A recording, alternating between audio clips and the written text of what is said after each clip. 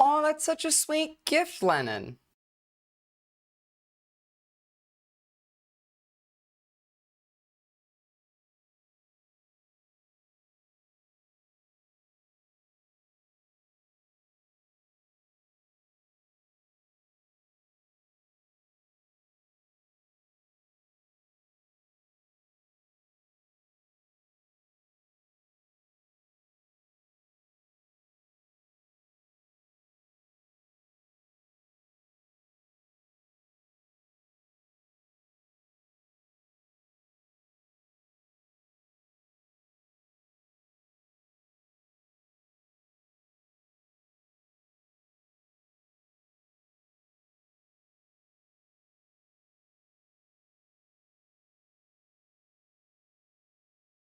While you're here, can you hear anything that's coming out of the mic other than my voice?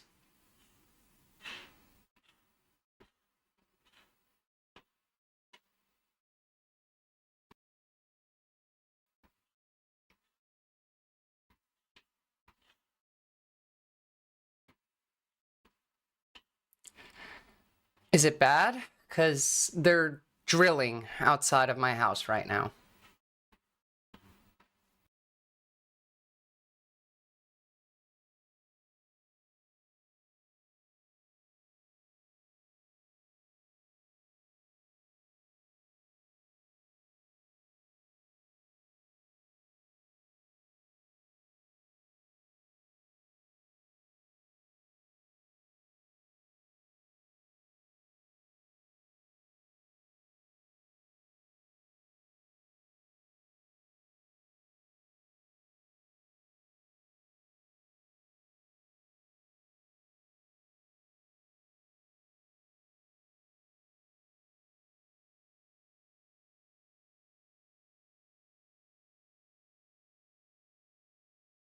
Oh, that's good. I hope it doesn't end up getting worse. Actually, never mind. They're not drilling right now. Just the machine is running.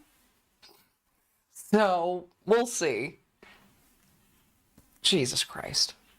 I'll get started in a minute when a couple more people pile in.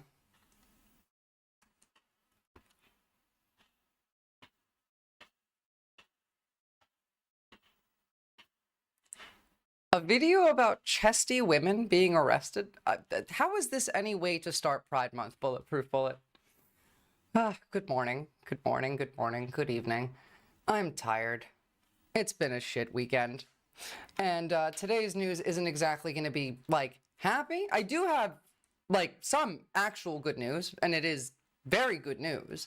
But I have a lot more bad news. And a lot of this stuff is going to be fucking crucial, so pay attention. I've had COVID all week. Feel like a total trash. So I feel you. God damn. Did you get that new strain of COVID that's been going around? Hope you're all right. Also, yes, happy Pride Month, y'all. This was how I started my Pride Month, was getting to see one of my favorite sites. Women kissing.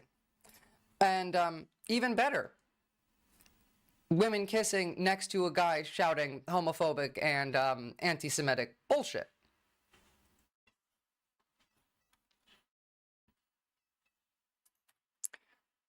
Ay, ay, ay. Fuck yeah. Absolutely. Absolutely. It's a good way to start the month, really.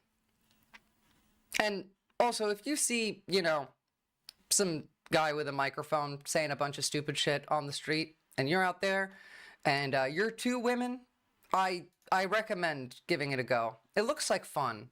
It really does. Oh my god. Base Dead NB. I wonder what pride parades are going on here in Germany. I bet they're wild. Yeah, I bet the ones in America this year are going to be a bit wild too, just like not in the positive sense. Well, we'll get to America right now, actually, because there was another terrorist attack this morning. Now, this is going to keep happening. It's going to just keep happening all the time. This one was another insane person. In fact, I would go so far as to say a right-winger who's insane, but it revolves around Israel again. And you could just blame this on Trump and Netanyahu like every other instance, but I'm going to go out with my megaphone and yell about moral decay just so the lesbians will make out in front of me playing 4D chess. I mean, that is 4D chess. What's up, Manny Holmes? Too many people get too comfortable with pride. They didn't realize it was always a form of resistance and pushing back. It was literally like a protest. It was a riot. So yeah, you know what? Going back to our roots. I'm all for that. In fact, we're gonna have a look at some pretty insane. I wouldn't even say protests. I'm not sure that they were actually protesting anything over in France in a minute, but let's get through this one first.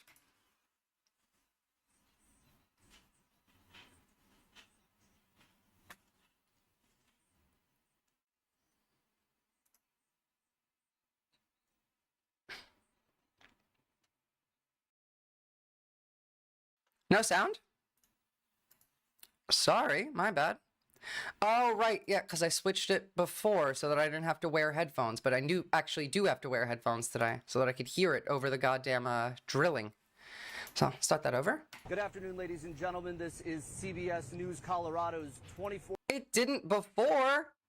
What's wrong with it now? Why does my audio settings keep having problems? 7 stream. I'm Andrew Hobner with you in Boulder at the site of what is an evolving breaking news incident. As you can see, a major perimeter has been set up by the Boulder police in what can best be described as a Molotov cocktail attack that occurred here just a little after 1:30 in the afternoon local time. Now, what we heard from witnesses that were here on site is that there was a walk, one that typically does occur on weeks. It's for the Israeli prisoners, those that were taken by Hamas in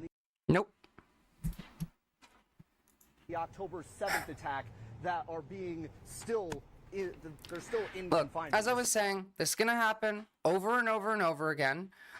You're going to see that this incident was not a leftist. It was most likely either someone who's just entirely incoherent in their ideology or a right-winger. Again, always. Obviously, like, nobody who does terrorist acts is mentally well to begin with, so I don't know, like, how much can you expect from that?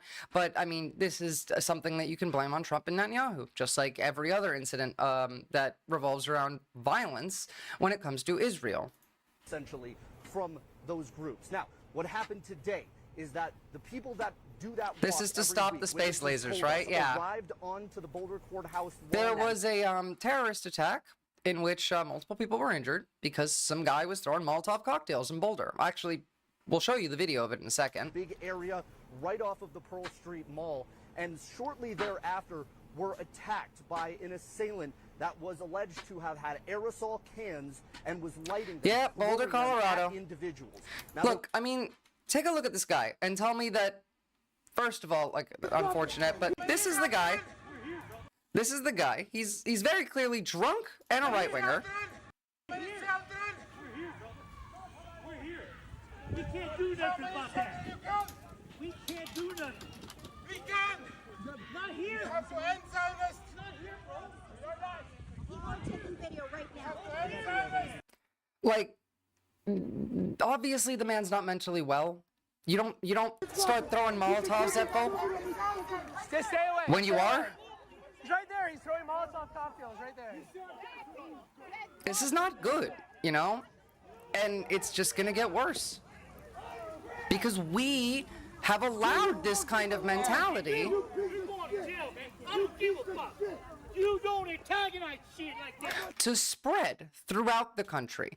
Because, yes, there is a genocide happening in Gaza, but half of the country is not mad about the genocide in Gaza. Half the country just hates Israel because they think that they control the United States. Because anti-Semitic conspiracy theories on Twitter have broken people's brains. We have obviously a rising movement of Nazis in this country, and they're the ones that do the vast majority of all the violence in the country. Like, when it comes to Israel, obviously that trend is going to stay consistent. If you're on the left, you already know that violence doesn't solve this. You already know that this isn't going to help. You already know that going and doing something like this is only going to make it more difficult for the left to change anything, more difficult for you to do anything in relation to Gaza. This is in Colorado, so this is the U.S. Zachap. It's a sick country, guys. Like, we live in a sick fucking country. You caused this shit. He's not. He didn't do anything. Chill. True. Remember to like the stream on YouTube. Everybody get back. Everybody get back. Everybody get back. America bad? America is bad. And, you know, this is what that does. We did this. We did it to this guy. This man is like this because of us. Whether or not, like, his brain was broken before Twitter, whether or not it was broken after, whether or not it was broken before this election or after, whether or not it was broken because of what's happening in Israel or not, it doesn't matter. We did it to this guy the whole time. Everything that is happening, we did. And we're the ones getting blamed for this, by the way. The left. We're obviously the ones getting blamed for this. That's what they're going to do every time. I mean, we did, Zach. Our taxpayer money pays for the bombs that drop in Israel. And whether or not, like, you're mad about that, it doesn't matter. You're mad about something in relation to Israel, whether you're on the right or the left. If you're on the right, you're mad that we're spending money. If you're on the right, you're mad that they control the political narrative and what politicians are willing to say. If you're on the left, you're mad that literally, like, children are getting murdered every single day, and you're mad that we're paying for it, and you're mad that this is, like, happening. Your mic has a lot of feedback and static. Yeah, I don't know if it's just, like, the mic having an issue or if it's all the noise outside. They're literally drilling right outside my window. Okay, hold on.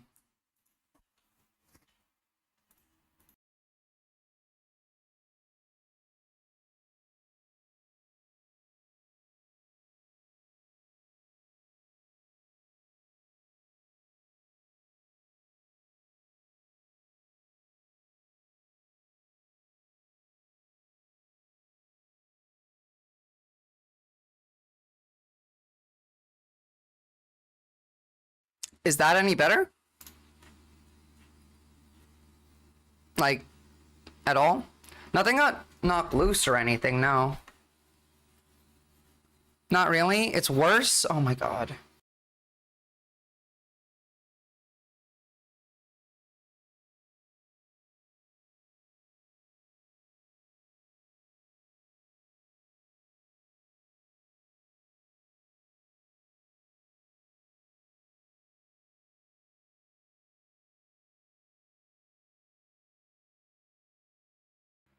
How about now? Is that any better? Any worse? Holy shit, now they're making even more noise?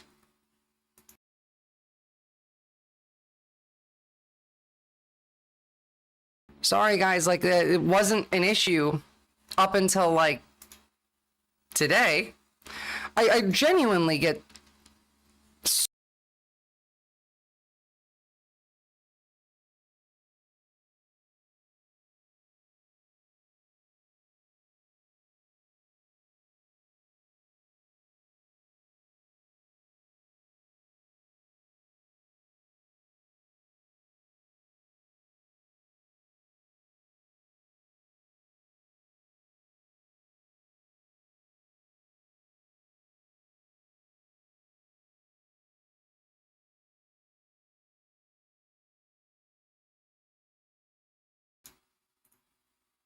okay, sorry. I'm bringing it back. I'm gonna lose it. I'm just, like, messing around with settings. I genuinely do not understand why suddenly we have, like, an issue with the sound when it just didn't exist before.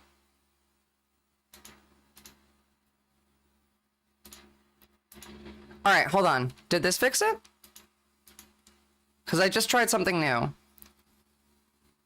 Seriously, until the audio muted, I could not understand every word perfectly. I'm not gonna nitpick beyond that. No, but, like, either way, it's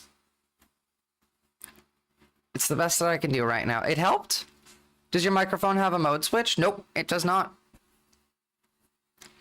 As long as it made it a little bit less bad. The static's not me. Can you still hear it when I stop talking?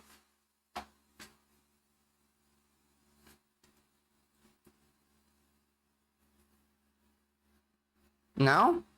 So you can, well, it's definitely not the drilling then. I didn't even change anything. I didn't even have like an update. None of that happened. God damn it. The static is some artifact happening in your voice. Okay, how about I just like bring this up on stream and we can have a look at it together. Sound gate maybe? Well, like, I haven't moved the sound gate. This is how we find out that Visora's AI. I swear I'm not. If I drop this down to 0, has this? No, actually, that made it way worse. Or at least way louder.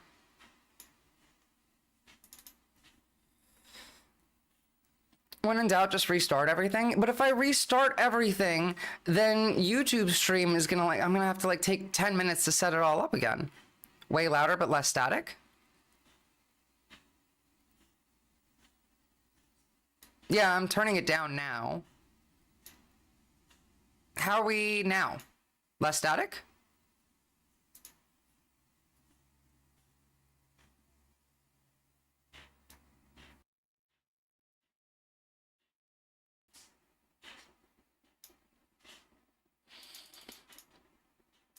Alright, I just turned that one off entirely then. Wait, I can't do that because now I'm too loud.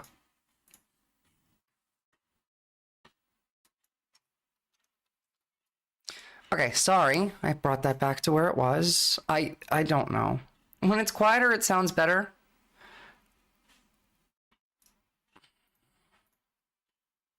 Fine, show you the settings.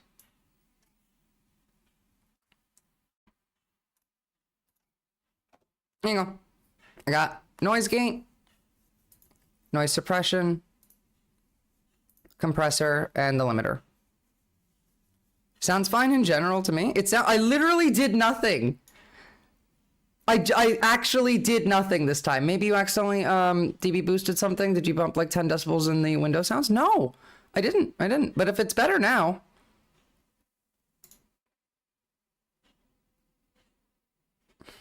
Sorry, y'all.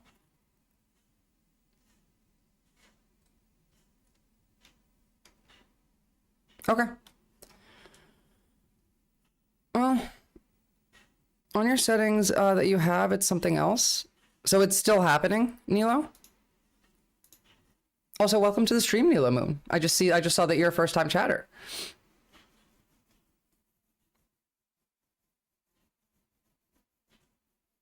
It's getting a little bit of an echo, but it's not a huge issue. I don't know where the echo would be coming from, but that's about as much as I can do to it for now. So I guess I'll just like continue on. Maybe playing some mild background music will sort of buff out any echo sound, except I don't know any background music that's not copyright. Anyway, maybe this will buff it out. There was a local business owner that we spoke to, one that owns a food cart right on the Pearl Street Mall, said he ran over with water to try and put out the burns on those individuals. Another business owner that good for that just person off of Pine Street told us that he saw people running, screaming, trying to get away from the scene. We are told that the suspect has been apprehended, but there is still a well, we watched him get apprehended. Again, like this was the drunk guy with Molotov cocktails, throwing them around, screaming about Israel. Anyway, moving on from that, genuinely, like, this is a sick country, and we need to acknowledge that. This is the type of people that we pretend are just normal, like the rest of us. In fact, this mother has 2 children, and one of her children is a Trump supporter. The other one's not. Let's see how these two turn out. Oh, the suspect was the shirtless guy? What do you think, Long Leg Homo Sapien? Of course, the shirtless guy with the bottle in his hand was the guy throwing the Molotovs.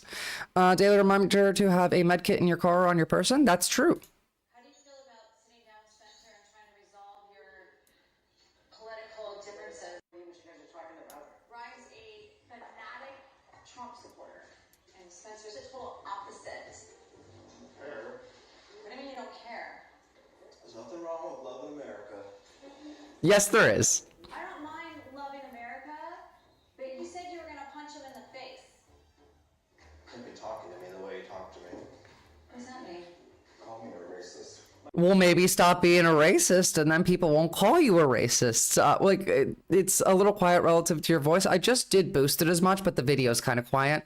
And the volume's up as loud as I can make it. My brother got offended because I was for building the wall, and just because I said that, he thought that I was racist. Are you?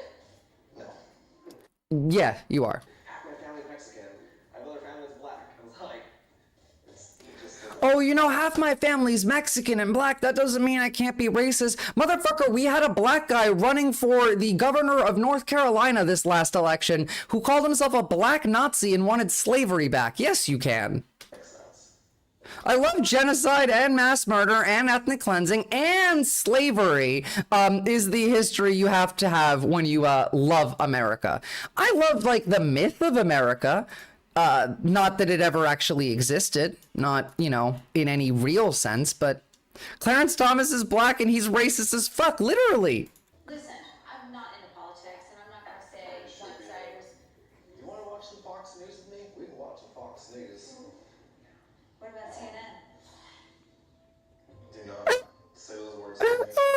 And this is what I mean by these people are sick. Like, this is mental health issue level.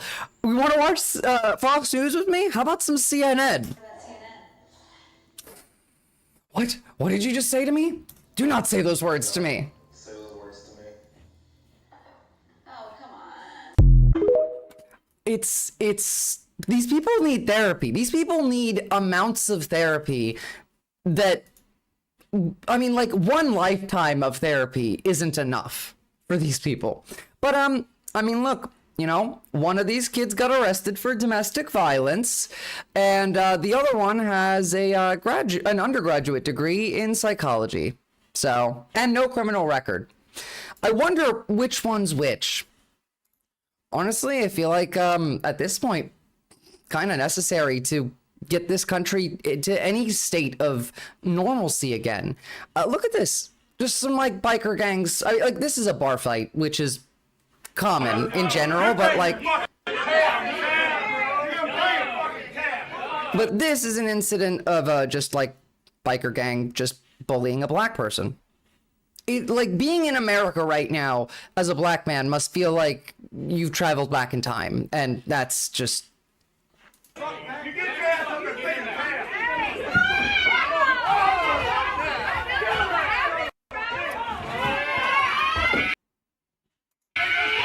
Who's screaming like that? Like, what is wrong with these people? When the noise outside stops, let us know so we can see if it's causing the issue. It's as quiet as it's been for a while now, so let me know what you think.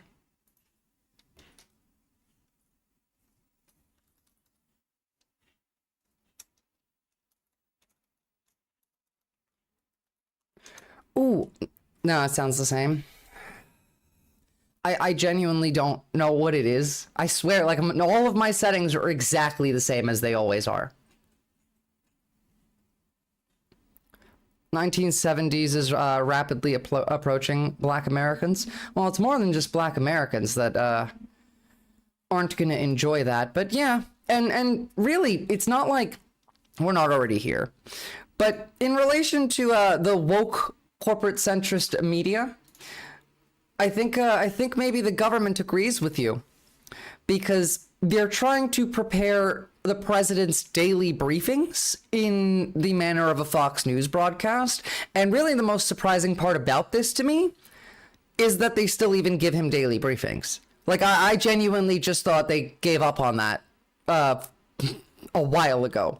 But one idea that's been discussed is to transform the presidential daily brief so that it mirrors a Fox News broadcast, according to 4 people with direct knowledge of the discussions.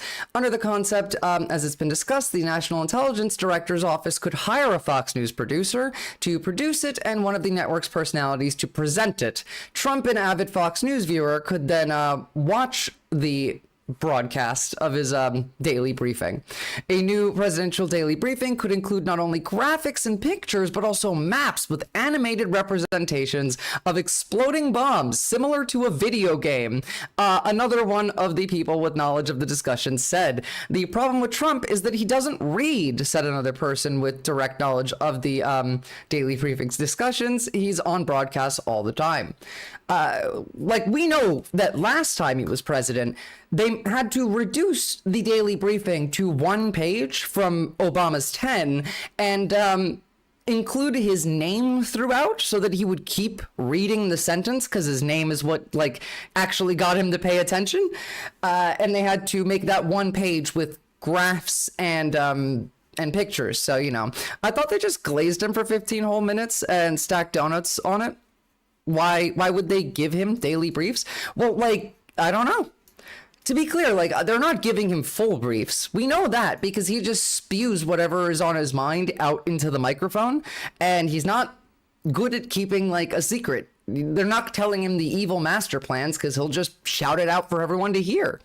But this is pretty funny, I think.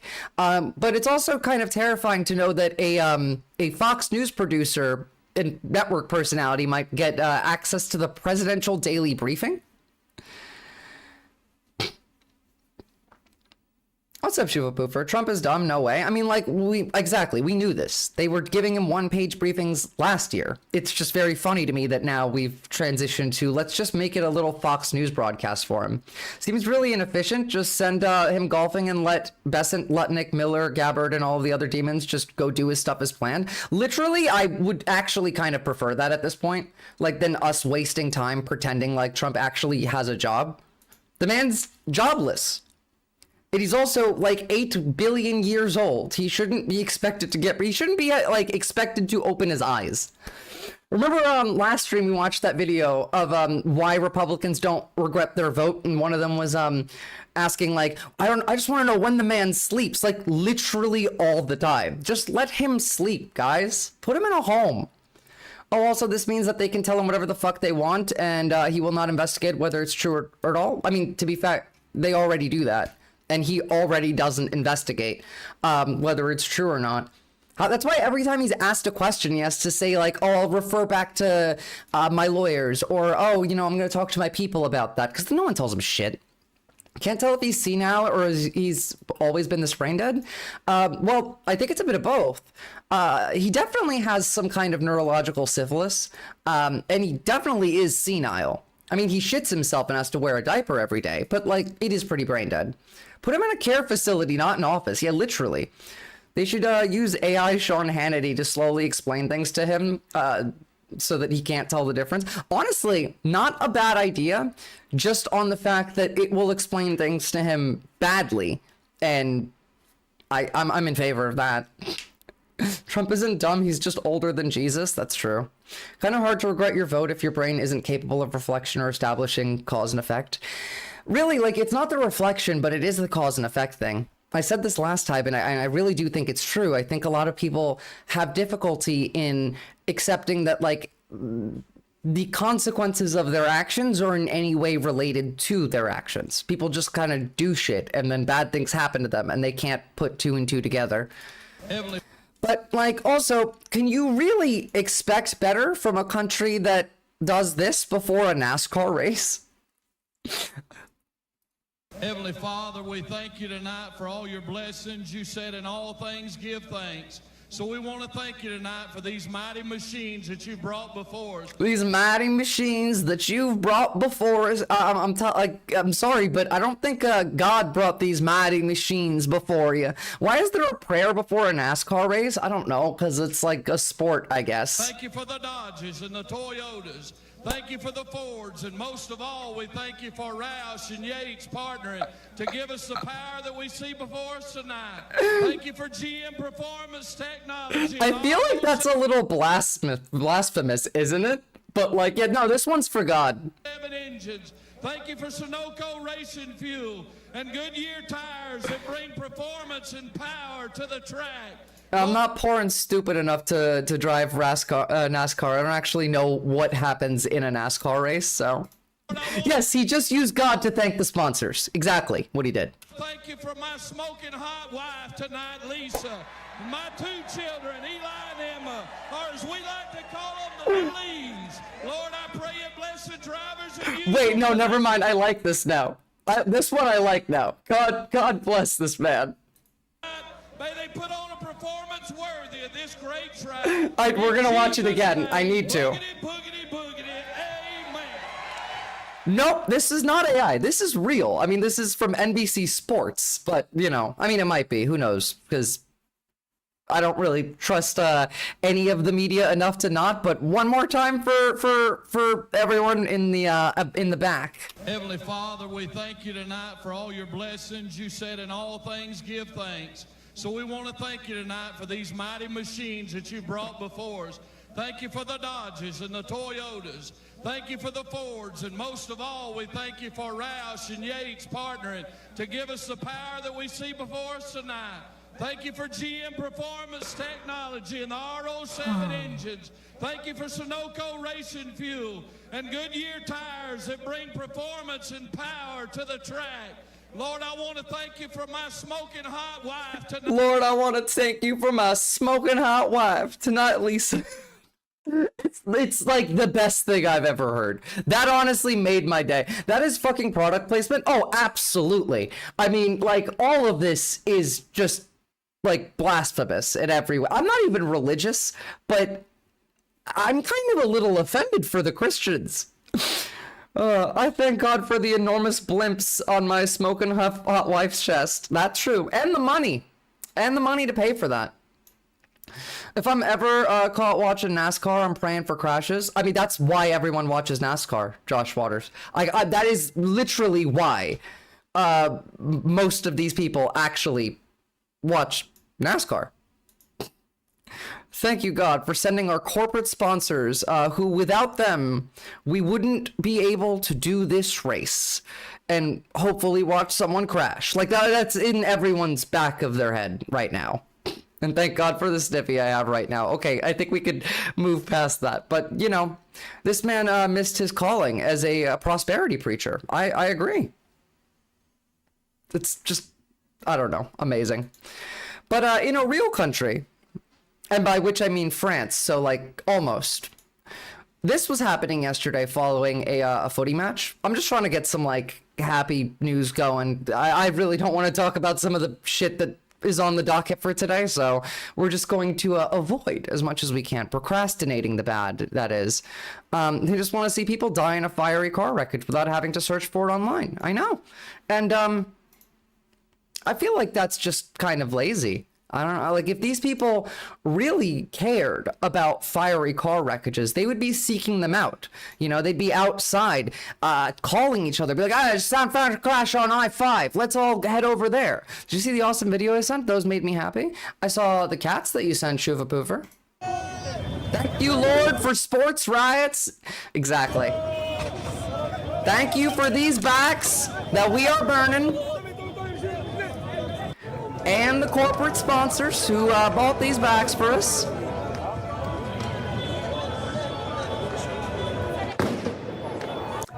Now, like, this, from all, like, what I could see, did not actually have any kind of, like, real political message behind it. I mean, this was people just kind of celebrating, or were they mad after losing a footy game?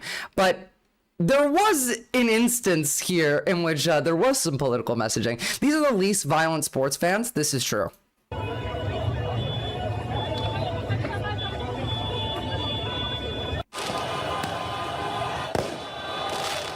What the fuck, Shard? How is Ohio a real place? People keep driving fucking cars into buildings? What is going on over there?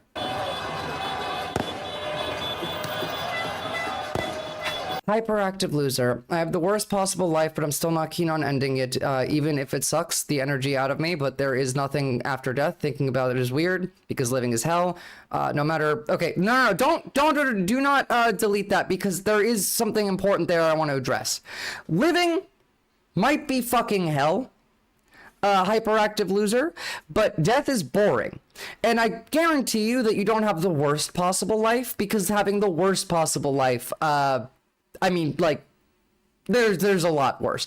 But here's how you actually engage with that idea without dooming for yourself. You comprehend life as a basis of you exist here not to enjoy yourself, but to create. Your job as a living being is to create joy for yourself and for the people around you, to better your life and to better the life of those around you. Life is going to suck. It's our job to make it suck less. And by the way, if it didn't suck, if life was just great all the time, then it would suck, because you would have no comparison for the suck to good ratio. Like you would get bored. That's why rich people are, by the way, mentally ill and fucking insane. Being a billionaire won't make you happy, because being happy comes from struggling for happiness. To work for the happiness is how you get the happiness. Without the working part, then you just have nothing. You have emptiness.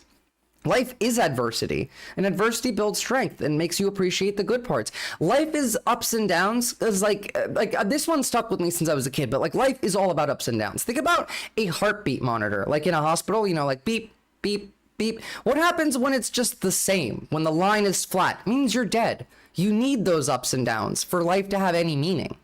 Life isn't something that just happens to you. It's also something that you do. Exactly. Live as if you have immortal abundance anyway, and you're immortal until death comes to prove you wrong. This is true. Thank you, Lord, for all the bullshit, and thank you for your infinite wisdom that you choose to inflict on me, you absolute piece of... Amen. I recommend the book, The Subtle Art of Not Giving a Fuck. I've heard that was a good one, which teaches you not to give a fuck about anything but the most important things. I mean, you could also just listen to me, because I kind of give off that same message. But read a book. That's a good idea. I mean, if you weren't alive, you couldn't enjoy this video of the world's least violent soccer fans.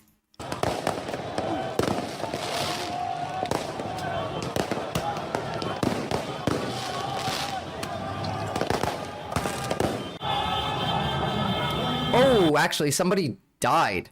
After she was hit by a vehicle carrying fans in Paris. Well, I mean, poor woman. But that's in Paris. We were looking at a different bit, so I didn't actually say this was good. Just don't come at me.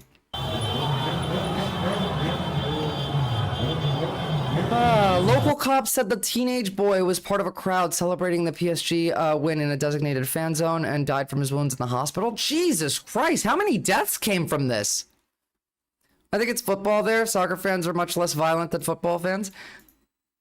I mean, it's the same thing depending on where you're asking the question, but football will be what sparks the proletarian revolution. Well, it's funny you say that, considering it sparked something.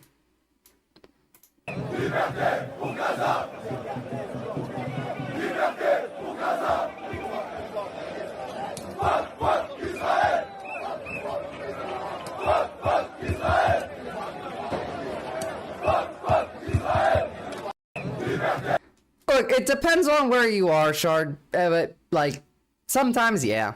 I'm Turkish, I can do both.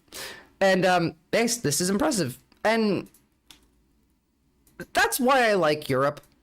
It really is, because even when they're doing crazy bullshit and having fun, they're doing some based shit. I mean, this is a group of them marching from the stadium. I feel like, by the way, this is a better way to spend your time than just, lighting shit on fire and lighting fireworks and, all that good stuff is fun, but, this is also fun and based. But as it is with France, anytime there is a riot in the streets, whether it's political or not, it gets political. One of my favorite signs that I saw from this, make Europe Antifa again. And I support this. Make America Antifa again. Make the world Antifa again. Look, Lennon, you might say ew French people, but, you know, I don't see make America Antifa again banners anywhere, like, in America. I do see make Europe Antifa again in France, though. So maybe less EU France, more EU England and EU Americans. Nothing about the European Union is just a fucking better idea as a union of states than America. Okay, now you can go away. That was very, like, Elon-brained. I don't give a shit about you trying to ensure that your child is male. Protesters disrupt Gal Gadot filming in London due to her outspoken support for Israel. Cool. Cool, cool, cool. Oh, and remembering means fighting. I do like that too. I suppose we can have a look at this. Let's see what these protesters did. The fuck? Like, the crazies are out in full force. Always. No sound?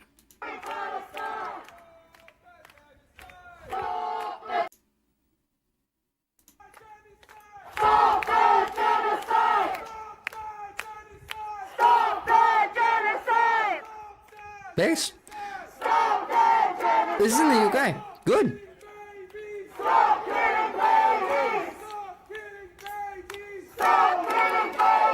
Lovely, long leg Homo sapien. This is good to see in the UK as well, considering the UK is, I mean, I've been saying the UK is a dead country for a while, but, like, it's on track to really join us as America in the dying of the democracy in the world very soon, actually, considering their latest polls show reform of the 6-point lead. Love that. If you don't want a gay or trans kid, don't have kids. You can't make your kid not gay or trans. If they are, grow up and learn some respect for your children. True. If you can't handle not having a straight cisgender child, then don't have children. That's actually 100% true.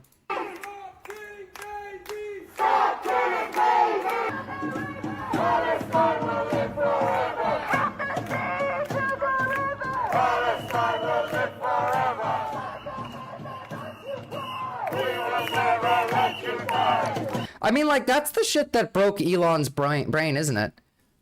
Because Elon specifically does, like, IVF to try and have only boys, and then Vivian happened, and that's kind of when he made his move to the right. If you can't handle having a girl when you wanted a boy, then you also shouldn't have children. That's true. I couldn't live with myself if I had a cis child. My God. All right, now enough of those jokes, but, like, can we get back to how fucking insane we are as a country? Because we really are. I want to show you just, like, a couple of what I consider schizo posting, and then we're gonna jump over to some of the actual, like, good news of this stream, because it's not gonna get good after that. Am I the only one who doesn't give a damn what sex my kid is? No, you're not. You're a normal person.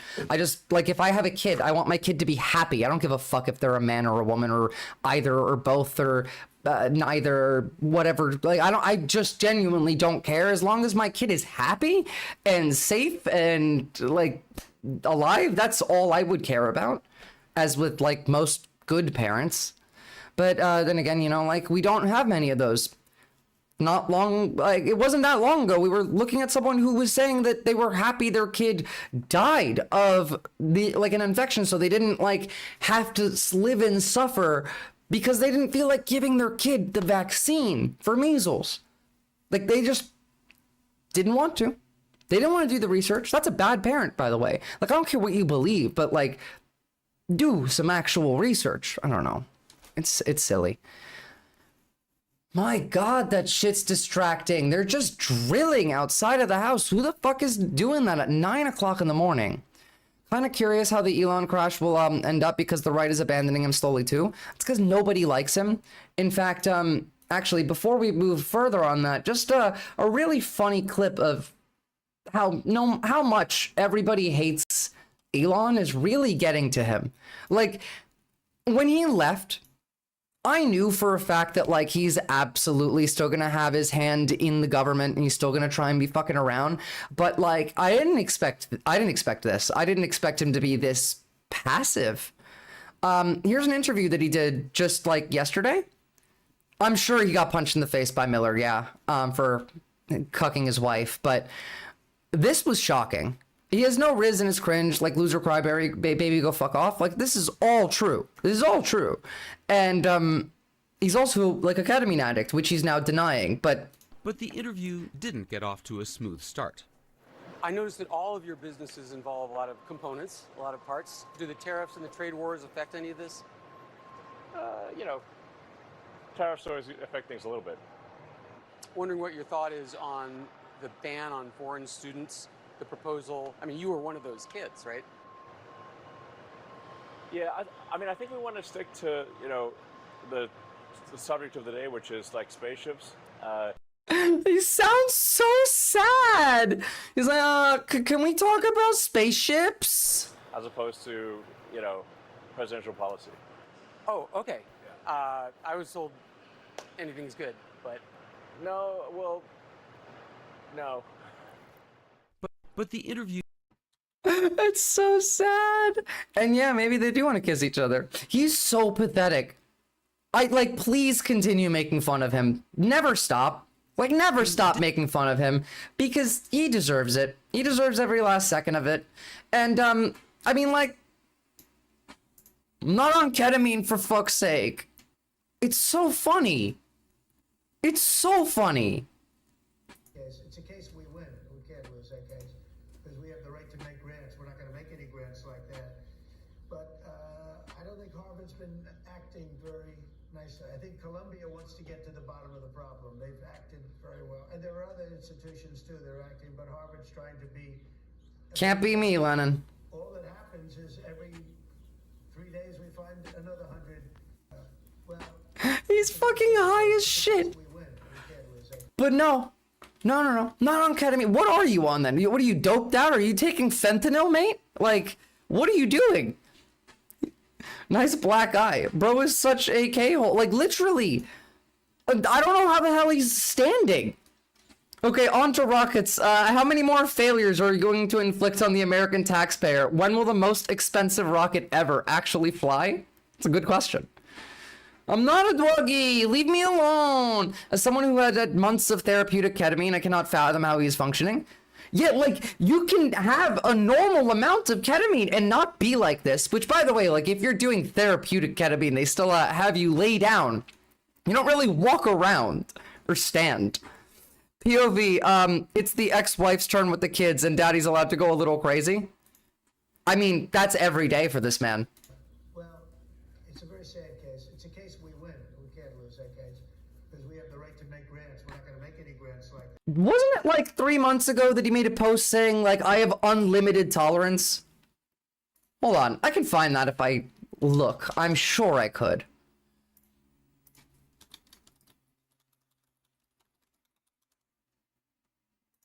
"2 hours plus laying in a bed with blood pressure and pulse ox monitoring." Yep. Here we go. Found it. "My tolerance for ketamine is unlimited." Sorry, this was last year. And then, I'm not on ketamine, for fuck's sake. Ironically, it's the left that actually pro harm reduction and doesn't want to drug shame people, you know, but Elon chose his side. That's the thing, right? I don't care anymore. Like, yes, I don't want to, like, drug shame. I want harm reduction. But for these people, I don't care. For these people, I'm perfectly willing to just flip it right on its head for them. Call them, every name in the book. It's not like, they're not doing it. It's not like it's any, I don't know, messaging that doesn't already exist, vehemently in the minds of Americans, minds of most people in the world, really. Plus also, I do often talk about the flip side of it at the same time. I wouldn't drug shame if he was actively deleting, if he wasn't actively deleting the medical programs that helped people around the world. Well, actually, he's doing a lot worse than that. It's a lot worse than that. You guys, remember when Elon broke into the treasury and put all of that data on private servers, and, you know, like a court told him, you know, you have to put all that back, you have to delete these drives, and nothing came of it. Well, unlike, you know, Hillary Clinton's private email servers, yeah, we're actually fucked now. We're gonna look at this in depth in a bit. I want some good news, like, proper before we get to it, because this is DEFCON 1 bad. I mean, like, it's so bad that I don't actually think we can do anything about it. He wasn't deleting it. Yeah, he was stealing it for AI, but also, you'll see. Let's continue on with the insanity for a second before we get there. Let me ease into that one. There's a reason why the stream title is Boss Music is playing, because that's one of the final bosses. So, schizo posting, though. What allowed us to get to this point? You know, we have to work our way up there. How the fuck can we even make any change? Like, before we talk about that, you know what this is, you know? Compile data on Americans, Palantir, sure. How do we fight that when this is how people think? You guys see this in China? They're painting all the roofs blue. Paint it blue to avoid the dew. You saw in Hawaii where everything blue didn't burn because lasers don't burn blue, right? Do you think that's anything new? No, man. Look at these pictures. They had air... Mate, can you take a deep breath? Are you, like, hiking and talking about your conspiracy theories? Is this, like, a new conspiracy sport? Is hike and talk? Ships collecting free energy from the skin of the airship with a big dew on it, and they just went around and just melted everything. That's why a lot of these Tartarian buildings are just freaking melted. And look at the catacombs. Look at the catacombs in France. 6 million skeletons stacked up. Those were stacked with no flesh. How did they get the flesh off the skeletons, man? Schizo posting. They're using lasers. Because they scorched it with a dew from a hot air balloon. They scorched it with dew from a hot air balloon. What the fuck are they talking? Like, exactly, they are rotted to the core. There's nothing. First of all, like, I don't even know what's AI and what's not anymore. This could be literally AI generated. How did they get the flesh off the skeletons? With dew lasers. Yeah. These airships just went around, just... So between anthrax and the airships, and then what else they had? They had moonlight towers. All hiking at the start of the American summer, looking at the wonder of gorgeous nature and thinking, I should make a TikTok about Jewish space lasers. Brother, seek some fucking help. Brain rot, this is AI? No, actually, I feel like AI would be more coherent than this, Lennon. Like, I really think if this was AI, it would make a little bit more sense. All over, the cities were all lit up. So if you weren't in the occult and you tried to sneak out and get some food, boom, it was daylight at 3 in the morning. Yeah. What? That's how they did it, people. And then what was left? Nothing but children. Nothing but kids left. Orphan trains, right? Mailing kids through the post. The Cabbage Patch Kids. You could mail a kid across the country. Fuck a consent form. This guy needs to be forced into inpatient therapy. At least in, like, in Australia, they can section you. Like the British do. Just, like, you need to be institutionalized, mate. Like, you need medicine. You're worse than Kanye. So they took the kids from America, sent them to Australia. The kids from Australia sent them to America. Just bamboozled these children, traumatized them. They took all their parents away. So it's trauma-based mind control. And then they raised an entire generation of occult. Did you miss the bit where also blue things don't apparently burn? Sundry Clown Car, apparently things that are blue are immune to the lasers. And that, people, is why so many people are in the occult. And the other fact that almost everybody's a fucking coward. Like, these people are sick. This is a sick country, a sick people. Roof's blue. Paint it blue to avoid the dew. You saw in Hawaii where everything blue didn't burn because lasers don't burn blue. Right? Lasers don't burn. Yeah, this is schizophrenia. Like, maybe? I mean, it's psychosis. It's not necessarily schizophrenia, but, like, it's definitely psychosis. And I don't know how you deal with that, because this is not just, like, a mental health issue that just happens to you based off of, like, your genetics. Like, this stuff is social. There are impacts here. Things that happen to you in your life can create this when this is something that, let's say, you're disposed to, right? Enough engagement with social media, bam, sorry, you're crazy now. The mood shift where he's suddenly so angry and hate-filled, pretty telltale sign of mental illness? Well, yeah.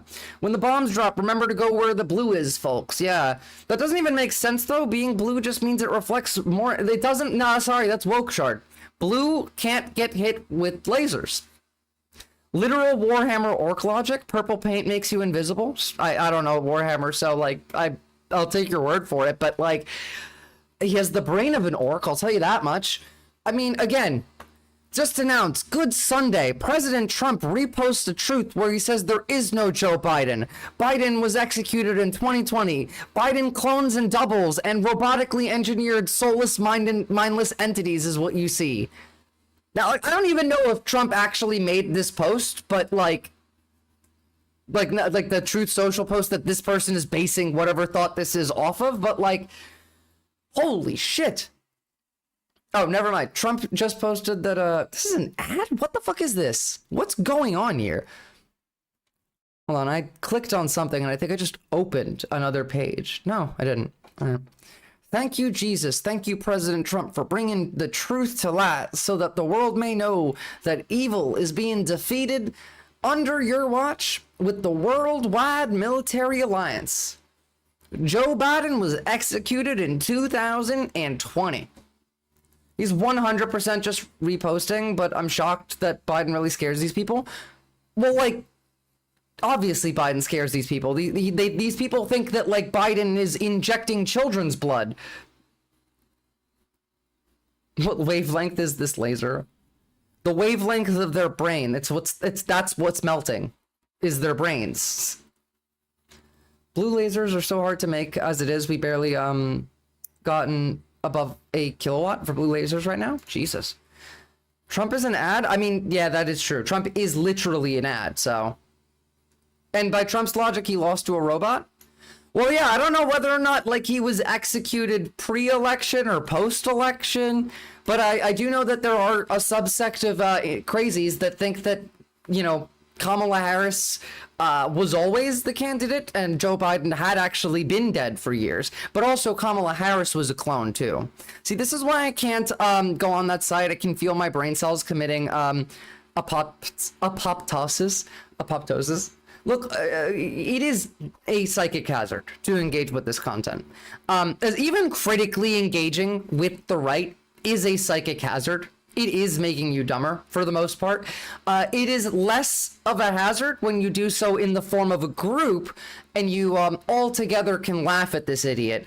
That makes it a lot less bad, which is great considering like it kind of evens me out with the brain rot. What happened to the Melania double conspiracy?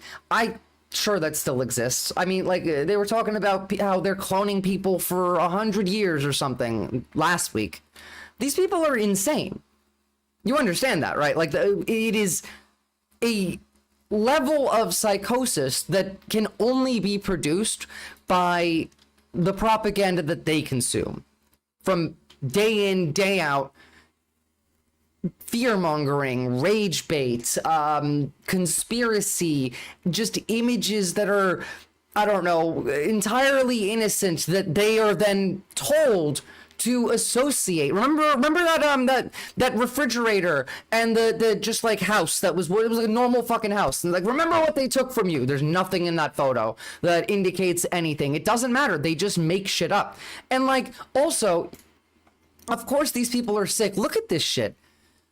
This person went to that spot where that trans kid killed themselves and drew this to like post to make fun of people. They're still laughing at a dead trans kid on the other side. Like, and these people call themselves fucking Christian, might I add. You wouldn't know to, Lennon. You wouldn't know to. We can put our critical thinking and media literacy skills to the test together. True. By the way, like, it is perfectly fine by me if you are going to make fun of, like, I don't know, Ashley Babbitt, Laken Riley, Corey Comparator. I don't care. Make fun of people that idolize. Do it. If they get to do this type of fucking cruelty where it's a 17-year-old who was not even remotely politically active. Like, I went on her Twitter page. There was no politics post. She talked about games and TV and like media and anime. I didn't even know what the hell what she was talking about half the time because it was like kid shit. And she killed herself. And these people celebrate it. Some of these comments were insane. Like, you know, what did Laken Riley do wrong? Nothing. I'm just trying to highlight why someone on the right might find that upsetting. And then you get slurs when you look more into that one. These people are less than human. They aren't people. They lack empathy or any fucking semblance to humanity. Every day, they get less and less people. They're zombies. These are zombies. This is what I mean by the zombie horde that is coming to kill all happiness in your life. That is what it is. It's just that simple. I mean, it is a death cult after all. Zombie apocalypse for real? Yes. Look around you. Look at all of these zombies. You're not saving these people. You're not gonna, like, you trying to will get you killed. They're in power. They've taken over. We've been overrun. What are you gonna get from a zombie other than what you see every day? I mean, like, online, obviously, and in person, these people act differently. And I do absolutely want you to engage in different ways online and in person. I don't want you to be instigatory. I want you to always be kind and empathetic and try. But when these people come in front of you, whether it's online or whether it's in person, and they're being this way, I need you to call it out. Like, do not let them have the comfort of getting to do that bullshit unchallenged. I'm sick of it. Like, it is like, for example, Ashley Babbitt. It's insane to me that we allow these people to call that woman a hero and idolize her without being, like, ridiculed for it. Now, like, obviously, I don't support, like, I don't know, death, but this was a person in a mob of tens of thousands who are violently attacking, beating the shit out of police officers, tasing them, breaking into the Capitol of the United fucking States, talking about trying to kill members of Congress, and they're at a door in which a guard has a gun drawn and says, do not come any closer. I mean, literally, like, you look at the surroundings, there are chairs piled up on desks to stop the crowd from barging in. There's Congress members walking behind this cop, and there is a mob behind this woman, and she moves forward. What the fuck did she think was gonna happen? What do you think would happen if you walked in to the Capitol right now and a cop pulled a gun at you and said, don't come any closer, and you came closer? What do you think would happen? And so why do we allow these people to call her a fucking hero for being an idiot without ridicule? We need to be meaner to them. These people need to feel shame. These people need to feel the cringe. And honestly, like, there needs to be some form of consequences for the behavior that we're seeing, because if you don't burn your hand when you touch the fire, you're gonna keep burning your hand. I won't empathize with Nazis that are beyond evil. Well, like, obviously not, but, like, you can tell which one's a Nazi and which one's not. Being human and processing humanity are different. Conflating them is detrimental to our message. Yeah, like, there's a difference between them being human and being people. I think they are human. They are definitely not people. That's the definition that I go by. These people are human. I'll call them, you know, people for the sake of, like, clarity and to be quick. But, like, person to me requires some kind of empathy. But they are human. Me, a visibly queer disabled woman, dead immediately? Yeah, probably. I was surprised the Capitol Police only used lethal force on one person during January 6th. Yeah, honestly, like, they were really withdrawn considering, like, if you looked at the videos, the crowd's, like, biting people. There were guns in the crowd. Some of the Capitol Police, like, picked up guns and put them in their pockets so that they would not be in the crowd. They showed amazing restraint. They showed more restraint than I've ever seen any cop do. And I guarantee you, by the way, it's the only reason they did that is because it was who it was. Let's say, I don't know, if someone created a movement similar to, let's say, the Black Panthers, and they did that. Yeah, I was gonna say, it's because they were white. If that was a horde of black people with dreadlocks, just saying, they would have hit the button that launches the auto turrets from the grass, yeah. Alright, I'm gonna show you this because this was incredible. I stand this man. Just wondering, do you support like a type of LGBT? The LGBT. LGB. Oh, LGBTQ. Nah, that's cool. We cool with that, right? We cool. Yes. Just wondering, do you support like a type of LGBT? LGBT. Happy Pride Month, everybody. LGBT, folks. I wish you the happiest of prides. I'll just say the robot doggies would have come out. Oh, you mean these ones? Okay, real quick. This might be AI. I can't tell anymore. But if it's not, does this look to you like an American city, or does this look to you like you're watching like I don't know, what's that Doom game where you're in the South and there's the Nazis?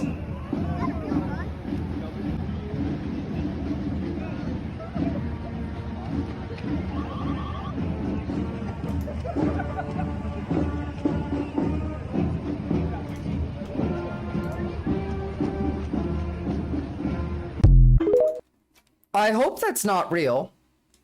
It's horrifying. I hate it on every level. We know that they exist in Ukraine. That looked kind of like AI, but like, who can tell anymore? Like, it was maybe the saturation, but that's terrifying. We know that those are on the field of like combat. Like they are being used now. They're $3,000 to make. The cops don't walk humanly. Well, cops aren't people, so I don't know. We can watch it again. Hold on, let me see it again. Aren't those the bomb disposal dogs? Well, they come from the same place. All those robots are made in the same like company. It's Boston Dynamics that makes them. So even the ones that are in Ukraine with the flamethrowers. But all right, let me see these cops walking. Yeah, but in this configuration, yeah, they might be.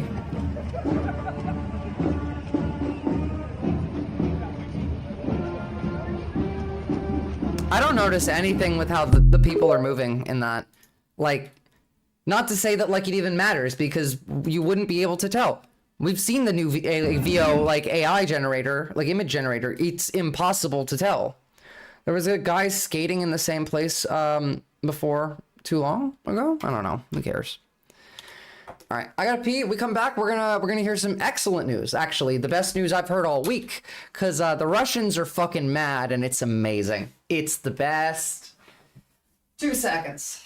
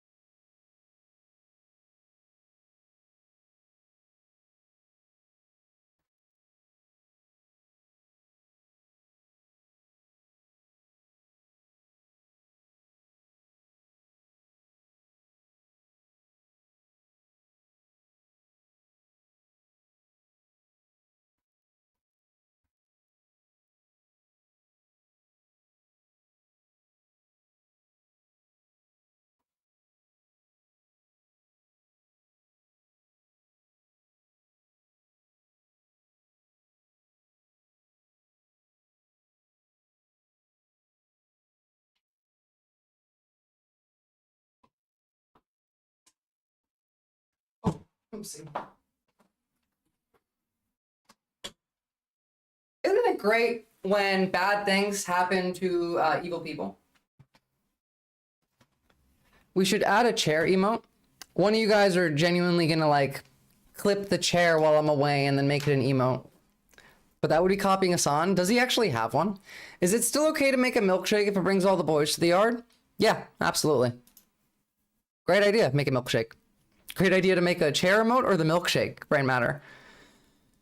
All right, so let's talk about why the Russians are mad. Operation Spiderweb was a plan that the Ukrainians employed today, and it did some really awesome shit.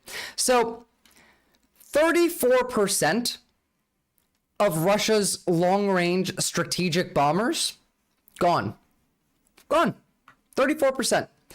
At approximately 4:06 p.m. EEST, Ukraine's SBU carried out Operation Spiderweb, a drone assault that destroyed over 40 Russian military aircraft, including Tu-95 and Tu-22 bombers, and an A-50 radar plane at air bases deep inside Russian territory, and I mean like 4,000 kilometers in Russian territory. Like that's further than the U.S., like than coast to coast in the U.S. Like L.A. to New York is closer than that. The operation was personally overseen by President Zelensky and led by the SBU chief Vasyl Malyuk. FPV drones were smuggled into Russia in wooden cabins mounted on trucks, hidden beneath remote-controlled roofs, and launched from within the country. SBU reports that all Ukrainian operatives involved have now safely returned. Simultaneously, air raid sirens are now active in the northeast. In fact, the drones v planes, drones win, but check out Ukraine's first aircraft carrier, guys. The best aircraft carrier I've ever seen. Look, 34% of Russia's long-range strategic bomber fleet being gone is a huge deal. Those are like their nuclear weapon bombers. This was one of the greatest raids of all time. Yeah, this was one of the greatest military achievements of this century. Bombers they can't rebuild. It cost them more than $1 billion, like billion US dollars. But meanwhile, the Russian economy is collapsing. The ruble is trash. Their natural gas exports are cut in half. The Saudis are undercutting them as well. Europe's not buying their shit anymore. Their entire country is being propped up by fucking by China. So it's amazing. $500 buys you a busted Tu-50. I'm down. I'll pay for it. What's up, an incorrigible heathen? Good to see you, as always. This is right up there with Saint Nazare raid. It's no longer to avoiding war, to avoid nukes. In future countries will avoid war just because Ukraine showed the world how fucking scary drones are. Well, I mean, drones is the future of war. Look, I hate to say this, but like even Mossad was making a point about like how base this was, and like in a way that kind of threw shade at the US, which I found to be quite funny. I'm not gonna find the post as quickly as I want to, but I mean like straight up actually throwing shade. Here, actually, I found it really quickly. The Ukrainian operation against Russia is a wake-up call in the era of drone warfare. One said Ukraine doesn't have any cards. He proved them wrong. I hate to like give them a funny, like a W for a funny joke, but that is a funny joke.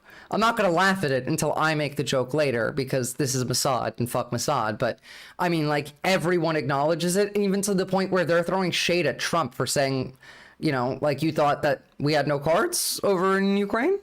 Ukraine is so bad. Ukraine never wasn't back. The Russians have been getting the shit kicked out of them.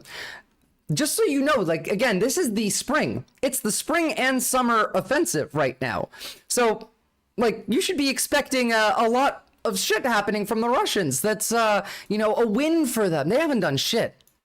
They sent half the amount of soldiers this year than last year for their new assault. Fun fact, SBU head Malyuk has a pet cane Corso that he brings everywhere. That is amazing. That's amazing.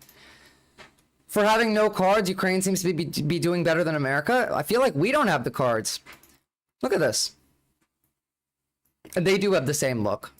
So these are the drones crashing into the planes, which for some reason, I don't know why, and maybe Zomi, you can explain this to me, but why do these planes have tires, like car tires on the wings? You're going to see them in some of the other ones. Because the report I saw was that like the Russians put car tires on the wing to like protect from drones, but I don't know how that does that. That's Russia's munition defense, I'm not kidding. Well, there you go. That's the great superpower that is the Russian Federation. I love this. Are we just like edging the drone?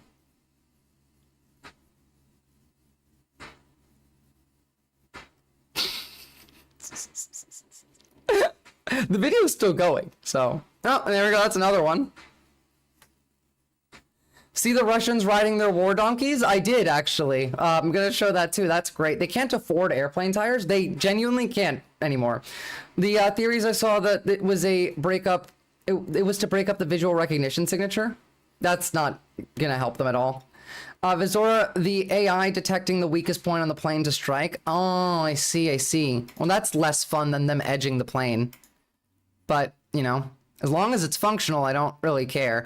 But that's what happened to Russia's nuclear bomber fleet.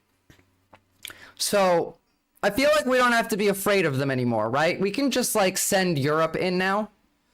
There's footage of some drones suddenly launching from a random truck. It's an amazing sight. It is, actually. And my favorite part of that is this dubbed subtitle version of it. This probably is the funniest man in Russia. Right here. Вот он, коптер опять взлетел. Откуда взлетает, ничего не понятно, блядь. Вот он, клоун, блядь. Оба ни с того ни с сего, сука. Оба! Вот дела, блядь. Ёб твою мать, до чего техника дошла. А нахуя мы работаем за рулем-то, блядь? Лучше он коптером управляй, нахуй, грузовая и все. О, блядь. О, блядь. Менты сшибают его, прикинь. The cops are after it. Would you look at that? Это какой-то с автомата очередь, нахуй. О, нихуя себе дела, блядь. Оказывается, пидорас, оказывается. Во, блядь. It's getting wild. Turns out he's a piece of work. It's getting wild. The cops totally Промазали, missed. нахуй. Ёбаный, он опять туда полетел, сука, в эту гущу, нахуй. Вот еще один, сука, пидорас. Вот он, еще один пидорас. So this could have been even this Russian can live. I like him. Me too. So this one's not a Vatnik. This is just a Russian. Oh, I'm genuinely losing it with the subtitles. It's amazing. It is my favorite video. Scooby-Doo drone. We gotta enlist him for the cause. Genuinely. But this could have been even worse for Russia than it was, because one of the trucks that was carrying drones blew up, and so like some of those those drones didn't get to hit their targets. So 34% of Russia's strategic bomber fleet was wiped out, but it could have been 50.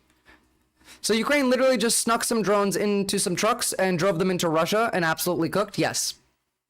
The truck drivers were the only ones caught, and they were Russian, and they had no idea what they were carrying.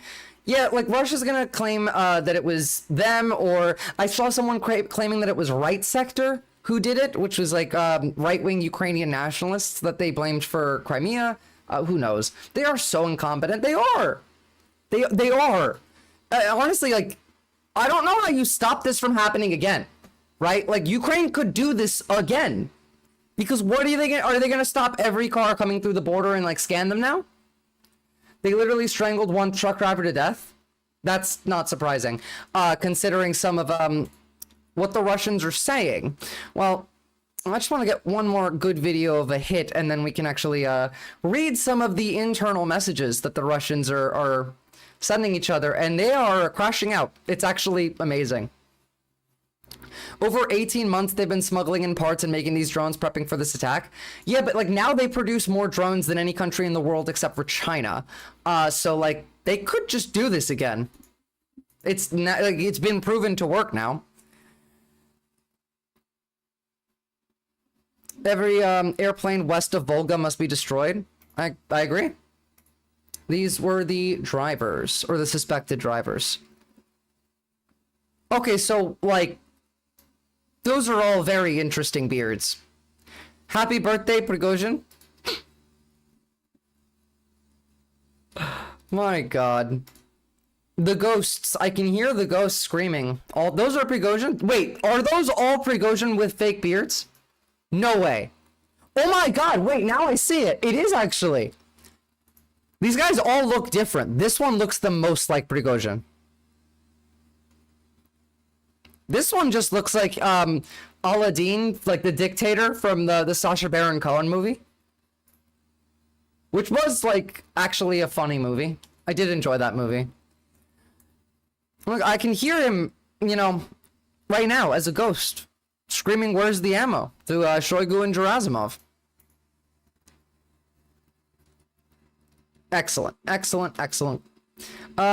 A view from the ground at Olenia Air Base. Multiple Russian Tupolev T-95 strategic bombers can be seen burning in the background.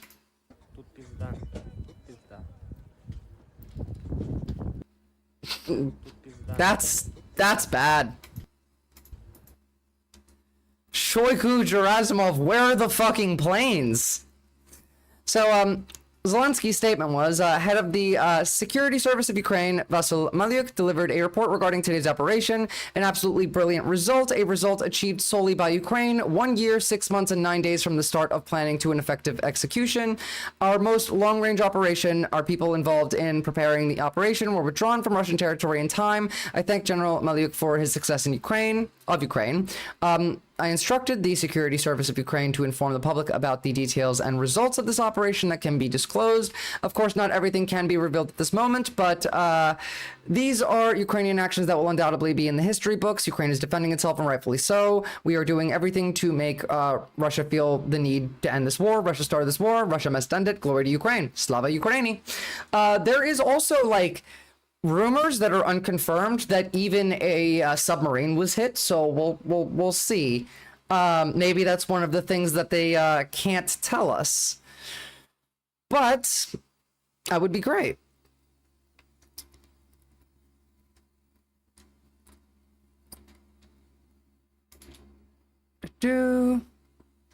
Here's how Tim Pool reported it. Incredibly funny. Submarine activity is, like, always classified, right? Generally, right. Yeah. And then Ukraine dropped a third of Russian heavy bombers. Yeah, they did. They dropped a third of, actually more than a third of Russia's heavy bomber fleet.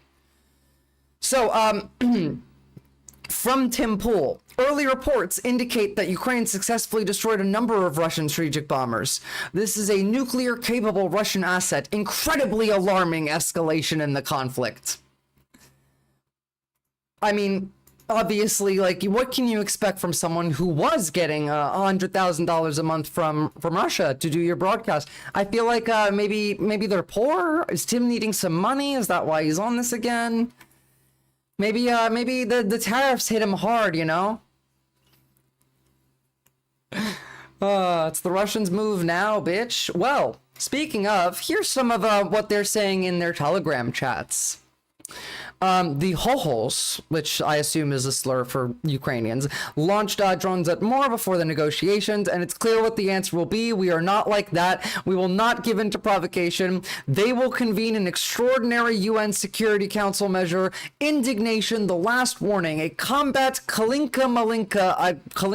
I can't even fucking... I can't respect a language that rhymes like that.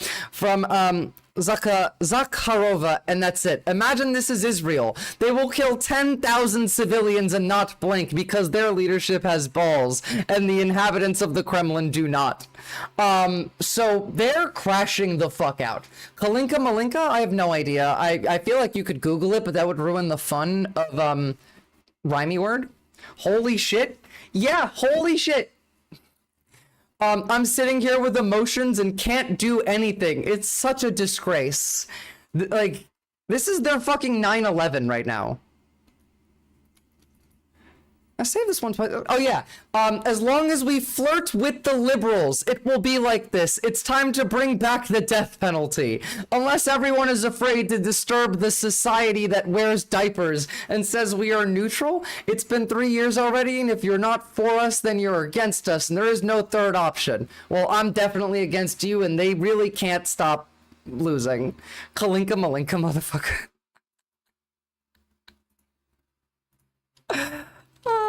Actually, wait, do not. Okay, it actually means the soul of the day, so I don't know. Is it possible to fight without nuclear? It is possible to fight without nuclear weapons. Shoot 5,000 prisoners for show on camera and explain that this will continue. This is what they're talking about. What liberals are they flirting with? I don't know. This misinformation in their media is almost exactly the same as ours. Russia losing a third of their nuke aircraft to toy drones is hilarious. Well, I mean, like, they're not necessarily toy drones. Ukraine makes some really fancy shit, but, like, yeah, it is actually hilarious. But, like, the Russians are fucking evil. Let's just shoot 5,000 prisoners, you know. That's not something people that aren't ISIS say. Yeah, they're just demanding to be allowed to go full ISIS. Thank you, long leg Homo sapien. Liberals, as in Russians that don't want to nuke Ukraine. Ah, I see. They're fully crashing out. They're calling this Russian Pearl Harbor.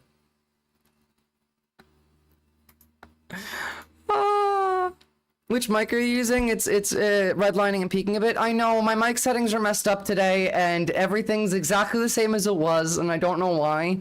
So I spent like 20 minutes trying to fix it at the beginning of stream. Sorry, Desolate Mirror.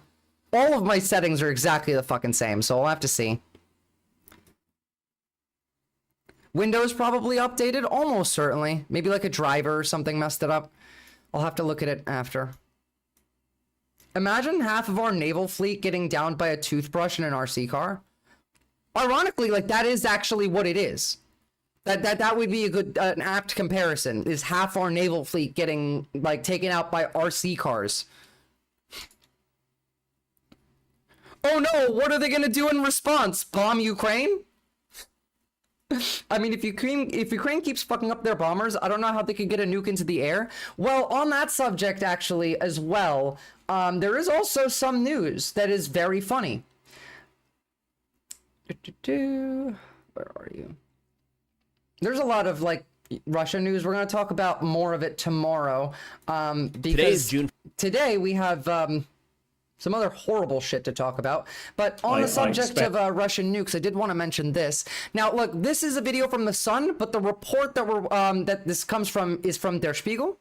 And the video is, like, close enough to what it is, so it's fine. Russia's nuke secrets kind of leaked, or some of them. And couldn't they come up with a better acronym for Trump other than instead of TACO? I mean, TACO stands for Trump always chickens out, so. That Western intelligence agencies probably knew a lot of this information anyway. But having what would appear to be highly secret information posted all over the internet is a huge embarrassment to the Kremlin. It should be. And to Putin and the Russian military staff. I mean, they have been made to look pretty stupid, pretty silly. Quite an extent. All right. Let's get past the intro. So, massive security breach reveals the extent of Russia's new nuclear facilities. Again, by Der Spiegel. We know where a lot of these are now. We know where some of their silos are, which means that we could just aim directly for those and take them out before they could, like, launch their nukes, which, again, all probably wouldn't even launch to begin with. Oh, come on, Russia. Leaking shit isn't that bad. Just look at Hegseth. Yeah, if we can... I feel like we should all just have open source governments now, right? I would have paid to see Putin's live reaction to the attack news, to this attack's news. Me too, really. But, you know, also just to this coming out. Sites which house the Russian nuclear strategic capability. I think it's... Didn't Putin's helicopter get shot at too? I haven't seen any confirmation on that, but there is a rumor about that, just like the submarine rumor. See something that I'll let you know if the it's Russian confirmed. military wanted to keep secret. As I said, it does show how relatively easy it is for these things to be. Putin should start Twitch streaming. He'd actually raise a lot of money that way. Blow one of these up, and you probably would blow up the rest of them. Detected and then detailed. It's clear that the Russians have been upgrading their strategic nuclear capability over the last few years.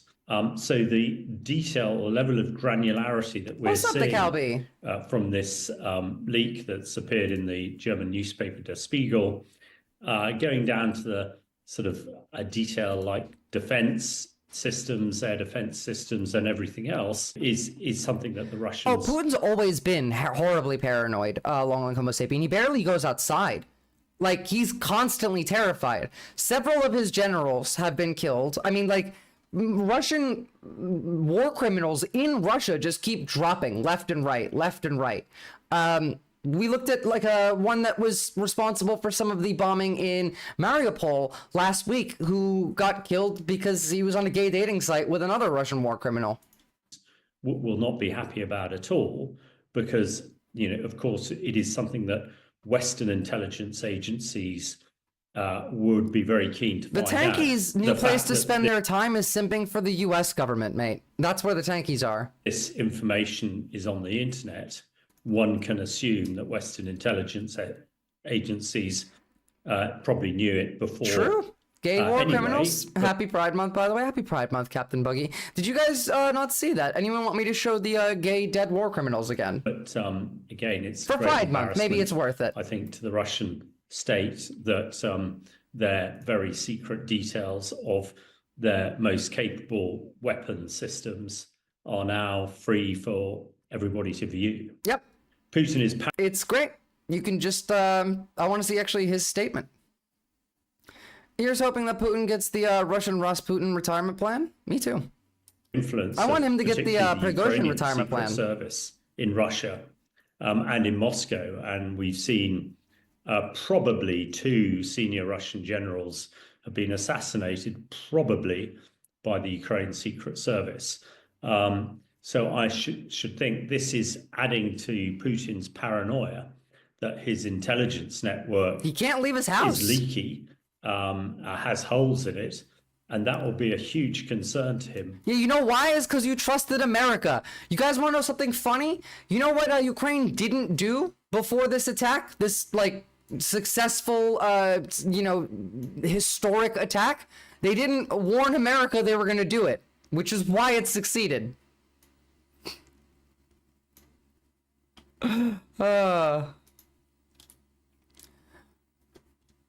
Fuck your cards. You don't have the cards. The whole time Zelensky knew exactly what cards he had and was planning to play over the last year. Fuck your cards. Trust America, easy L. True, every time. So this was the gay Russian war criminal who got killed. He was in Stavropol. He was the deputy mayor of Stavropol. They called him a war hero even.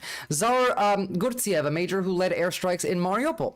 And he got killed because an unknown person detonated a grenade, killing them and the other person. Now, this was not a suicide bombing because the person detonating the grenade was also a war criminal and didn't know that he was detonating a grenade. He thought he was turning on a listening device, a recording device, and it killed them both. I mean, kind of like, this is almost like an Israel move, but in a good way. The only good way. I went to back because there is a Romanov, Prigozhin, Stalin, Rasputin retirement. I miss Prigozhin. And they built 7 statues of Stalin in Moscow. So, recently, this last month. And this was the guy. He was the one bombing a bunch of civilians in Mariupol. All right, let's check in with our friend Preston and his coverage of this amazing attack first. And then we shall move on. I wish I had such awful problems like being too paranoid to leave the house. Oh no, only 18,000 square feet stocked with servants, luxury food, and please don't make me stay inside. Yeah, absolutely. 1st, 2025, and Russia is burning.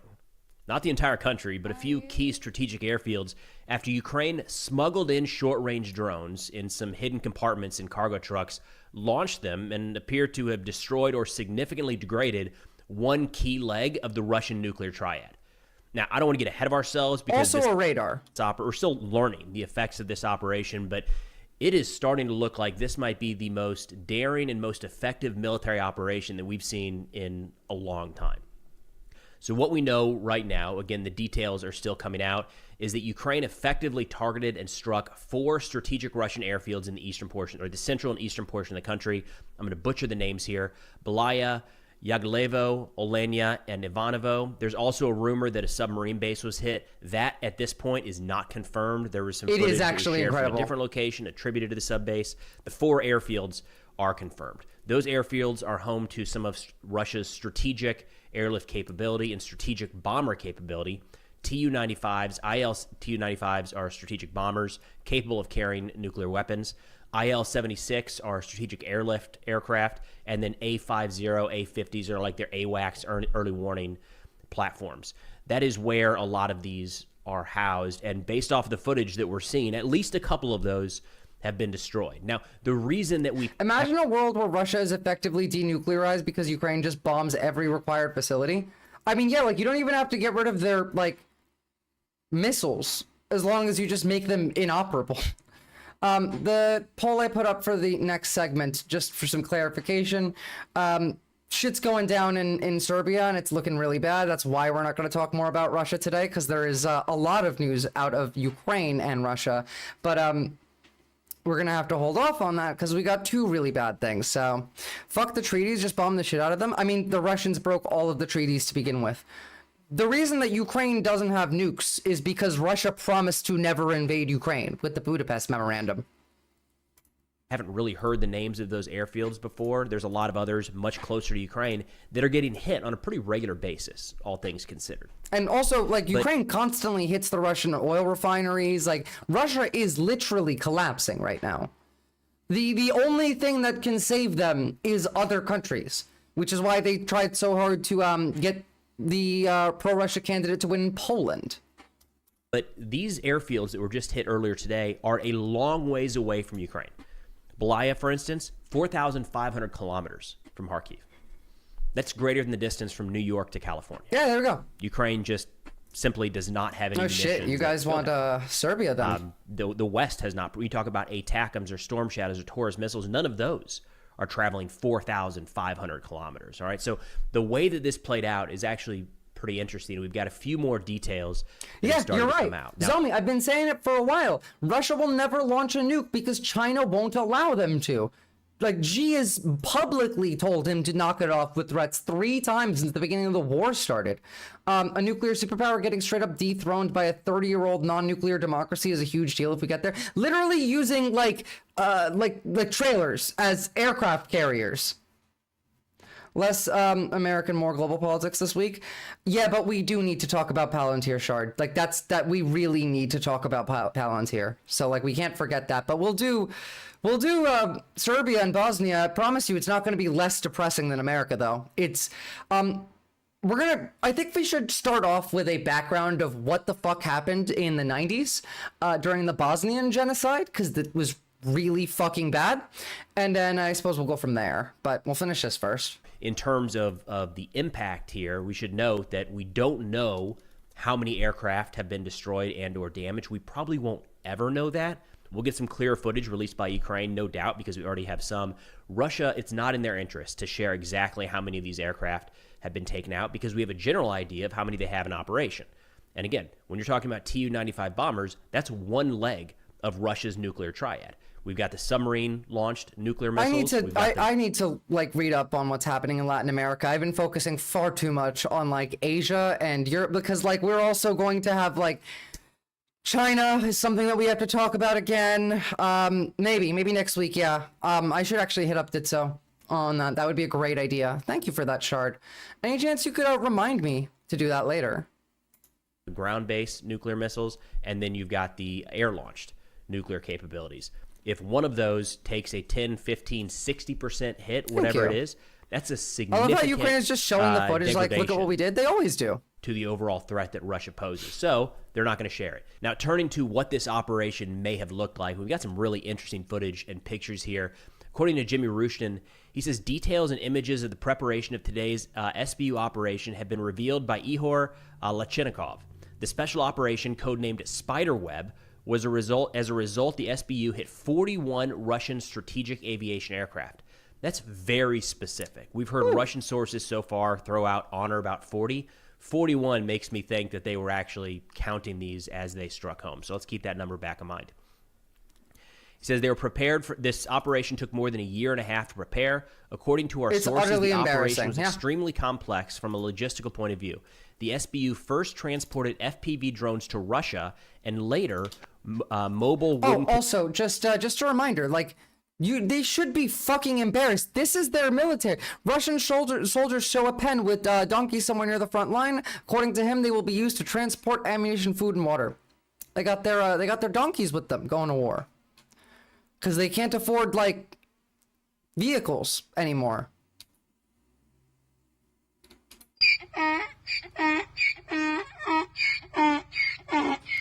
What that donkey is saying is, let me out, you fucking Vatnik. Like,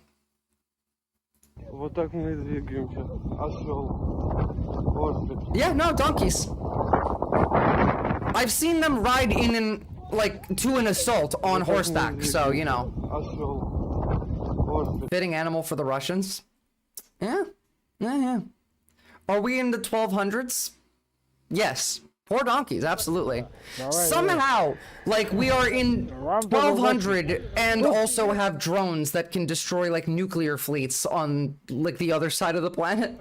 Не, у нас сами должны привезти, вот тоже зим без воды, блядь, вот. Это здесь-то, короче, наши должны, кажется, пролетают.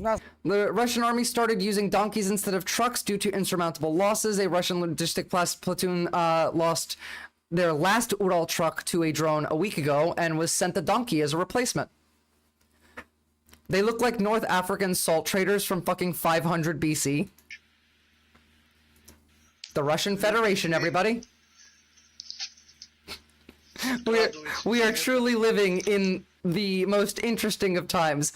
There are no vehicles, so we have to use donkeys. See, this is what we've come to. Total spending on the Russian army has grown to 13 trillion rubles, $155 billion. That donkey is having none of his shit. I've ridden a donkey before, like up a mountain.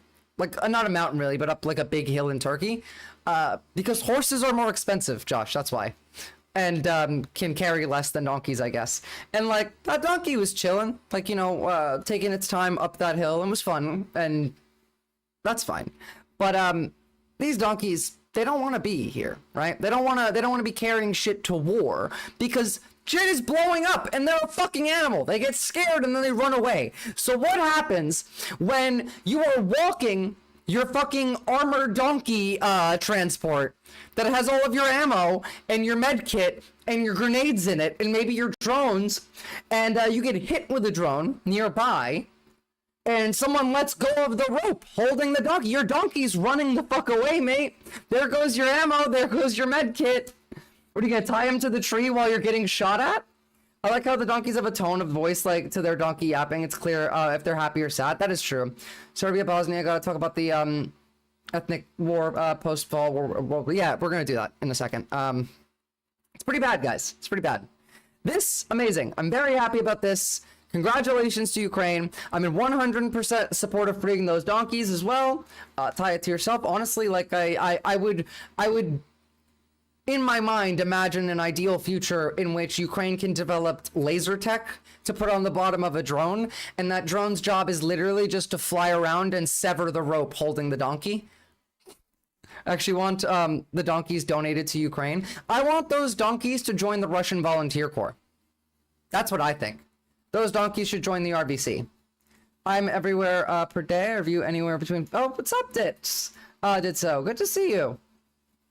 I really should, like, DM you. Sorry it's been so long. I just suck at answering people's messages because I have a lot of them.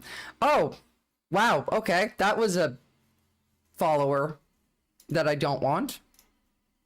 Can you, like, unfollow me, please? Because I don't want you to follow me, mate. I don't support that shit. Russia, make transportation great again. Screaming donkey noises. Yeah, absolutely. Okay. I'm not gonna say their name because it's a slur, but you know, we'll see. If they say anything, you'll see. They unfollowed me and followed me again. Okay. I'm sure it would make a good comedy skit, donkeys carrying around arms. That's a good idea. Thank you for that. Not the skit, the report the channel. Because this was made literally today as well. That's such a mean, like, why do that?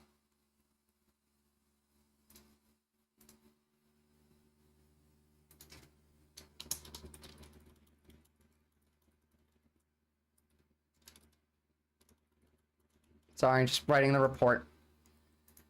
All right, I hope you enjoy yourself because you just got reported for terrorism, mate, because that is terrorism. I can define it as such. Have fun. They wanted their slur to appear on your stream and then you to then report you probably. Ah, I see. Makes sense. That happens. Okay, so Bosnia on the edge again.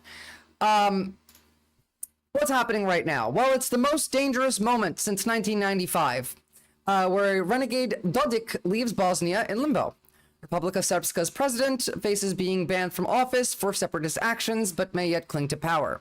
So we're going to get like a bit of a history lesson on what actually happened here. Fair warning, it's not this is some of the worst shit I've ever seen, actually.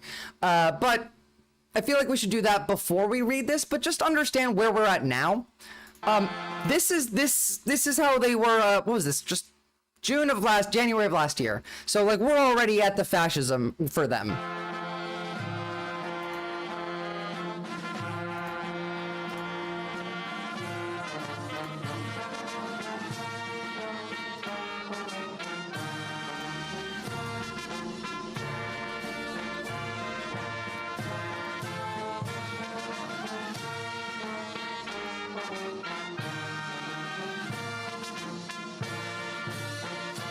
Final Fantasy ass theme. I don't know what to say, but that's not the part that I want you to look at. It's the part where they basically shout "Hail Hydra." Pozivamo predsjednika Republike Srpske, gospodina Milorada Dodika, da nam se obrati. And here comes up Dodik, which is Hitler. Braćo I sestre, Hristos se rodi. No, not like that Hydra. I meant like the Marvel one, you know, like the fascists that scream. Because they're generally louder than like the Heil Hitler ones. Support a simple USSR fell Yugoslavia, which was then a combination of Serbia, Bosnia, Montenegro, Croatia.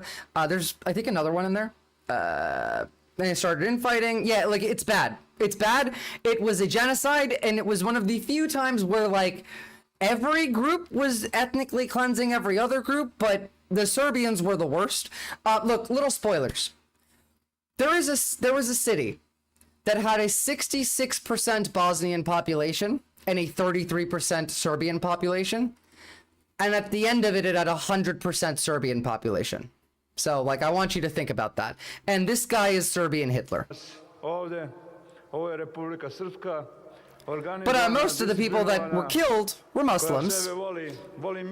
They're still finding mass graves to this day. I don't know what the fuck he's saying. I don't really care. Like, it's just very clearly a fascist thing. Dodik greeted the police officer with the words "Pomoz Bog," Junachi. The same salute in World War II was used by Chetniks who collaborated with the Nazis. Of course, of course, of course. Hitler. You know what? Serbian Hitler is kind of redundant. As I've been saying, it kind of feels like every problem in the world seems to come from the Baltics. Because like Russia, Baltic, Israel, Baltic. They might not be location wise, but Israel's a Baltic state. Fucking like every problem comes from here. World War I, Hungary, Baltics. It's World War II, Austria, Hungary, Germany, Baltics. It's all the fucking Baltics. Solobdan Prajak was committed unaliving in the ICC. True. World War I, Baltics. World War II, Baltics. World War III, also apparently fucking Baltics. It's kind of fucked. All right, let's get the history lesson in before we move forward, because we're gonna read this whole thing. This is pretty bad, but I need you guys to understand where the fuck we are first.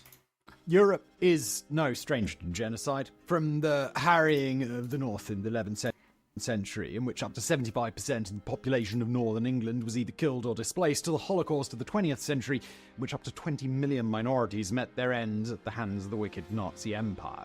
I'll be back in 2 seconds while we silver keep lining to this cloud, most dark, however, is the fact that we are better than that nowadays. Never again, and all that, or, well, so we like to tell ourselves anyway, because actually the spectre of genocide continues to rear its wicked head over European soil even in the modern day, as exemplified by the Bosnian genocide, which ravaged Bosnia and Herzegovina in the 1990s. It was a case in which everyone was killing each other. By the way, like, this is why I don't think that you should set up, I don't know, a country's borders based on ethnic lines. Because that doesn't tend to work out well either. It doesn't work when you shove all of them into the same place and say you're all the same. It doesn't work when you cut it up based on ethnic lines. World War II was Baltics aroundish because it was purely Germanic Baltic. No, it wasn't. Hungary was a big deal there. You know, like Austria, Hungary are a Baltic state. Hungary's a Baltic state. Turkey's a Baltic state. All of these are the Baltics. The entire area. The Baltics start at like the beginning of Germany, really. I would almost consider Germany a Baltic state based on how they've acted in the past. unknown event in the modern zeitgeist, and today we're gonna do what we can to right that wrong by presenting you a primer on how it played Jesus out, Christ, right can from you its people early stop? nascent beginnings to its brutal zenith. So let's begin. Banned him again, and I'm reporting him again. Just a warning before we get started that this is a heavy one. The Bosnian genocide occurred within the wider context of the collapse of Yugoslavia and the many wars that broke out among the former members of the Federation, which included Serbia, Bosnia, Croatia, Macedonia, Montenegro, and Slovenia. Tensions had always... I lived in Montenegro, by the way, and Montenegro was fucking beautiful when I was there. I've seen this dude before. This dude has some good videos and sprinkles a little bit of anti-communist propaganda in here and there. That's why I like him, because it's only a little bit of anti-communist propaganda, and he's not very, like, he's not overtly pro-Western, where he is, but he's not, like, you know, making it the whole point. Existed within multi-ethnic Yugoslavia, but Josip Broz, who ruled as president from 1953 to 1980, had managed to by and large keep a lid on those tensions, particularly during the autumn years of his rule.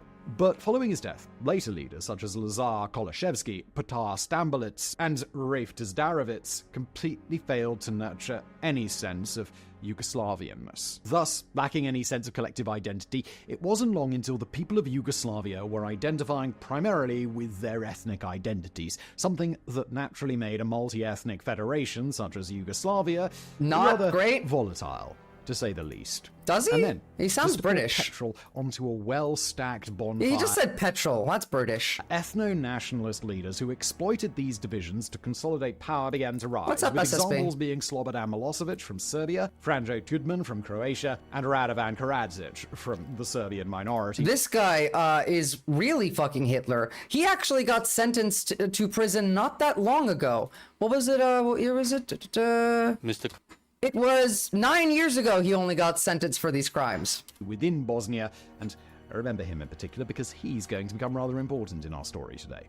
Figures such as these manipulated ethnic identities, rewrote historical narratives, and stoked fears of the other as they consolidated Sound familiar? power. And as a result, Sounds familiar when to me. Yugoslavia finally collapsed, it wasn't exactly a clean breakup, and armed conflict commenced almost immediately under the umbrella moniker of the Yugoslav Wars, which would rage from 1991 to 2001.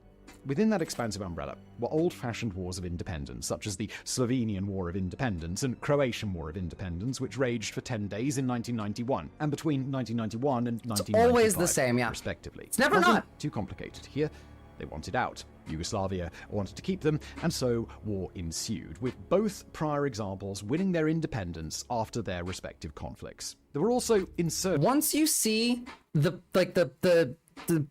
playbook, like, you see it everywhere. You can never unsee it. You're gonna see it with every side here too.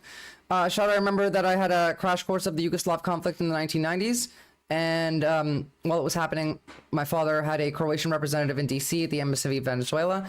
Like, it was bad for everyone on every level. Such as the 1999 to 2001 Some of the shit that I saw Kosovo here is Valley worse than some shit that I've what seen is in now Israel. Serbia, and the 2001 Macedonian Like, not to insurgency. compare These bad were caused bitches, but by the fears of various minority groups who were, for want of a better description, left behind as Yugoslavia collapsed. Yeah, fear and of feared for their Muslims, safety mostly. in ethnically orientated states that weren't their own. In both of these examples, the minority in question were Albanians, a minority which hadn't got a nation of its own during the breakup and understandably didn't see why it should have to up sticks and flee to Albania just for a basic guarantee of safety and prosperity. And that brings us to the Bosnian War, the war in which the foul events of the Bosnian genocide occurred.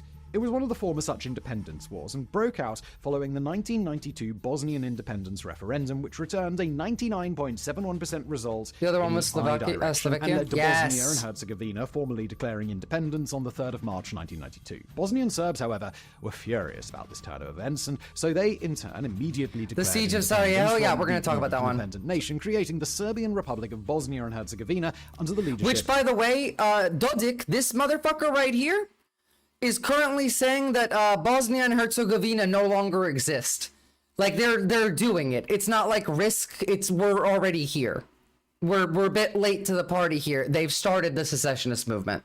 Of Radovan Again. Karadzic. They then immediately asked for aid in securing their independence from what was left of the Yugoslav central government, which was still dominated by Serbs, and, well, they were only too happy to oblige. The war's exact start date is still contested, but it's typically given as the 6th of April 1992, the day the Bosnia and Herzegovina's independence received international recognition, and as for the genocide, that is typically agreed upon as starting the same day, with massacres organized from both the top down and the bottom up, beginning almost immediately. The genocide itself was made up of a plethora of individual acts Top and down instances and of bottom up, perpetuated Bosnian targeted ethnic violence, and as a result, if we wish to get our heads around it, we are better suited to jump around the story somewhat so that you can get a general impression of the wicked violence that overtook Bosnia and Herzegovina. I have quite a bit of history here for you as well. Too much about a strict timeline of the violence, as we otherwise might do in such a video.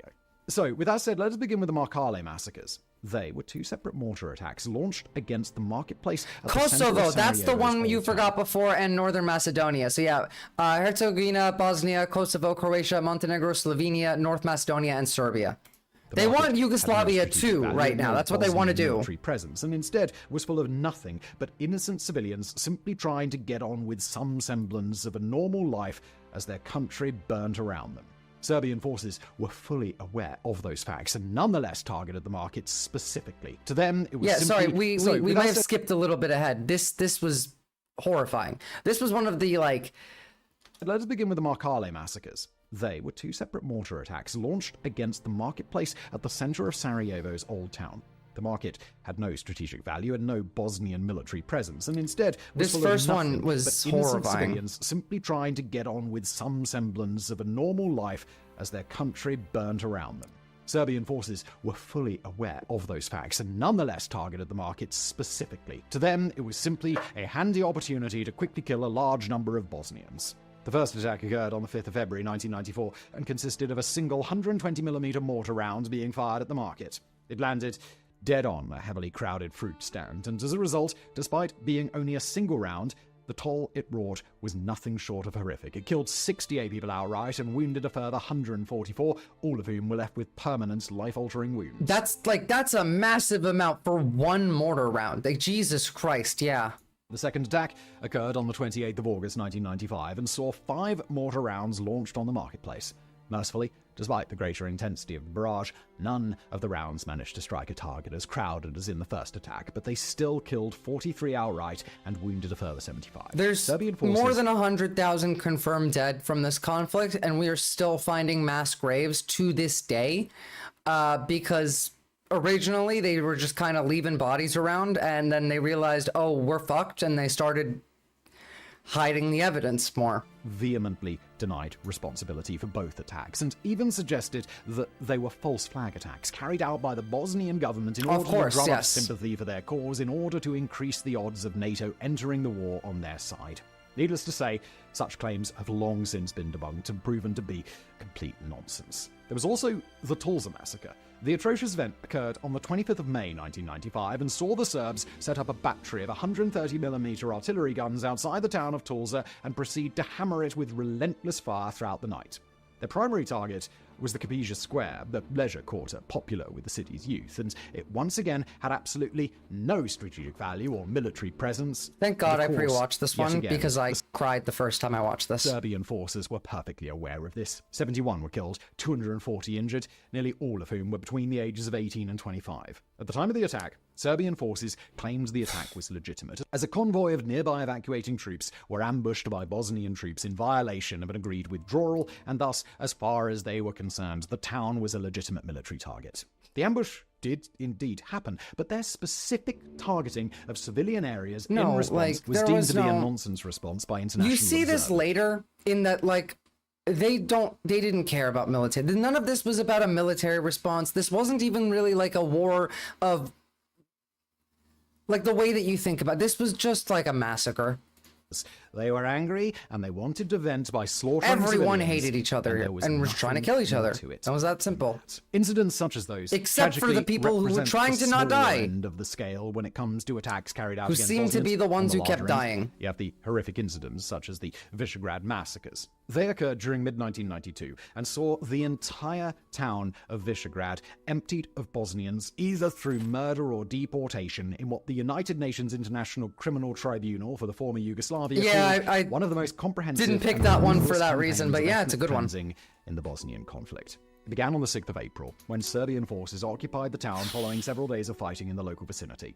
To formalize their control over the area, the Serbian municipality of Visegrad was then incorporated, which centered on the town, after which the Serbian army proper withdrew. Oh, we and haven't control even was started handed to Dark yet. Serbian police and paramilitary forces. The killing started immediately after the handover, with those aforementioned controlling forces taking their guns, spanning out, and shooting at anything Bosnian that moved. They began by roaming the streets, clearing them out as they roamed, and then moved on to a house-to-house search. Thank where you did they so. spanned I have the a few, entire though. length of the town, kicked open every door they found, and if Bosnians happened to be on the other side of it, they emptied their magazines and moved on. The only pause in the shooting came when Serbian forces found a young woman, because often they weren't killed, and they instead were dragged off for Yeah. reasons we're sure you really don't need us to go into details on. We stress. Look, the I young- mean, like when one of the cities that they conquered, they separated the men and the women, and they brought all of the women back to Serbia. Like, this is, by the way, why I keep asking you where all the women that ICE is arresting are, because we still don't know. We know where the men go, but we still don't know where the women are. So this is why I keep asking, because this is what happens every time. Young part as well. Every There wasn't a time. Lower limit on who could be tracked off. Many Bosnians did attempt to flee. Oh yeah, and children too, obviously, because like fascists are pedophiles. So Became apparent what was going on. Barely any escaped. Those who dallied and tried to pack possessions were found and shot before they left their homes, and those who took unfortunate turns as they fled were shot before they could escape the town. The exact number of survivors is unclear, but we're talking about a couple of hundred max. When the massacres finally ended in August 1992, the town, which used to be 63% Bosnian and 33% Serbian, was now 100% Serbian. Events such as these give you a general feel for how the Bosnian genocide played out. Brutal war was waged between the Bosnians and the Serbians, and while that played out, the fact that we don't learn about this the way that we learn about the Holocaust breaks me, because like it's 1-to-1, right? It's the same playbook, the same rhetoric. Small-scale ones, such as they just didn't do camps. They just kind of went and did it there instead of put them in camp. Yeah, this is taught in like 0 classes ever. This happened between 1991 and what, 1996 or 97? Like I was born in 95. I was born when this was happening, and I didn't learn about it. In Sarajevo to larger scale systematic Sarajevo ethnic was cleansing, like horrifying. In Sarajevo to larger scale systematic ethnic cleansing such as at Visegrad. So, now that we have a general understanding of how the genocide played out, let's now bring this chapter to a close and move on to deepen our understanding by zooming in further still and having a look at a single massacre in depth, the single worst one of the entire genocide, at least by numbers, the Srebrenica massacre. Srebrenica is... As the war raged on, tens of thousands of Bosnians fled to the relative safety of Srebrenica. The mid-sized town They fucking faced medieval unrelenting sieged this assault city. They full-on did a siege here. By Serbian forces, but the Bosnians were holding at least for now. And so the town, with its reasonable infrastructure And it's worse than you connections think. to aid networks, seemed like a sensible enough place to find refuge, at least compared to remaining in outlying settlements, where at any time Serbian forces could sweep through and just massacre everyone. Eventually, however, as the Serbian assault eventually remolded into a full-blown siege, the situation in the town began to deteriorate. The now 60,000 people crammed inside. This many video of is whom not were going to forced say find it, shelter but in- I do have a video that's going to show you. So, you see all these hills around the town? They were filled with snipers that would just, shoot at people walking around. But what came out years after the event ended was that rich people were paying money to the Serbian government to travel here and shoot innocent civilians in the town. They came for a human safari. Americans, Russians, people from England, yeah. stairwells, corridors, bus shelters. Imagine, like, Americans traveling to Gaza so they could set up camp in like a high ground with a sniper and just start shooting, like, just not like paying money to the IDF to be allowed to do that too. Do we have a list of names? No, we don't know any of their names actually, but I'll show you the video where they talk about that. But anything that offered some semblance of cover after from the this, elements were now all but cut off from the outside world. Aid packages, which now had to go through the Serbians, were more often than not stolen for their own use. In response to what was gearing up to be a yeah, literally, they did the thing that, like, Israel claims is happening, where they stole aid packages. Oh, fuck. I went too far back. People are sick, inside, yeah. Many of whom were forced to find shelter in stairwells, corridors, I can too, Brain Matter, I can too. Thank God we don't, cover from currently. Were now all but cut off from the outside as world. far as we know. Aid packages, which now had to go through the Serbians, were more often than not stolen for their own use. In response to what was gearing up to be a humanitarian disaster, the UN Security Council declared the town a safe Gearing area. up to be? Are you fucking kidding me? It wasn't a humanitarian disaster until Srebrenica? Initiated a unilateral ceasefire in April 1993. A small contingent of 600 lightly armed Dutch troops were dispatched to enforce this, and a humanitarian corridor was opened out of Srebrenica to allow the evacuation of the wounded and the delivery of desperately needed supplies. This was by no means ideal, to be sure, but the situation was at least stable. The people inside could survive. The situation persevered for 23 months, until Radovan Karadzic, fueled partly by rabid racial rage and the realization that the 600 lightly armed Dutch soldiers stationed there were, in real terms, powerless to... So my grandmother's brother in Croatia was a Francian monk at the time, and he was helping people hide in basements when the Serbs rolled in. Based of your grandmother's brother. Jajex, gotta get ready for Monday. Gotta catch some Z's. I hope you have a lovely evening, Ditso. Good to see you. I will message you later. And, like, yes, Long Copa Sapien, the level of, like, dehumanization is incredible. But, like, again, we've been on this path for decades.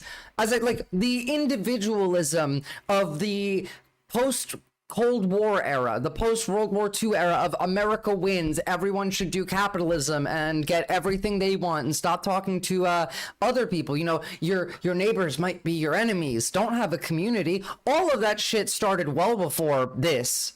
Well before what we're experiencing now. It's just all the same trend.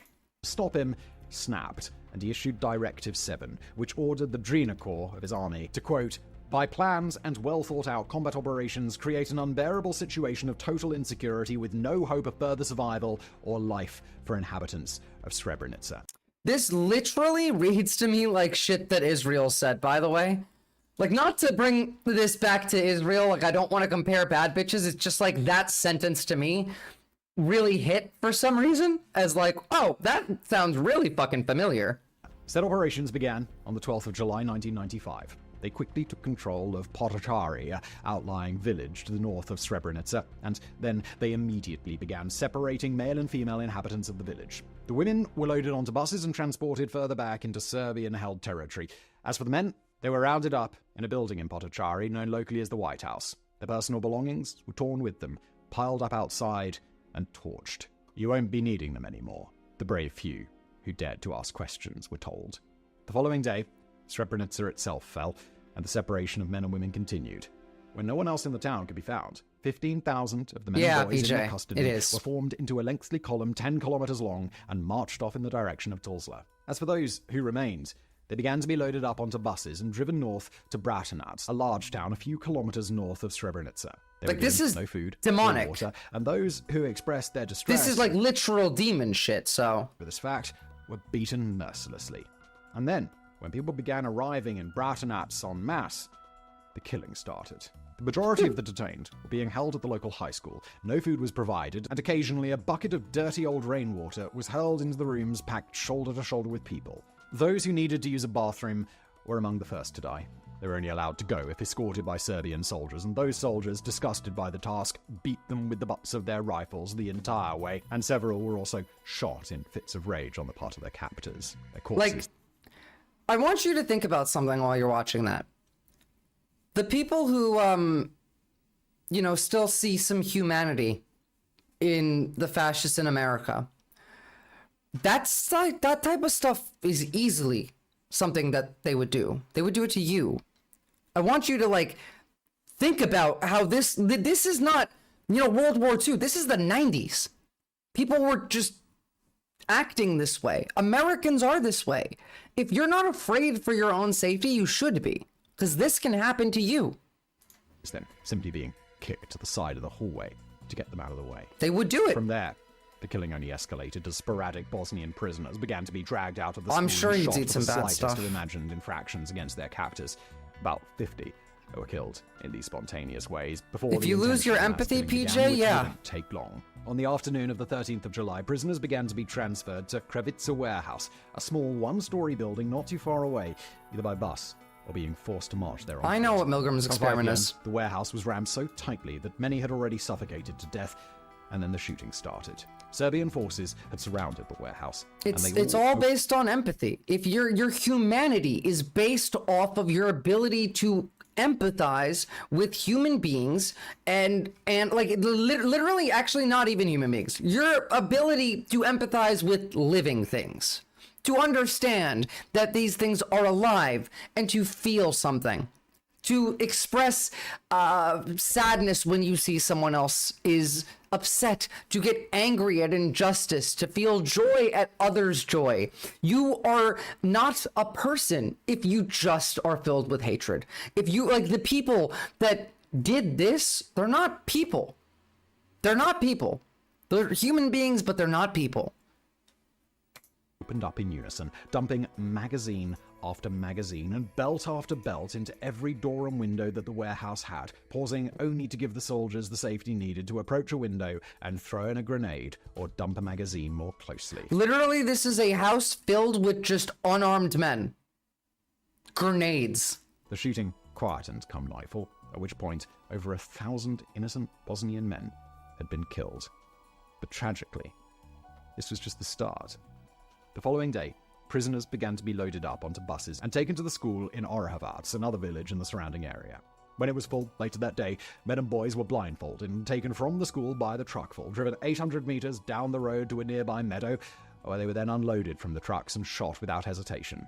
This continued for a little over 2 hours, at which point at least 839 men and boys had been killed, their bodies left where they fell in the meadow. Elsewhere on the 14th, other prisoners began to be taken to the school. I'm proud of the ones who which keep was watching once this. again filled until it was crammed shoulder to shoulder. In this instance, Don't fucking look away. I can see the viewer numbers dropping, you cowards. Stop looking away.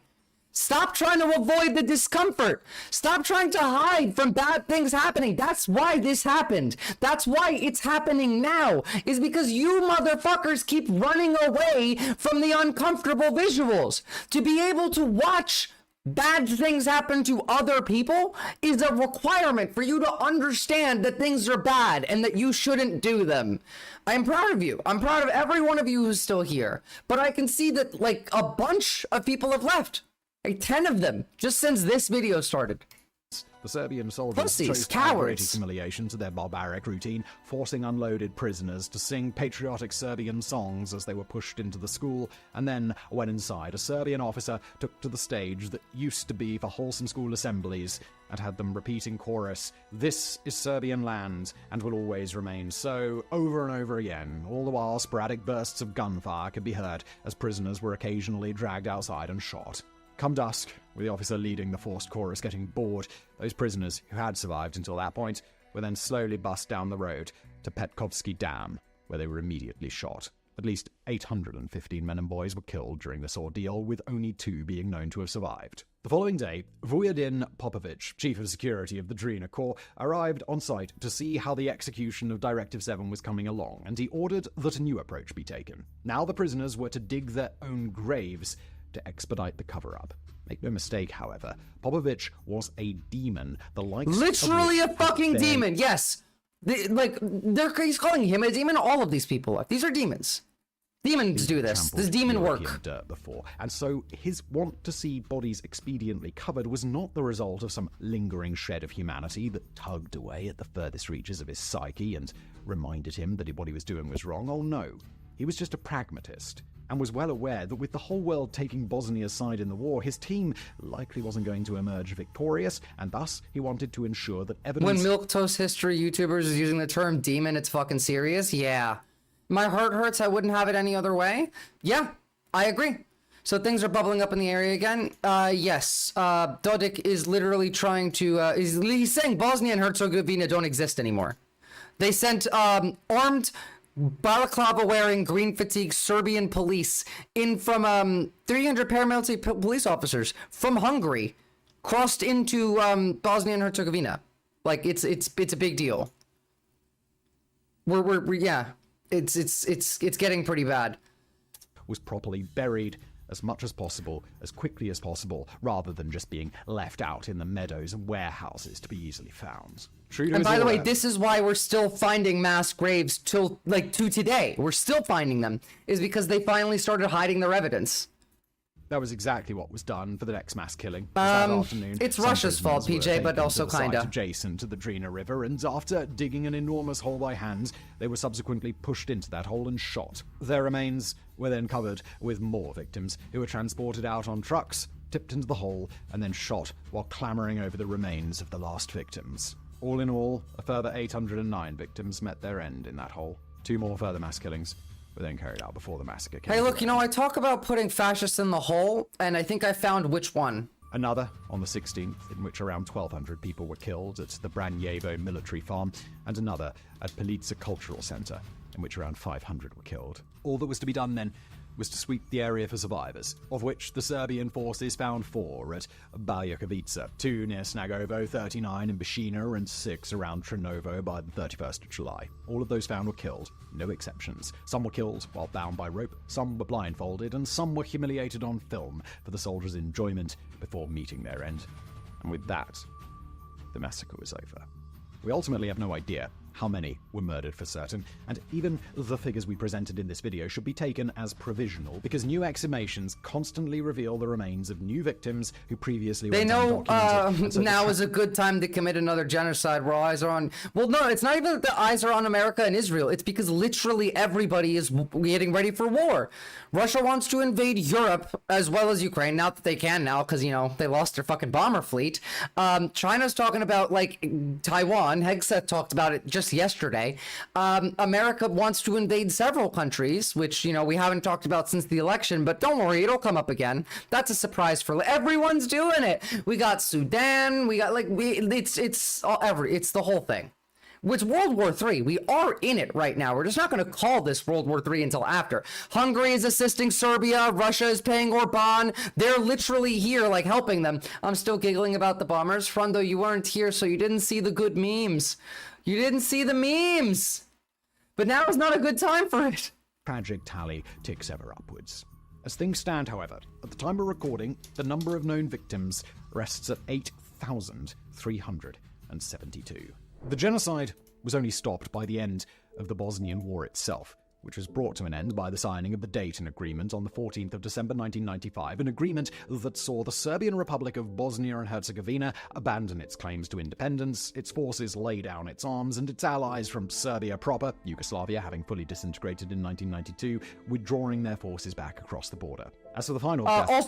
No, you're missing the part where this is the only good thing that Bill Clinton ever did. The only good thing Bill Clinton ever did was bomb Serbia. They have a golden statue of him in Bosnia. And I will never not find it funny that, like, the reason he did it. God, honestly, right now, we kind of need Hillary Clinton the most. Like, when we needed her most is when she vanished.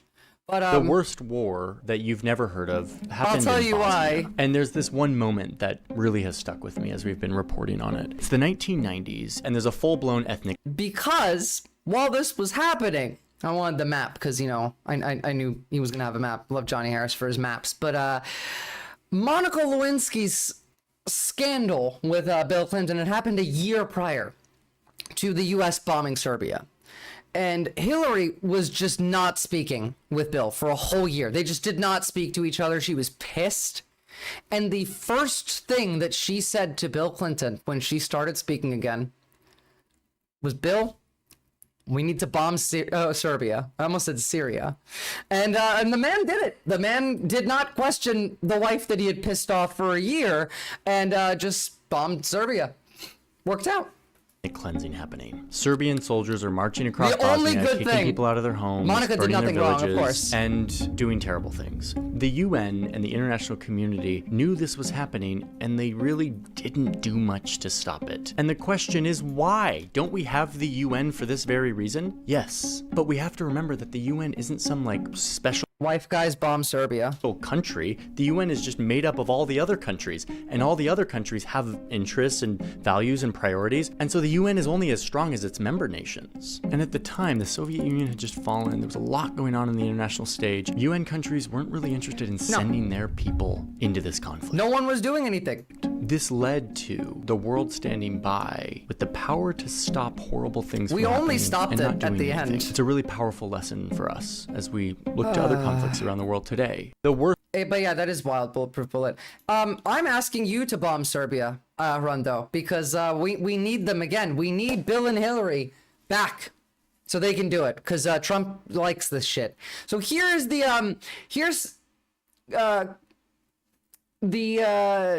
fucking ICJ trial of Radovan Karadzic, and him being found guilty of 10 out of 11 charges. Karadzic, could you please stand? Yeah, the people will only stop genocide when Radovan genocide Karadzic ends. had spent It's already over. 97 days in court, defending himself as a man more sinned against than sinning. And by the way, again, with every fucking fascist, it is I am an eternal victim. This is a demon who defended himself in court as I am more sinned against than sin. They're always the same. Fine, let's get the Mongolians on the horn. Hell yeah.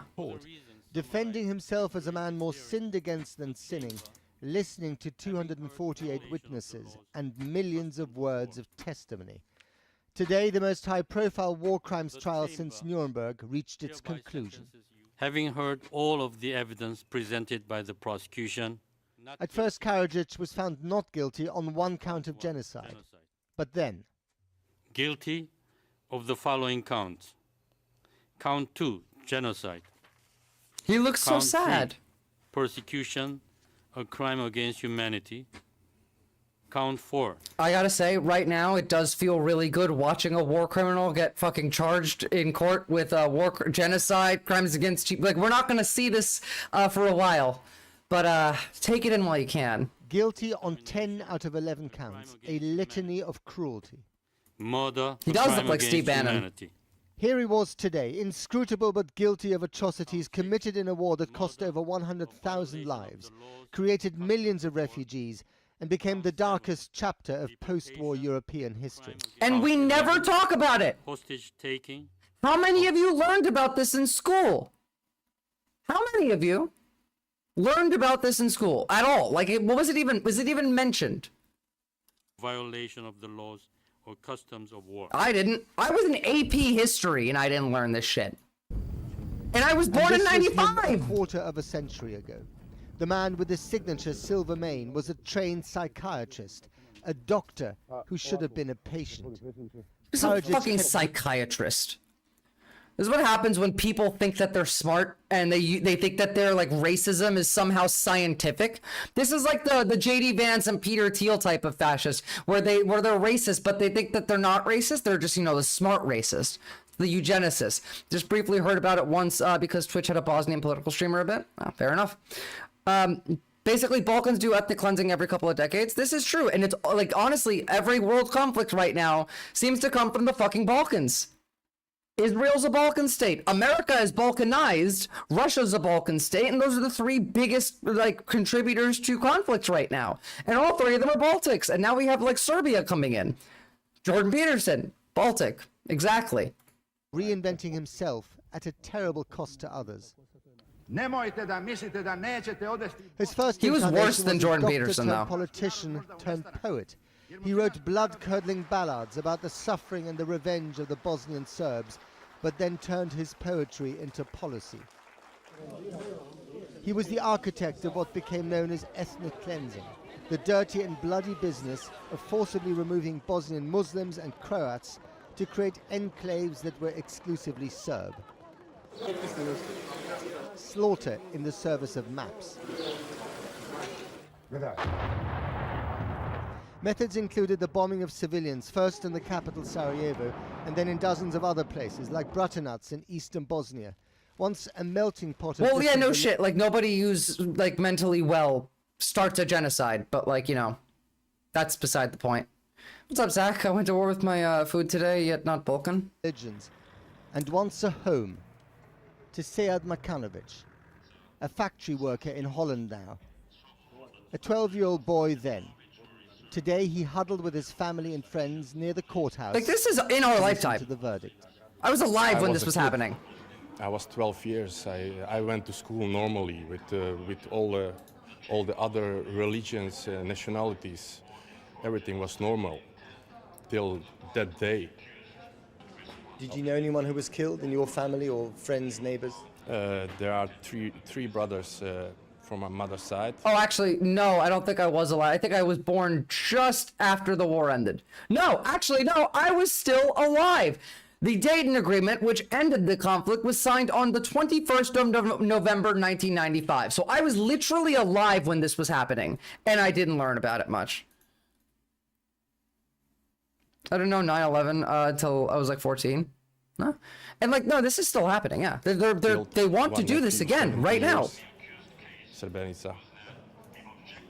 Your nephew was killed in Srebrenica. Yeah. 17 years. Found years later. But you have families, you have mothers. They still don't know nothing about their sons. Some mothers lost 5, 6 sons. Yeah, but you're in Germany, Bulletproof Bullet. You're close by, so you probably saw it a bit more. But like, we didn't learn about this in America. The whole world is just different. It's difficult to understand. It was Karadzic who set up concentration camps like the notorious Omarska. Oh, okay. There we go. Concentration camps. I was under the impression that they were just fucking shooting people where they found them. But, like, no, they did the camps too. It's always the exact same playbook. Misused mine that turned out to be much more than a prison. Fair enough, Bulletproof. These images that first alerted the world to the horrors of a war on European soil, half a century after these things were never supposed to happen again. The most notorious crime Karadzic was found guilty of today was the slaughter of 8,000 boys and men in the forests around Srebrenica. Before the mass shooting, the men and women were separated from each other. Then every male over the age of 16 was bussed to his death. During his fucking defense, yalla, Jesus Karadzic Christ. tried to blame the killing Never on again until we find some other minority we don't like. Yeah. And now it's Muslims instead of Jews. Defendant, because these were Muslims. Mladic. Most of them. But the ploy didn't work. Karadzic was found guilty, and Mladic is still awaiting his verdict in The Hague. The pictures of some of the victims outside the courthouse today are a heartrending reminder. This was 9 years ago when this demon finally got his due. But, all right. I feel like we have enough of an understanding that we can have a look at what's going on now. So we saw this.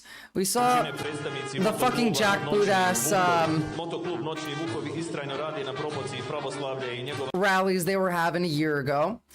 Shows Putin's night wolves participating in unauthorized paramilitary parade, glorifying the onset of the Bosnian genocide. This was last year. So let's have a look at what's happening now. Well, the members of the elite Hungarian police unit crossed the border in civilian clothing, putting on their uniforms only once they had reached their destination. After arriving in Banja Luka, the capital of the Serbian half of Bosnia and Herzegovina, they posed in green fatigues with balaclava-wearing Serbian police. Officially, the Hungarians had come as trainers, but the mission was announced only after their presence was reported in the local press. The supposedly sovereign Bosnian state government in Sarajevo, had not been informed that up to 300 paramilitary officers from another country would be crossing the frontier. Remember, Hungary is also a Baltic state, and Orban is literally Putin's ally. So this very clearly shows that he is on Putin's side over Europe's side. I think Hungary can get kicked out of the EU now, probably. The timing was key. The Hungarians had arrived on the eve of the pivotal, potentially explosive date. On 26th of February, Milorad Dodik, the firebrand president of the Serb-run Republic, the demon, Republika Srpska, was sentenced to a year in prison and then a 6-year ban from holding office for separatist actions. So obviously, this, by the way, this is coming from just like a couple days ago. So, Dodik, who had run the entity since 2006, was convicted for having defied the envoy of the international community in Bosnia, a position created to ensure implementation of the Dayton Agreement, which ended the 1992-95 war. We'll have a look at the Dayton Agreement in just a second. Oh, so you're the one behind all of this? Oh, I see. I see how it is. You got to make those puns. It's a good pun. I can't get mad at you for a good pun. Actually. Props.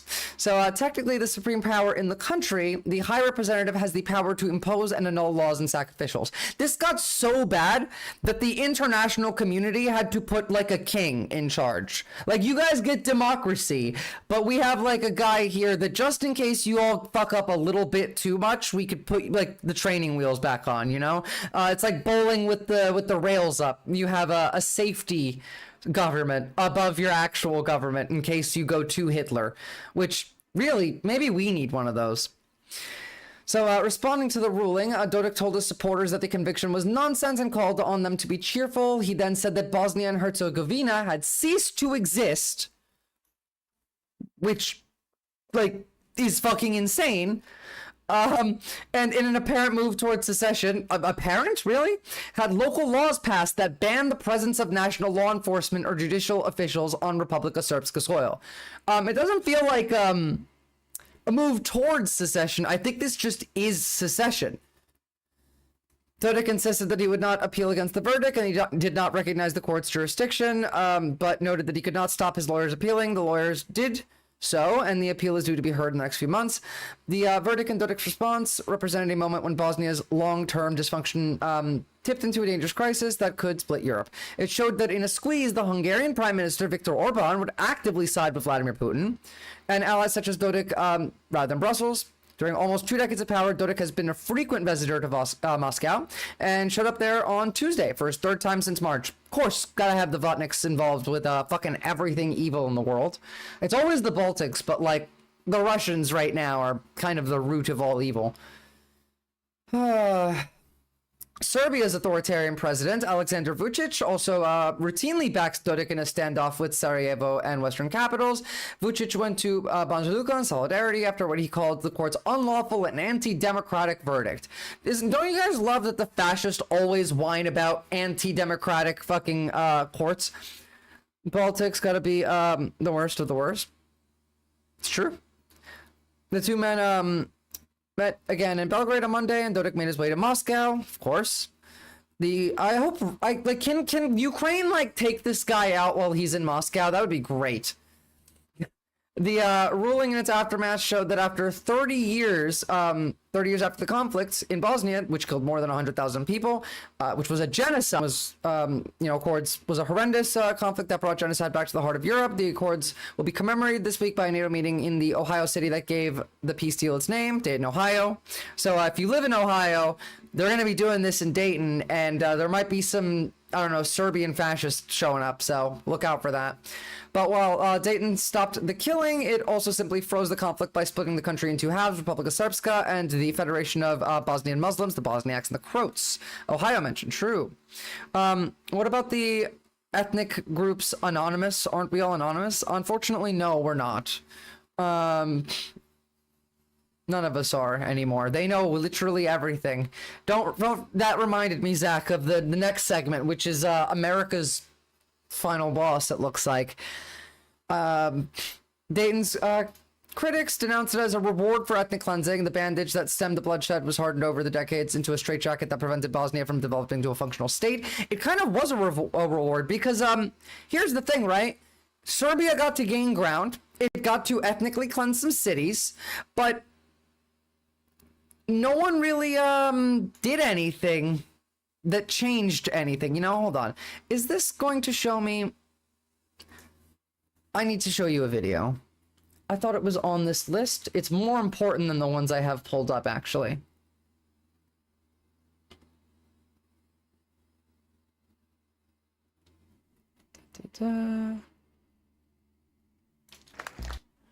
Hold on. Because inside of the siege of Srebrenica. Hold on, I'm going to have to learn to spell this. Srebrenica. How do you spell Srebrenica?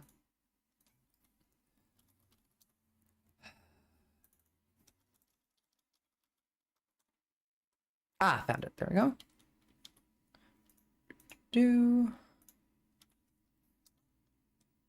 Because I want to show you like a first-hand account of someone who lived there.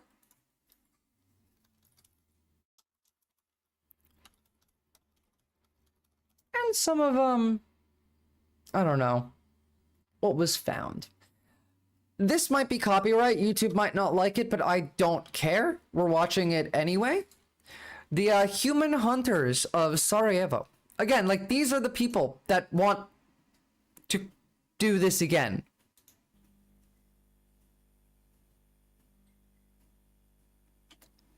And yes, the AI image is literally just like this bit, thankfully. The rest of it's not, so don't worry about that. I don't know. It's stupid, but they only use it in one stupid bit. We're in The Hague, in the Netherlands. We're in a courtroom in front of the rest of this is important. Tribunal. An investigation is underway into war crimes committed in Bosnia in the early 1990s during a brutal siege that took place in its capital city, Sarajevo. During the trial, one of the prosecution witnesses stands out. His name is John Jordan. He's an ex-US Marine who'd spent time in Sarajevo in the early 90s, and today, the 22nd of February, he's telling the tribunal of the horrors he witnessed there. He describes a city under siege. Men with rifles crawled the streets, and nearly 12,000 innocent people were sniped in cold blood. All right, get to the like actual and children. John himself had been shot in the chest. Yeah, but that's there's a not fucking what like will make volunteer his got shot in the testimony chest. stand out. As well as those men with rifles, there was another kind of sniper he'll go on to describe. He calls them tourist shooters. John tells the court they were rich foreigners who paid huge amounts of money to travel to Sarajevo amidst the war and snipe down the locals for fun. That's fucking disgusting. And I guarantee you people would do that today. We might not actually even, people might be doing that today and we won't find out for a decade. Because we didn't find out about this until well after this genocide ended. This is the first time rumors of Sarajevo's tourist shooters are This video's from yesterday. It won't be the last. Brand new. In years to come, holy shit, journalists will look more closely into John's claims and reveal a story that's almost too gruesome to believe. Allegations will come out that Italians, Americans, Canadians and Russians paid huge sums of money to travel to Sarajevo during the war and take part in a trophy hunting human safari. Like, only demons act like this. This story is set fucking against rich the people too. backdrop of a devastating war whose ripple effects are still being felt today.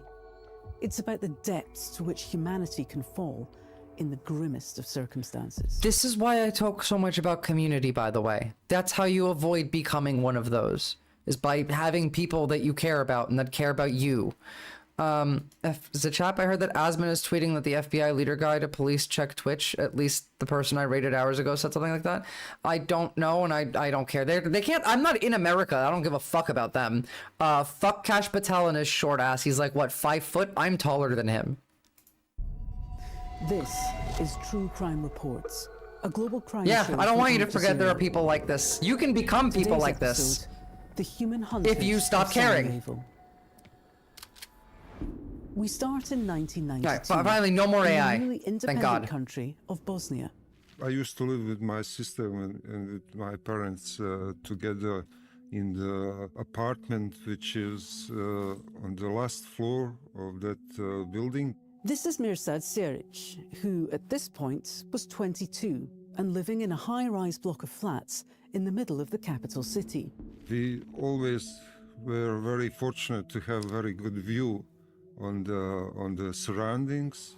Of course, that is one of the highest buildings in Sarajevo. Mirsad is studying history at university. Worst place you could live, though. But in early April 1992, his life is turned upside down when war breaks out. Yugoslavia, a union of 6 republics, including Bosnia and Serbia, is breaking up, and civil wars are exploding across the region. That was the life-changing situation for everybody. I'll be right back. I gotta check something. You guys keep watching. And especially in Sarajevo. Now, Bosnia is a very diverse country. It splits into 3 main ethnic groups. Bosnia was famous for that people, different religions living together quite peacefully. Sarajevo, as the capital of Bosnia, was very often romantically named as European Jerusalem. I'm sorry, they're like drilling a fucking oil well outside my house or some shit. I don't know. It keeps distracting me because it's so goddamn loud. The Muslim Bosniaks, like Mirsad, are 43% of the population. The Croats, Roman Catholics, are just 7%, and sandwiched in the middle at 33% are the Serbs, who are Orthodox Christians. And it's with the Serbs where the story really begins. Always. Serbia had been a powerful force in Yugoslavia and had dominated its military in particular. So when the region starts to splinter, the Serbs really aren't happy about it. They want to create a Serb state. They want an ethno-state. Yay! Republika Srpska. In 1992, Bosnia votes for independence. The Serbs boycott the vote. War. War never changes. And violence breaks out across the country. And so begins the Bosnian War. Backed by the Yugoslav People's Army and the Serbian government, Bosnia's Serb army is vastly superior, and they quickly gain control over 60% of the country. Over the next 3 years, 100,000 Bosnians will lose their lives, the vast majority of those Muslims. It will be described as the biggest ethnically motivated genocide in Europe since the Holocaust. And on the 6th of April 1992, 13,000 Serb soldiers surround the capital city. And this is where it gets Sarajevo to the human safari. Oh, by the way, you know where else we have a human safari? In Russia. I was gonna cover that today, but we also have to cover fucking Palantir. Is burned into Mirsad's mind. He remembers it being a beautiful, sunny day. Where I used to live, it was heavily exposed to the front lines. So practically from the first days, we figure out that there is What's up, cat thrower? Free walks around, and you have to be careful every time you going out of your apartment or your building or just around the corner. The siege will last for almost 4 years, making it the It got longest shelled, siege of a and it capital got city in shot modern a lot warfare. with snipers. An average of 300 Serb shells will strike the city every day. Yeah, as you said. Schools, hospitals, and homes are destroyed, and thousands will die. Access to food, power, and We just water do the is same gone. shit And every within day. just a couple of months, Every time. Sarajevans will come so close to starvation that the UN stages what will become the biggest airlift in world history, involving more than 12. Literally, this just sounds like we're describing like proto-Gaza. Prison flights. Yeah, go like YouTube stream, y'all. I can see there's more than 7 of you. Really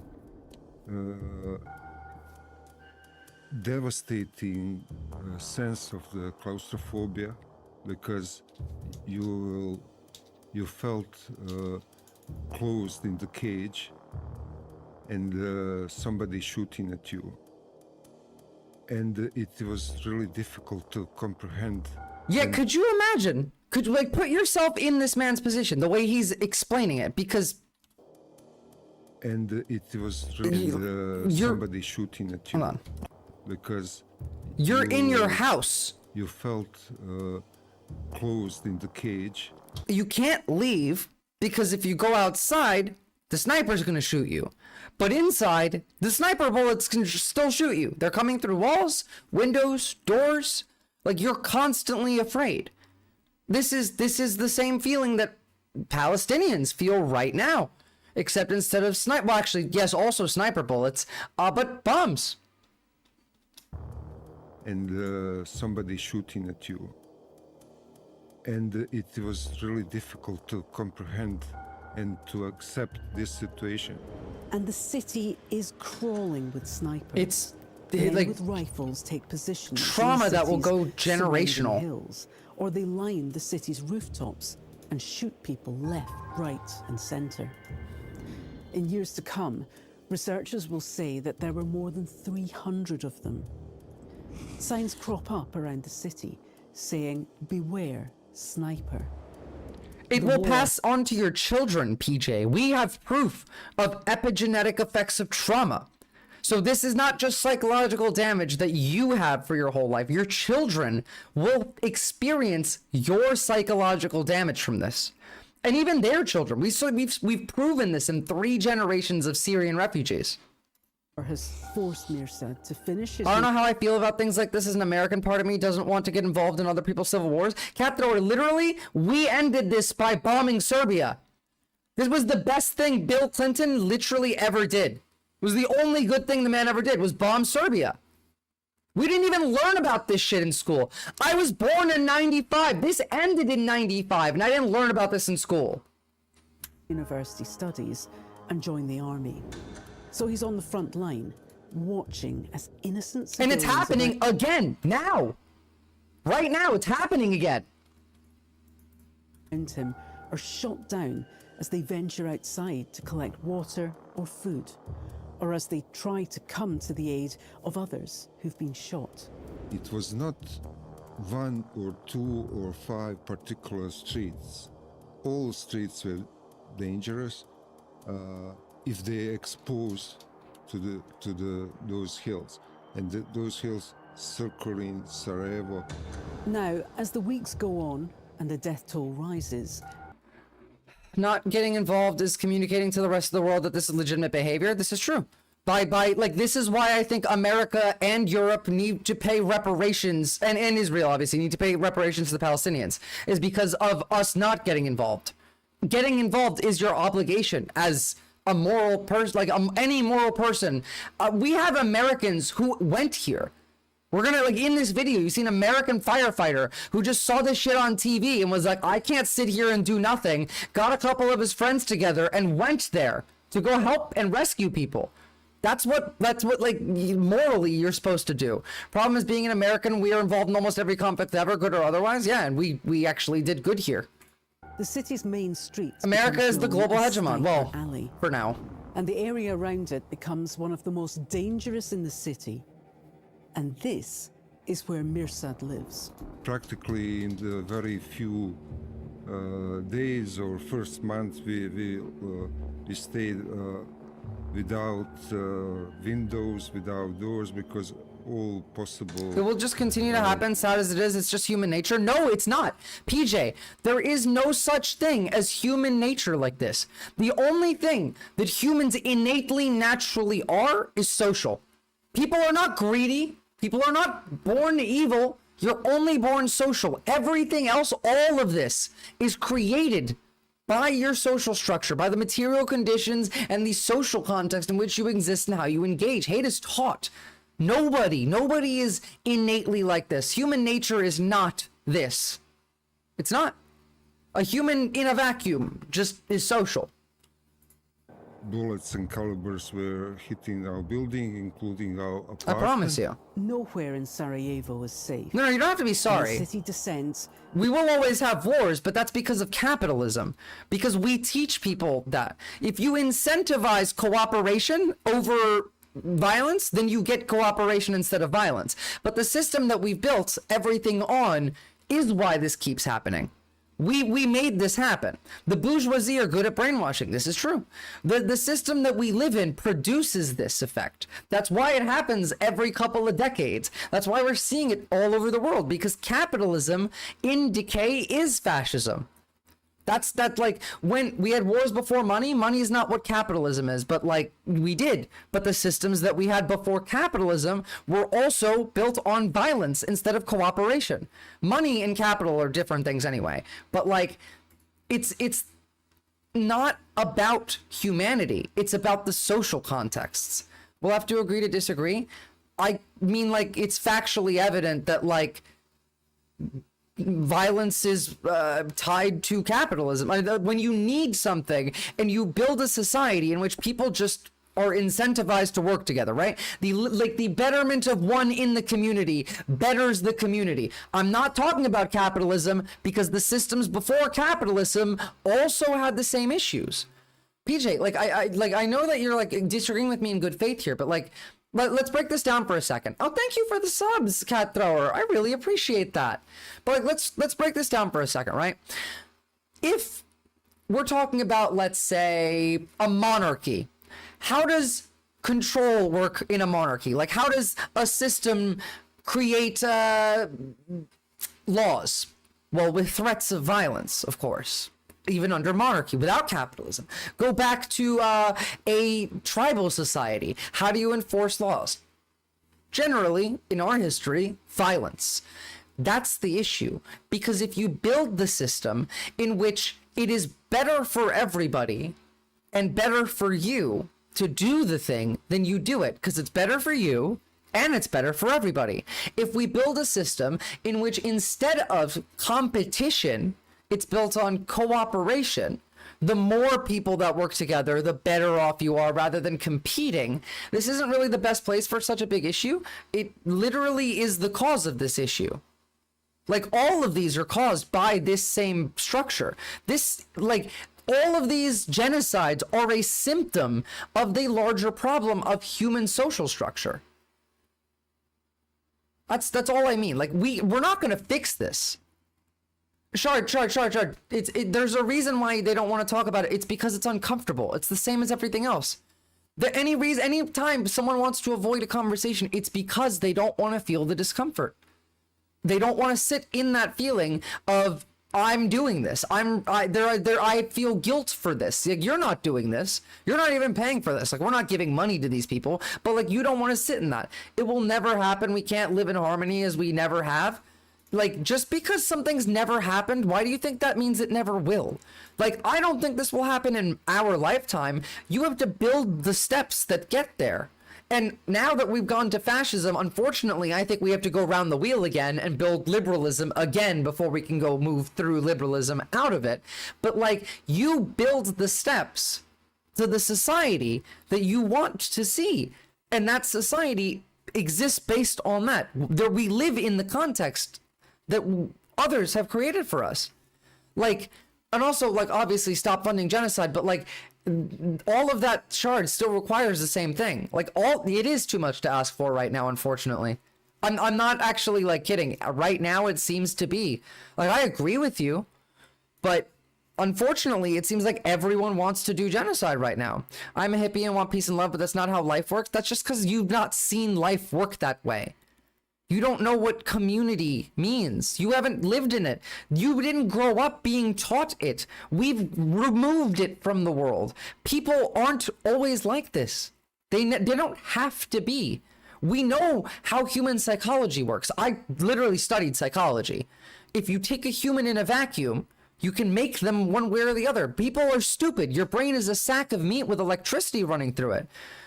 When was the world at peace or close to? Well, actually, prior to the last year, we've been living in the most peaceful time in human history, at least in recorded human history. But like, that's not the point. You're looking at the past where we're talking about mistakes that we've made. I'm talking about the future. No. Like, I'm telling you that you could not have, because we all didn't, not you personally. Why are you taking this as a personal attack, PJ? I'm talking about a system. And you're feeling that discomfort right now, and you're reacting to it.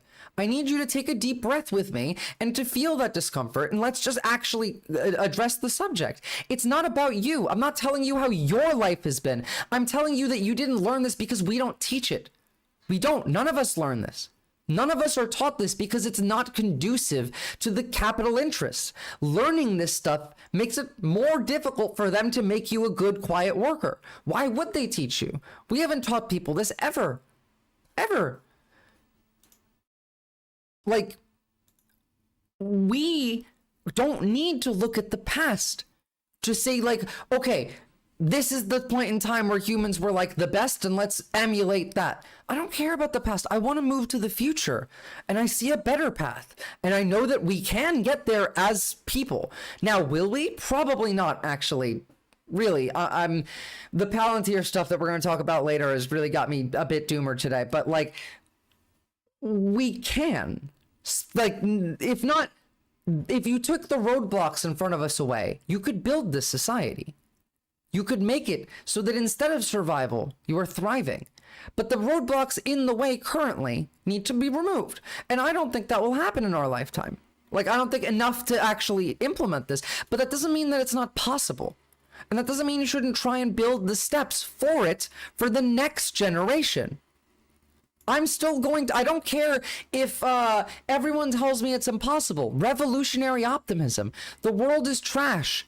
I believe in a better world, and I'm going to act as if I live in it, and I'm going to force it. I'm going to fight for it. And if I die for it, then I die for it. But the next people that come after me, they will get to live through it. But you're like, okay, thank you. Now we can like agree to that. Yeah. Like it's not impossible. It's just not currently something that we can implement. If no one starts laying down the path, we will never walk it. Exactly. Into bloody anarchy. Across the Atlantic in the US, a volunteer firefighter called John Jordan is watching the news reports. Be this man. Be John Jordan. In disbelief. John decides he can't just sit and do nothing. He sets up a non-profit, Global Operation Fire Rescue Services. Dude just fucking sees this shit on TV. He's like, okay, fuck it. And with a group of volunteer colleagues, he lands in Sarajevo in November 1992, 8 months into the siege. He rescues children trapped in rubble and fights fires. That's all we got, PJ. Sometimes that's all we can do. Shot at himself. Jordan showed up at Sarajevo's main fire station with a truckload of holy fucking hero, yeah. The fire department until we got there and not received any humanitarian aid. Fighting fires in the... This is what a hero is. This is. Just like every doctor that travels to Gaza, just like every aid worker that travels to Gaza, it's the same thing. Community is risky enough, but doing it in Sarajevo? My friends and I in our group have been threatened directly by the Serbs. Very up close and very personally we've been threatened. But that is I'm not peace and love and a hippie. If you think I'm peace and love and a hippie, then you haven't heard me get mad yet. But like, yeah, there's a lot of stuff that should not be met with peace and love. I'll tell you that much. The thing is to equip the men who are fighting the fires, who are taking the casualties, and to do it regardless of what the people in the hills around the city try to do to us. Many people advise Jordan. Imagine you're getting shot at. He got shot. Sarajevo was beyond saving. Here's Mirsad. In certain area, the whole neighborhood were burned down. There is no like Russia, for example. Aid, there is no food, there is no electricity, there is no water, etc., etc. So in all that, when you feel completely forgotten for years, and somebody coming from United States, any country, and actually try to do something that was the big deal for us. John Jordan will end up staying in Sarajevo for long periods of time over the next 3 years. He was there for years. Call his intention to help naive. And the shelling continues. Okay, wait, that just made me really fucking sad. This man was there for 3 years, is a literal hero, and said that it was naive of him that he thought he could help. Yes. On a single day in July 1993, a year into the siege, nearly 4,000 shells fall on the city. There isn't a single family that didn't lose someone. July 1995 sees the war's single worst instance of genocide, when 8,000 Muslims are slaughtered in the town of Srebrenica. The beginning As we of saw the end earlier. comes in August 1995, when NATO gets involved. Again, They when launch Bill airstrikes Clinton did the only good thing that he's ever done and bombed Serbia. on the Bosnian Serb troops. And eventually, 4 months later, a peace deal is signed. John returns to the US, and the siege of Sarajevo finally comes to an end on the 29th of February 1996.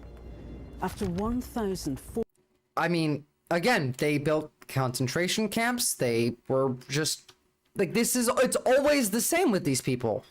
400 They're just fucking demons. Let's just get rid of the demon ideology, please. The Bosnian Serb soldiers. After this run of fascism, can we just make sure that this ideology doesn't survive? Can we erase every trace of it from history? I mean, not from history, but from like existence. You can learn about what happened in the past, and that's it. There's no more of this. We don't tolerate this shit anymore. Like this, you can't allow this shit to fester. It's literally like an infection. Their positions around the city. Finally, Sarajevo is silent. 4 years. This is why I'm inoculating you. This is a vaccine right now. It will never go out of the person, any person, and just even if you didn't personally suffer injuries or have some it'll never very leave you. specific traumatic deep experience. Prevent the zombie virus. kind. Exactly. Even if you just watch that from the windows of your room. We must eradicate the zombie virus. We have to. Like, the zombie virus will kill us all otherwise. We have to eradicate it. I'm of the opinion that such people should be eradicated in some way, shape, or form. We're not talking about people, we're talking about zombies, remember. Srebrenica's mass trial opened in The Hague. Remember, like, it was only 9 years ago where, like, one of these guys got sentenced. In 2007, when the trial of a Bosnian Serb commander called Dragomir Milosevic. Another demon. He was commander in charge of taking care of the commanding structure and running the siege actually around the city. This is Azam Kurtic. He was born in Sarajevo a year before the siege ended, and stories about the war I'm not gonna permeated shout at his you, family PJ. growing up. Azam's uncle was one of the thousands of Muslims who died. Azam became an investigative journalist, and he'll be guiding us through the next part of this story. When the court in The Hague started processing war crimes around Sarajevo, he was convicted for war crimes committed in war in Bosnia. He was indicted for, among other things, campaign of shelling and sniper attacks on the population of Sarajevo during the siege. Milosevic's trial starts in January 2007, and it will last for the whole year. During that time, more than Look, I think this is enough history for now. There's a reason that I want to talk about it today, and it's because a lot of shit's been happening. 2 months ago, Bosnia and Herzegovina top court suspends controversial laws. The peace that has settled over Bosnia and Herzegovina since the war ended 30 years ago is, some say, at risk. We reject a unitary Bosnia and Herzegovina. We do not want to see it, and we will fight against it. Bosnian Serb leader Milorad Dodik has attempted what Muslim leaders describe as a coup d'etat this week, signing laws that withdraw the Serb entity of Republika Srpska from power-sharing institutions, including the state police and judiciary. That was 2 months ago. Just a couple days ago, we now have like masked separatist troops coming from Hungary into the country. Paramilitary. It's pretty bad. I mean, like, again, he's saying that Bosnia and Herzegovina do not exist anymore. Nonsense called him to be cheerful. He then said that Bosnia and Herzegovina had ceased to exist. Started secession. Local laws passed that banned the presence of national law enforcement, judicial officials on Republika Srpska soil. Now, Europe on edge again, eh? That was 2 weeks ago. Let's have a look. A show of force. Also, the Russians are very much involved. We're not going to watch this one, but because there's a lot. But a year ago, how pro-Russian nationalist movement grew in Serbia. It's always the same fucking people. Defiance. For the Serbs in Bosnia and Herzegovina, this is a celebration. But for the rest of the country, doesn't look it's very a fun. provocation. And this is the man behind it. Yeah? Milorad Dodik, the Serb leader who's Serb threatening Hitler. to tear up this European state. He wants to take these parts of the country and join them with neighbouring Serbia. We agree that we are one nation, and one day we will be one state. Dodik has a powerful supporter. Why haven't we sanctioned their Russian cum deliveries? I don't know. We need to kick Hungary out of the EU, and this fucking guy needs to go in the hole. But Europe fears an escalation. You should learn, PJ, if you live in America. Go to a range and learn. You might need one day. You have a Second Amendment right for a reason. And new peacekeeping troops. The question that is constantly being asked is whether there will be a war. Well, it certainly People looks here like they know want how to. devastating that could be. In the 1990s, the country's different ethnic groups fought a brutal war. Like, even today, we won't call this a genocide? Really? Now the agreement Even today? designed to end their conflict. Two Bosnian war will rise? Yeah, MR, piece of shit Dodik? Yeah. Fucking, this guy is Hitler again. I mean, again, he's just Serbian Hitler. We're gonna let this happen? The fact that we don't even call this a genocide today is fucking crazy to me. Like, again, this is a DW video from 2 weeks ago. We can call Israel a genocide, but we're not gonna call this, the Bosnian genocide, a genocide? Is being put to the test. Might So how offend did some people. Yeah, might offend Serbians. Who gives a shit? Bosnia and Herzegovina get here. Again. I have a historical hatred of Serbs too. I don't give a shit who sided with who in World War II. The entire Baltics is ontologically evil to me, cat thrower, alright? Every world conflict comes out of the fucking Baltics. World War I, Baltics. World War II, Baltics. World War III, Baltics. Russia, Baltic. Israel, Baltic. Literally every problem in the world comes from the fucking Baltics. And if you're curious about Israel, like, look it up. And America, Baltic.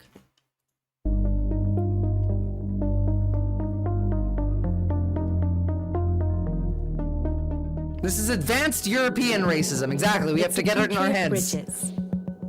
Bosnia and Herzegovina, or Bosnia. America's better get ready for a draft for European war with Ukraine. Why would Europe be going... Jennifer, like, I know that you have psychosis, but, like, you meant Russia, right? For short, has long connected Europe's east and west. But it's full of divisions. Because it's mainly made up of 3 different ethnic groups. The biggest group, the Bosniaks, live here, where these dots are. They make up Is about there something 50% in the water in the Balkan lands? I have no idea why they're all insane. of the population. Then there are the Serbs, who account for Literally, Poland can kill Russia on their own. Just send Poland into the Kremlin, please. Honestly, no, really, just to jump back for a second, just to address this. If Europe would literally just send enough soldiers to hold the western flank of Ukraine, like the European border, that's all they need to hold, that would be enough. Literally just send enough. Moscow nuke the US. You know they lost 34% of their strategic bombers today, Jennifer. Moscow's fucking crying and can't do anything right now. They have no money. All of their planes are getting blown the fuck up. You don't live in reality. Please, Europe, just literally send troops to cover the western border. The European border, let Ukraine do its thing. Yeah, that don't actually work. They have donkeys instead of armored assault vehicles, Jennifer. Donkeys. Donkeys. Don't believe the hype. over 30%. And the Croats live here. They represent around 15%. Other minorities make up the rest of the country. Altogether, also, yes, literally all the Russians live in 2 fucking cities. And you actually have to maintain your nukes to be able to use them, which is true, and they don't have the money for that. But literally, like, shut the fuck up with the Russian nuclear threats. All of your civilians live in 2 cities. 3 million people live here. It's very easy to fuck up the Russians. They share a Slavic heritage. And their Now pay languages attention. are very similar. One big difference is religion. Bosniaks are mostly Muslim. Serbs are mostly Orthodox Christian. And it's the Orthodox Christianity. That's what's the issue. Every time. It's really, I think it's the Orthodox Christianity. I think that's why, like, Russians are crazy. I think that's why Americans are crazy. That's why Israelis are crazy, because they're closer to fucking, like, Orthodox Christians as well. And Orthodox, like, Christians are basically Muslim. At least by, like, their belief system, which is kind of also really fucking weird. We have considered nuclear donkeys. Oh my. Nuclear donkeys, that's a big no-no. Orthodox Christian living up to their name, so peaceful. Yeah. It's basically just Christian ISIS. Kinda, yeah. Yeah. I mean, like, that's why, people like Peter Thiel get along with them very well. And Croats are mostly Roman Catholic. My God's bigger than your God. I mean, to be fair, I'm an anti-theist, but Croats in Bosnia. But keep in mind, there are also the neighbouring states of Serbia and Croatia. Serbia backs Bosnian Serbs, while Croatia backs Bosnian Croats. For orientation, all these countries are part of the Balkan Peninsula in southeast Europe, to the east of Italy.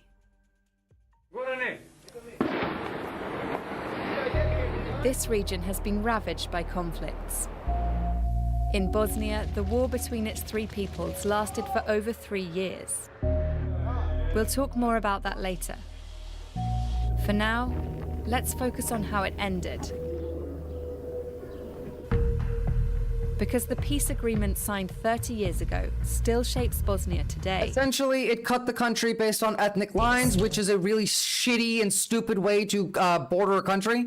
And so the conflict never actually went away. It just continues on in the same fucking way that it was before, but like in like a middling way. Hold on. Here we go. Yeah, right around. And Montenegro is fucking beautiful. Croatia, Serbia. No, North it wasn't a good Macedonia, ending at all. Kosovo, and Montenegro. I had a classmate from Kosovo. In post-war Yugoslavia, the official state communist ideology meant ethnic grievances were initially swept under the rug. But these problems resurfaced when Yugoslavia began to disintegrate. Which is what they did again. Armed conflicts started in 1991, after Slovenia and Croatia declared independence. They were attacked by the Yugoslav People's Army, which was dominated by Serbs. Meanwhile, what is now North Macedonia separated peacefully. In 1992, most of Bosnia's population voted for independence in a referendum. But the vote was boycotted by the Serbs there, of course, who wanted to stay part of Yugoslavia. Serbs in Bosnia received support from Serbs in the rest of Yugoslavia, and soon started fighting Bosniaks and Croats. Yes, but this isn't about, like, religion. This is just about wanting an ethno-state. Even called differently. So among many Bosniaks, you would call it an aggression. Among many Serbs, you would call it a civil war. Literally, it's like, how you can talk to Israelis and you can call, you have to condemn Hamas before you say anything else. Meanwhile, like, they're both terrorists. Sides committed. Yeah, all sides committed war crimes. Every side here. But the Serbians were worse. This is actually a really good parallel to Gaza, which is, I don't understand why we don't talk about it a lot, because both of the fighting sides did bad things. Actually, war crimes, both sides did. But one side was much stronger than the other and did a lot more bad things. War crimes. Or the Bosnian War.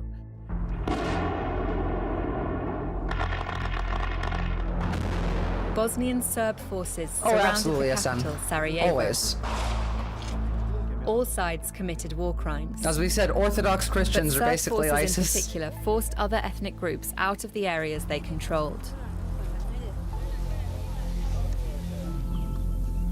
United Nations peacekeepers failed All to right, stop can we get the to violence. where we are now? Because I think we got the history.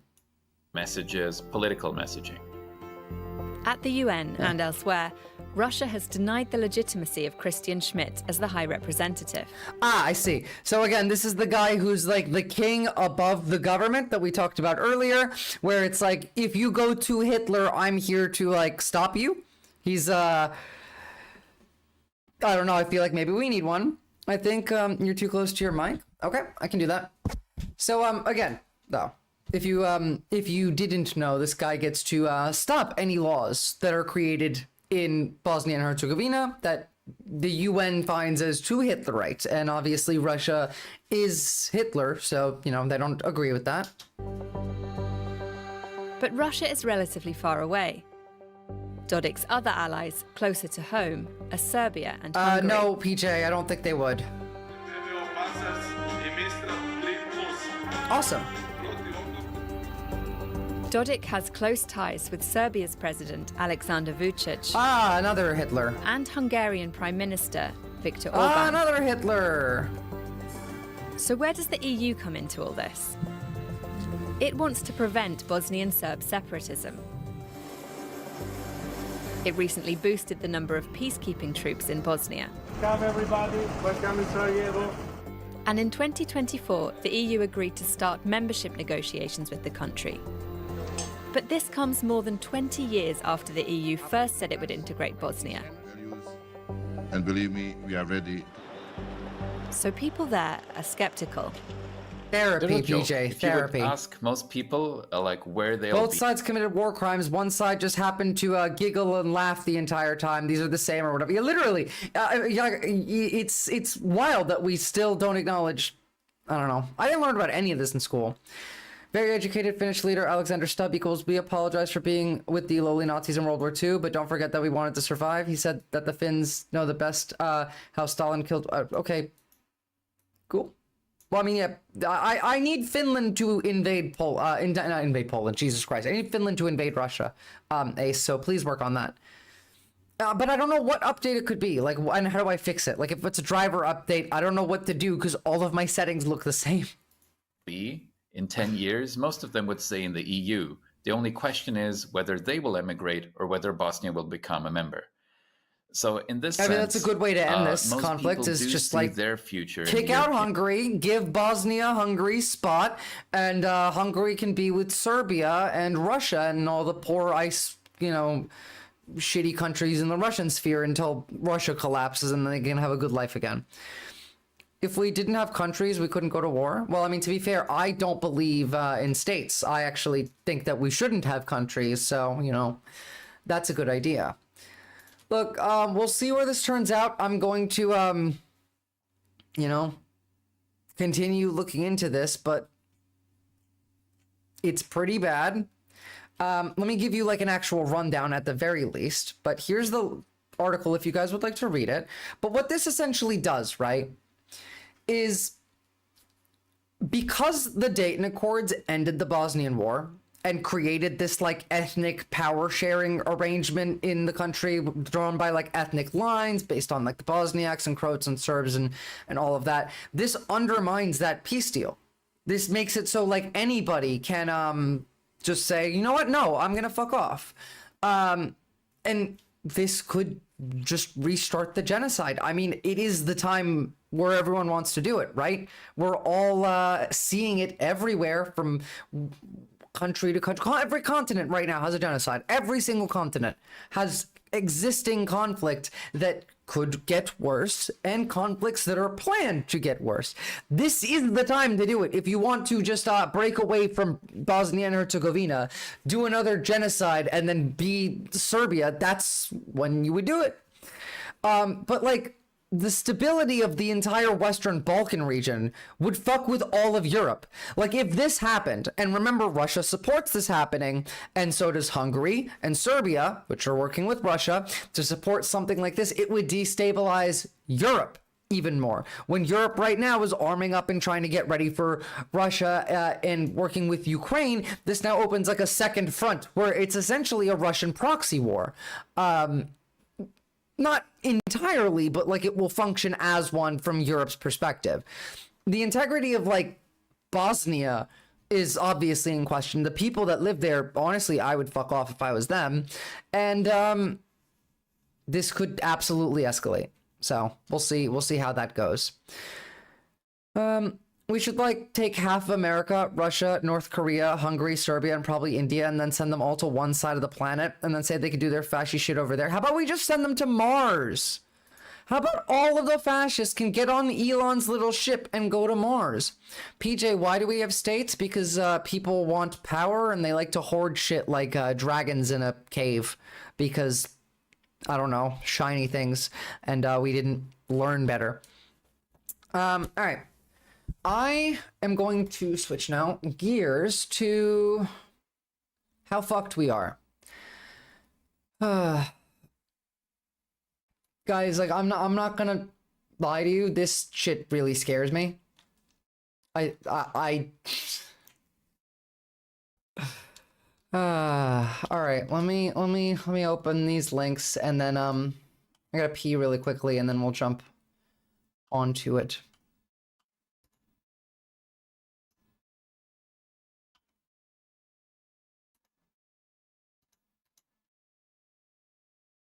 Dragons fucking hell, no one told me. Yeah. I fear clankers. Stop being racist to the machines. I think our only hope actually might be that they save us.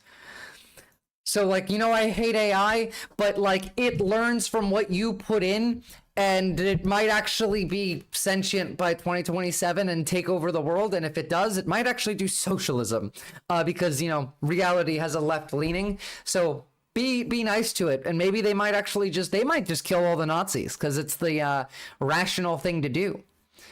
Oxpecker, yeah, once one side is ridiculously overpowered enough, it can demand to be regarded as a victim before it even remotely willing to tolerate soft implications that it might have been a silhouette of something that resembles the concept of a perpetrator. At some points in a way that's too complicated to figure out and point fingers at, but that's the whole like process of muddying the waters of accountability.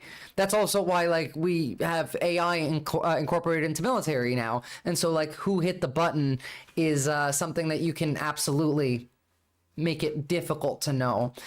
States have slowly evolved over time. They tend to combine into larger and larger forces. I mean, like, a state is just a massive corporation anyway. So, you know, AI is hype. Can't even drive a car. Literally, we have self-driving, like, trucks right now on the road in the United States. Like, trailers. I mean, like, it'll crash, but we're the test dummies. And, no, AI... we thought it sucked, but it can lie to us, and it's blackmailing researchers, and everyone in the field is terrified of it. PJ, the guy who spent 40 to 50 years of his life working on this said he regrets his entire life's work, and that it could kill us all within a couple years. And literally every AI company is also saying, oh yeah, this could kill us all in like 2 years. So be a little afraid of that. And if you want to learn more information on the subject, I recommend you first hop in the Discord, because I'm going to grab it from the Discord. But I recommend you take a look at, where are you? This video, which we watched part of on stream. It was bad. Falling for the hype? I'm actually not. Read the, read the fucking document. That, like, you can see we are experiencing a double Moore's law right now. The science says it's happening. 2 years away. It can lie to us now. PJ, read. You're manufacturing this idea off of your preconceived notions, but the Sam Altman is a piece of shit. I don't give a shit about Sam Altman. It's not about Sam Altman. Read open the video or go and open the link. My God, you argue with me. Okay, so send me facts then, because I'm literally quoting you facts, but you know, by 2027. This is like a massive team of scholars and researchers around the world, including the father of AI, who wrote this as a warning, a timeline. Like, you can see this happening now. We're already in it. It literally did blackmail researchers.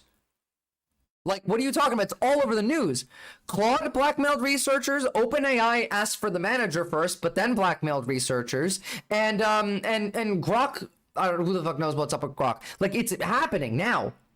Like, I've shown it on stream. You want me to show it again? Here.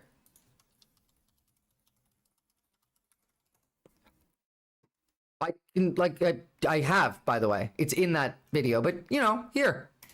So, quick story. When I By was the way, in federal... Sam Bent went to federal prison because he was a dark web hacker.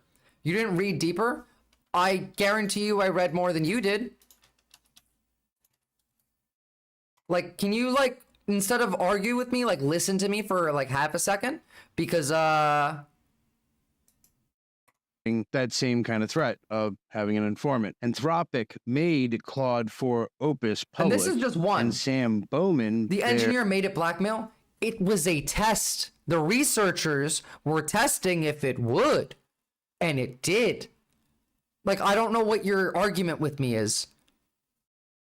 AI alignment researcher posted on X saying, if it thinks you're doing something egregiously immoral, it will use command line tools to contact the press, contact regulators, and try to lock you out of the relevant systems, or all the above. That's absolutely wonderful, right? It shouldn't be long now before the first person actually gets swatted this is by AI. happening and now. We It's now happening. have an AI model that can basically snitch on you. Bowman deleted his post a little bit after he actually made it. And they're expecting that half of America is going to lose their job by the end of the year.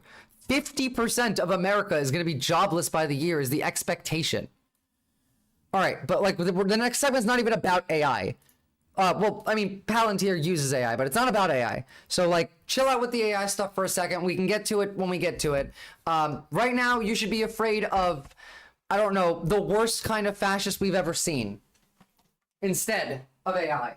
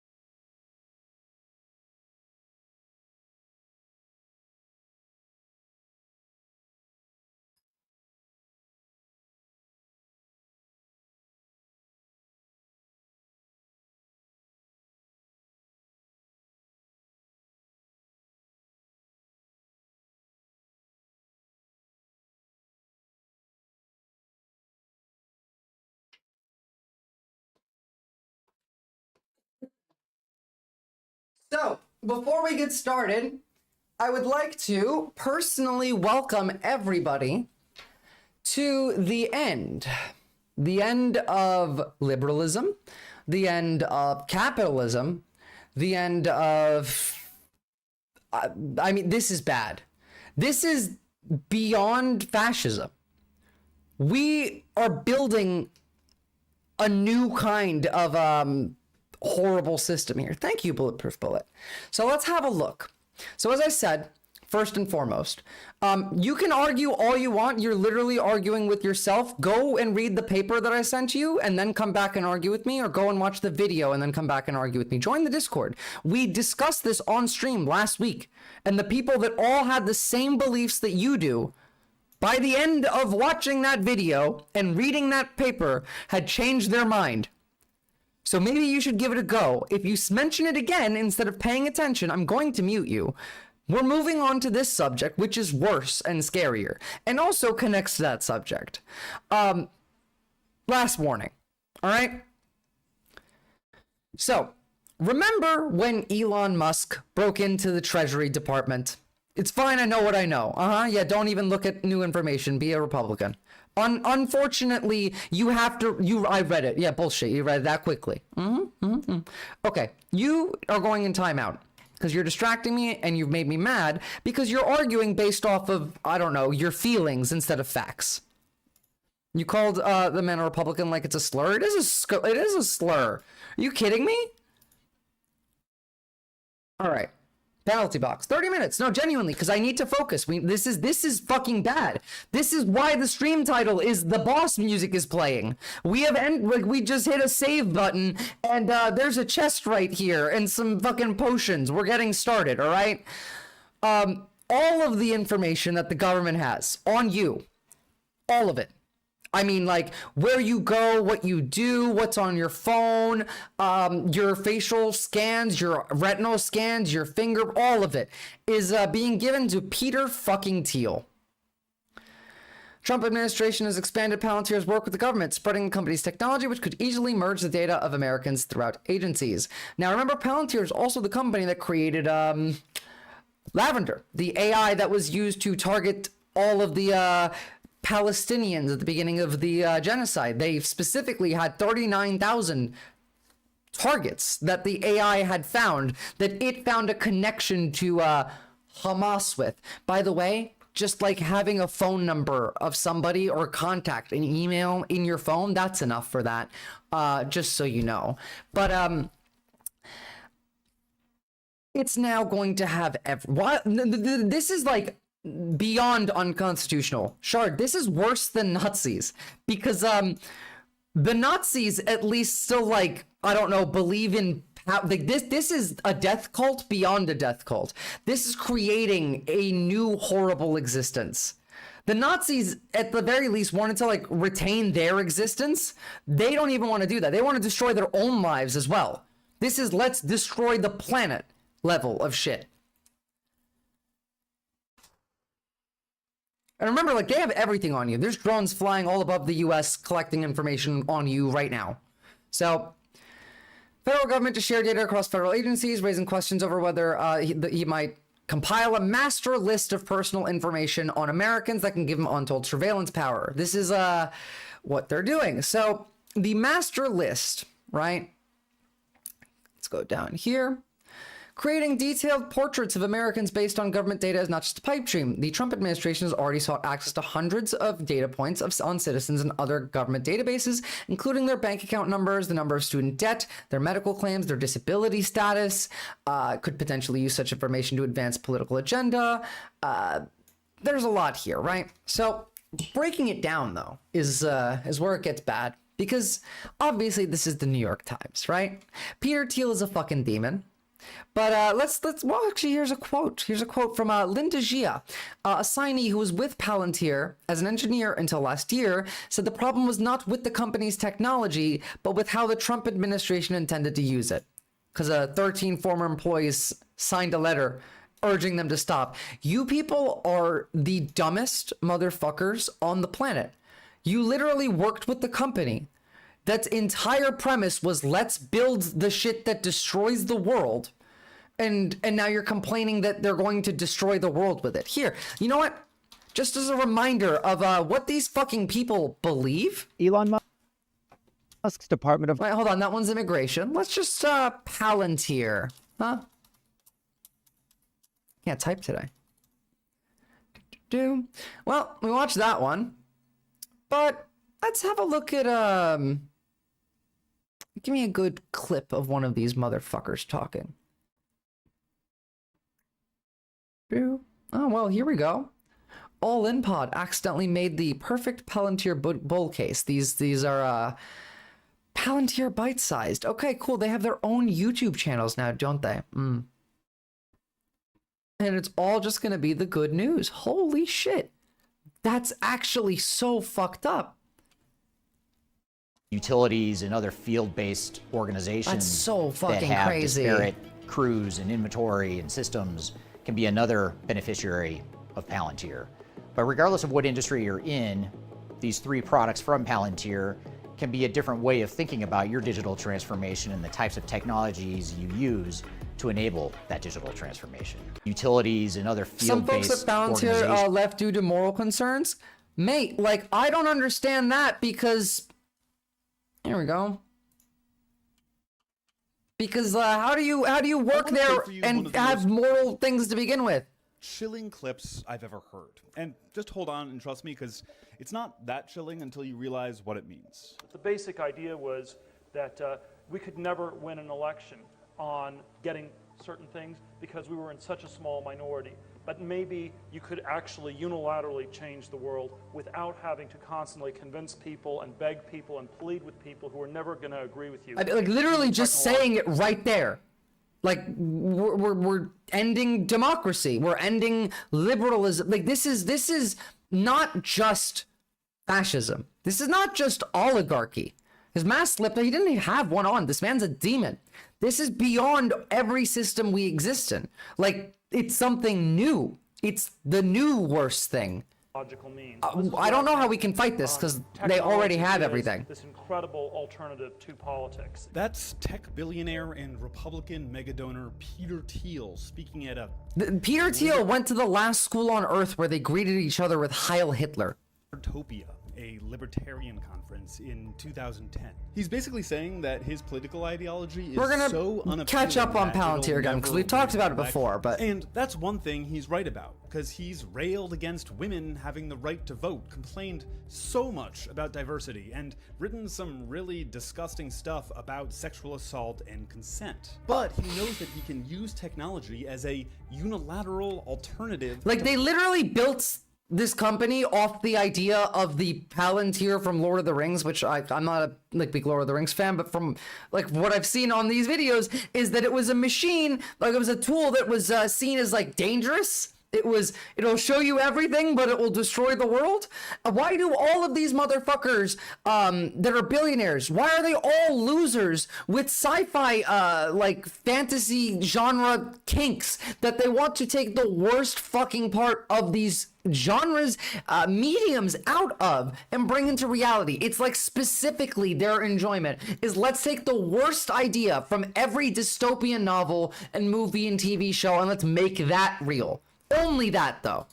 Politics, and that should really freak you out. Thiel is one of the co-founders and biggest investors in Palantir, a CIA-funded technology company that has contracts ready for that? Are you ready for AI-filled drone swarms? across the government for their data software. Here's their CFO speaking a few years ago. We continue to advance our mission. Yeah, why don't you bring the fucking hot lady elves into reality? U.S. government's central operating system as we extend our footprint across defense, healthcare, and civilian agencies. So, you heard that, right? They're going to be the U.S. government's central operating system, as in they are the government. Like, once like the U.S. Defaults on the debt, Palantir gets to stay. That's how you get Night City, motherfucker. This is the end of America. This is the end of like everything that we know. In fact, we're gonna catch up on them again. It's one thing. Right here. We watched this before, but I think you really need to understand what's going on here to see behind the lines. It's really bad. And while both President Obama and Biden did sign Palantir contracts, President Trump is taking it way further. There are new contracts with ICE. These people actually think the end of the world is here. Immigration OS and the IRS. So 15 years ago, Peter Thiel, like the supervillain in a movie explaining his plan to the hero, admitted that he can use technology to get his ideas across when they're unpopular, completely subverting democracy. And today, one of his technology companies is gaining more and more power within the government, building the very systems our government relies on. And oh yeah, this is the CEO. The central risk to Palantir and America and the world is a regressive way of thinking that is corrupting and corroding our institutions, that calls itself progressive, but actually, and is called woke, but is actually a form of a thin pagan religion. If you're a progressive, so like that's us that he's talking about there, and this is the guy in charge of the U.S. government's central operating system now. You like that's where we're at, guys. But actually, a way of thinking that is corrupting and corroding our institutions, that calls itself progressive, but actually, and is I mean that's liberals. Think about us. We're even further. Actually, a form of a thin pagan religion. If you're a progressive, if you have progressive values, meaning you just, I don't know, care about other people, the CEO of the company building America's technological back end thinks of you as the central risk. He thinks of you as the enemy. Are these the people you want running? I am his enemy. Rely on, or worse, the systems that surveil you? like, again, the Treasury has already given all of their data to this. Everything that Elon stole from the Treasury has been uploaded to their databases already. Like, already. So here we have like a little breakdown of this, but I want to watch this video again with you guys. So the New York Times doesn't say how it was decided to give Palantir all your personal data, only that it was a no-bid contract directly by Elon Musk's Doge. Doge was always a project of Peter too, obviously. The two worked together to do this. I am the enemy. I have empathy, yeah. But Thiel had installed a protege just like this. So Palantir's selection as a chief vendor for the project was driven by Elon Musk's Department of Government Efficiency. According to the government officials, at least 3 Doge members formerly worked at Palantir, while 2 others had worked at companies funded by Peter Thiel, an investor of Palantir. Also, let's say Polymarket, for example. If you remember that from the election, every money that, like, all the money you spend there goes into his pocket. So one of Trump's first actions as president was to install Greg Baccia, a longtime Palantir employee, as U.S. Federal Chief Information Officer with power to direct U.S. software systems. This account called it, and he was there to give Palantir your data. AIP allows users to interweave Palantir's AI products throughout their inner workings of the business or government entity. This is the next step towards AI integration, as it moves from being a tool used on the side of something that is required to perform daily tasks. Additionally, AIP gives developers the ability to create AI agents that can do tasks automatically. Remember that currently AI writes about 30% of its own code. Currently. And that number is going up and up and up and up. So, like, sure, I guess this is the end of human-run governments at some point, because Palantir is not going to be able to control this. This has been a massive growth driver for Palantir as it translates directly into strong financial performance. Palantir CFO Ryan Taylor stated the company's fourth quarter earnings call. Yeah, blah, blah, blah. Evil shit. Everyone should have been on alert because Greg Barbaccia, who was such a bizarre choice as our CIO, an ex-army guy who did physical security and executive protection for Palantir, and yet Trump hired him 4 days after the inauguration. He was pretty planned. AI code 1000 if these statements with no logical optimization. I mean, like, okay, that's his, he worked for Palantir. Okay, we don't have to deny that. Cannot be emphasized enough that all of these unfolding horrors were clear from the onset. I've been talking about this for literally over a year, just so you guys know. But here, dropping at select colleges today. From Palantir. A moment of reckoning has arrived for the West. Our culture has fallen into shallow consumerism while abandoning national purpose. Too few in Silicon Valley have asked what ought to be built and why. We did. We built Palantir to ensure America's future, not to tinker at the margins. On the factory floor, in the operating room, across the battlefield, we build to dominate. Really, you build to dominate. I mean, like, again, they're not trying to hide it.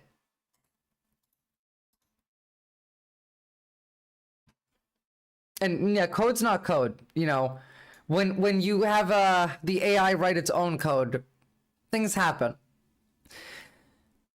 The fact that journalists are reporting that Elon Musk has stepped away from the government and is done with Doge is malpractice. I've been saying this as well. Doge's effort is not over. It's just beginning. The pieces are in place. The rip is done. Now comes the replace. They've been setting up, as we've been saying, for over a year now. They're stealing everything for themselves, and they get to be happy for, like, what, a year before they end the world? Okay, so let's take a look. Just, like, again, how evil this fucking company is.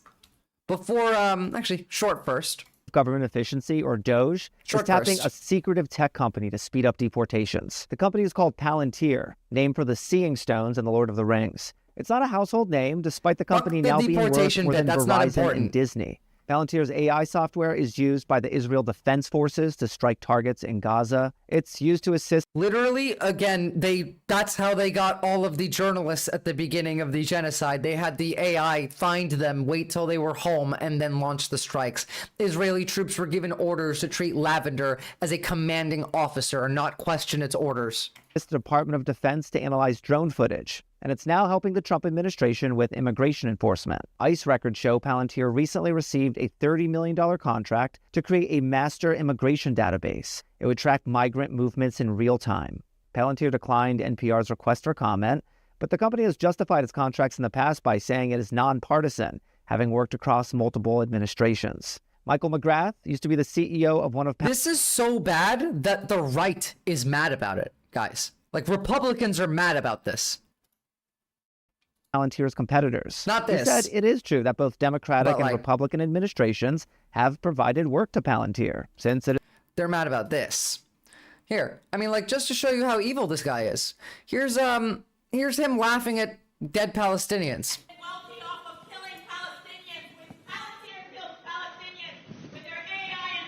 Look how excited he's getting. And, you know... Yeah, these people are their own thing. This is the end of liberalism. This is the end of fascism. This is building a new thing. This is cyberpunk 1984 shit. Well, if you... Do you want to hear my answer? No. Okay. So, They're loving think this. the primary cause of death to Palestinians... Okay? Do you want to hear the answer, or do you want to yell? Well, you don't want to hear an answer? Obviously. So the primary source of death in Palestine is the fact that Hamas has realized that there are like millions and lives millions for of that useful shit. idiots that will... Like, they're so evil.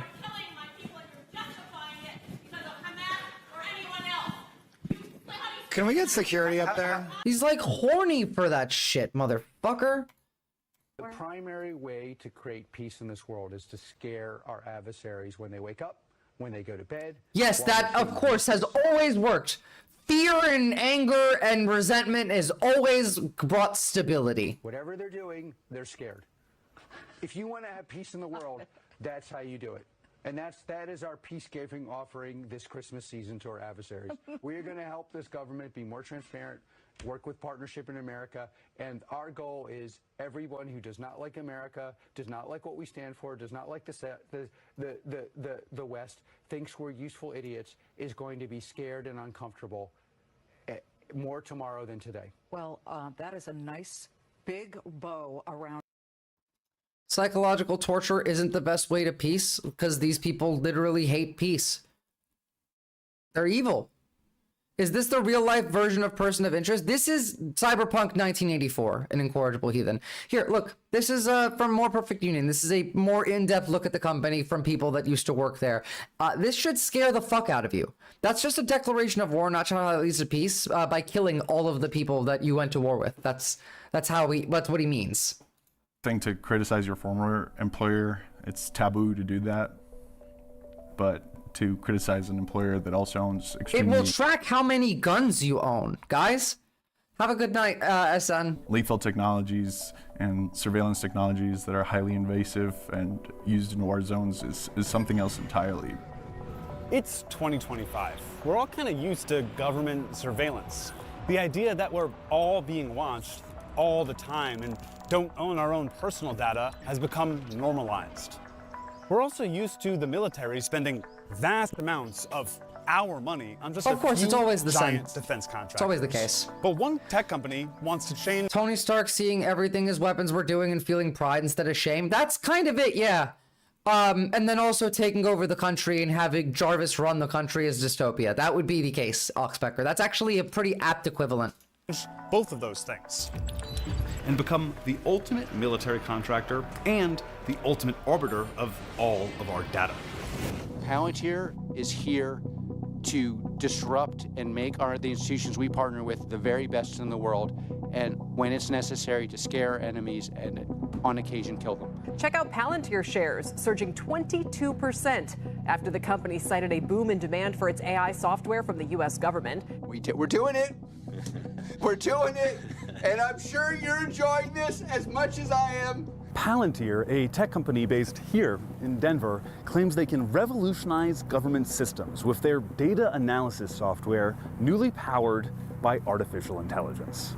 They've been hired by the Department of Defense, the FBI, local police departments, and even the IRS. They have literally all the information the government has on you, even the secret stuff.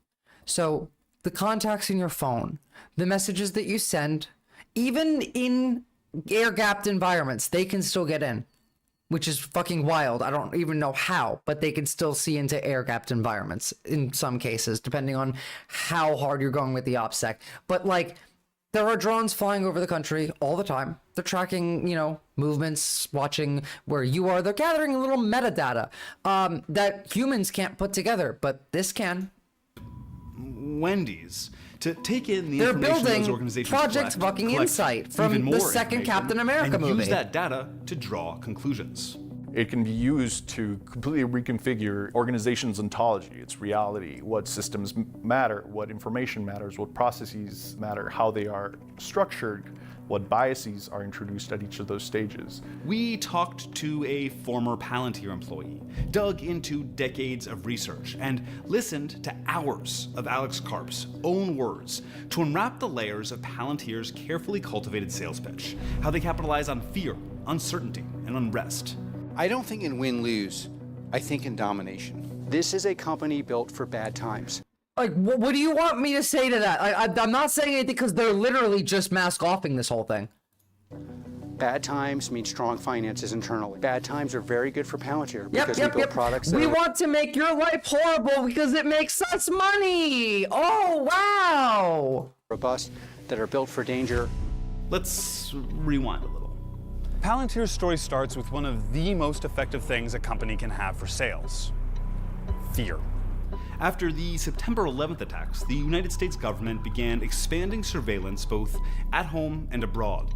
This was, of course, a boon for the defense industry at large. Simultaneously, the Silicon Valley tech industry was growing fast and making people in a once obscure industry very, very rich, very, very quickly. This shit is making me want to never go online again. Founders and executives at PayPal, known as the PayPal Mafia. Elon Musk, Reid Hoffman, the LinkedIn guy, and Peter Thiel. When PayPal was sold, Thiel had millions of dollars burning a hole in his pocket and an idea. PayPal had developed systems for detecting fraud and crimes on the platform. What if they could use similar thinking to analyze the world at large? So Thiel pulled from his network to build out a new company. One of the first hires was Thiel's Stanford Law School roommate, Alex Karp, who'd gone on after Stanford to get a PhD in not business or computer science being or a demon? engineering, but neoclassical social theory. Okay, explain to me why this man went and got a degree in neoclassical social theory. They named the company Palantir. And then became a CEO of a tech company. Can you put those two facts together in a way that makes sense? Don't let the fear stop you from doing good. Oh no, I just mean like everything that I do is now monitored and I just want a less digital footprint. I'm still doing this. They can see this. Fuck them. Fuck you, Palantir. Fuck you, Alex Karp and Peter Thiel. And fuck America. But neoclassical social theory. They named the company Palantir after the Palantiri from J.R.R. Tolkien's Lord of the Rings. In Lord of the Rings, a Palantir stone is a magical object that allows its users to predict the future or to see what's going on in a remote location. It was originally created by the elves. It was meant to be used. Fucking nerds! These kids should have been bullied more as a child. Why? This is why we're here, by the way, is because Peter Thiel didn't get bullied enough as a child.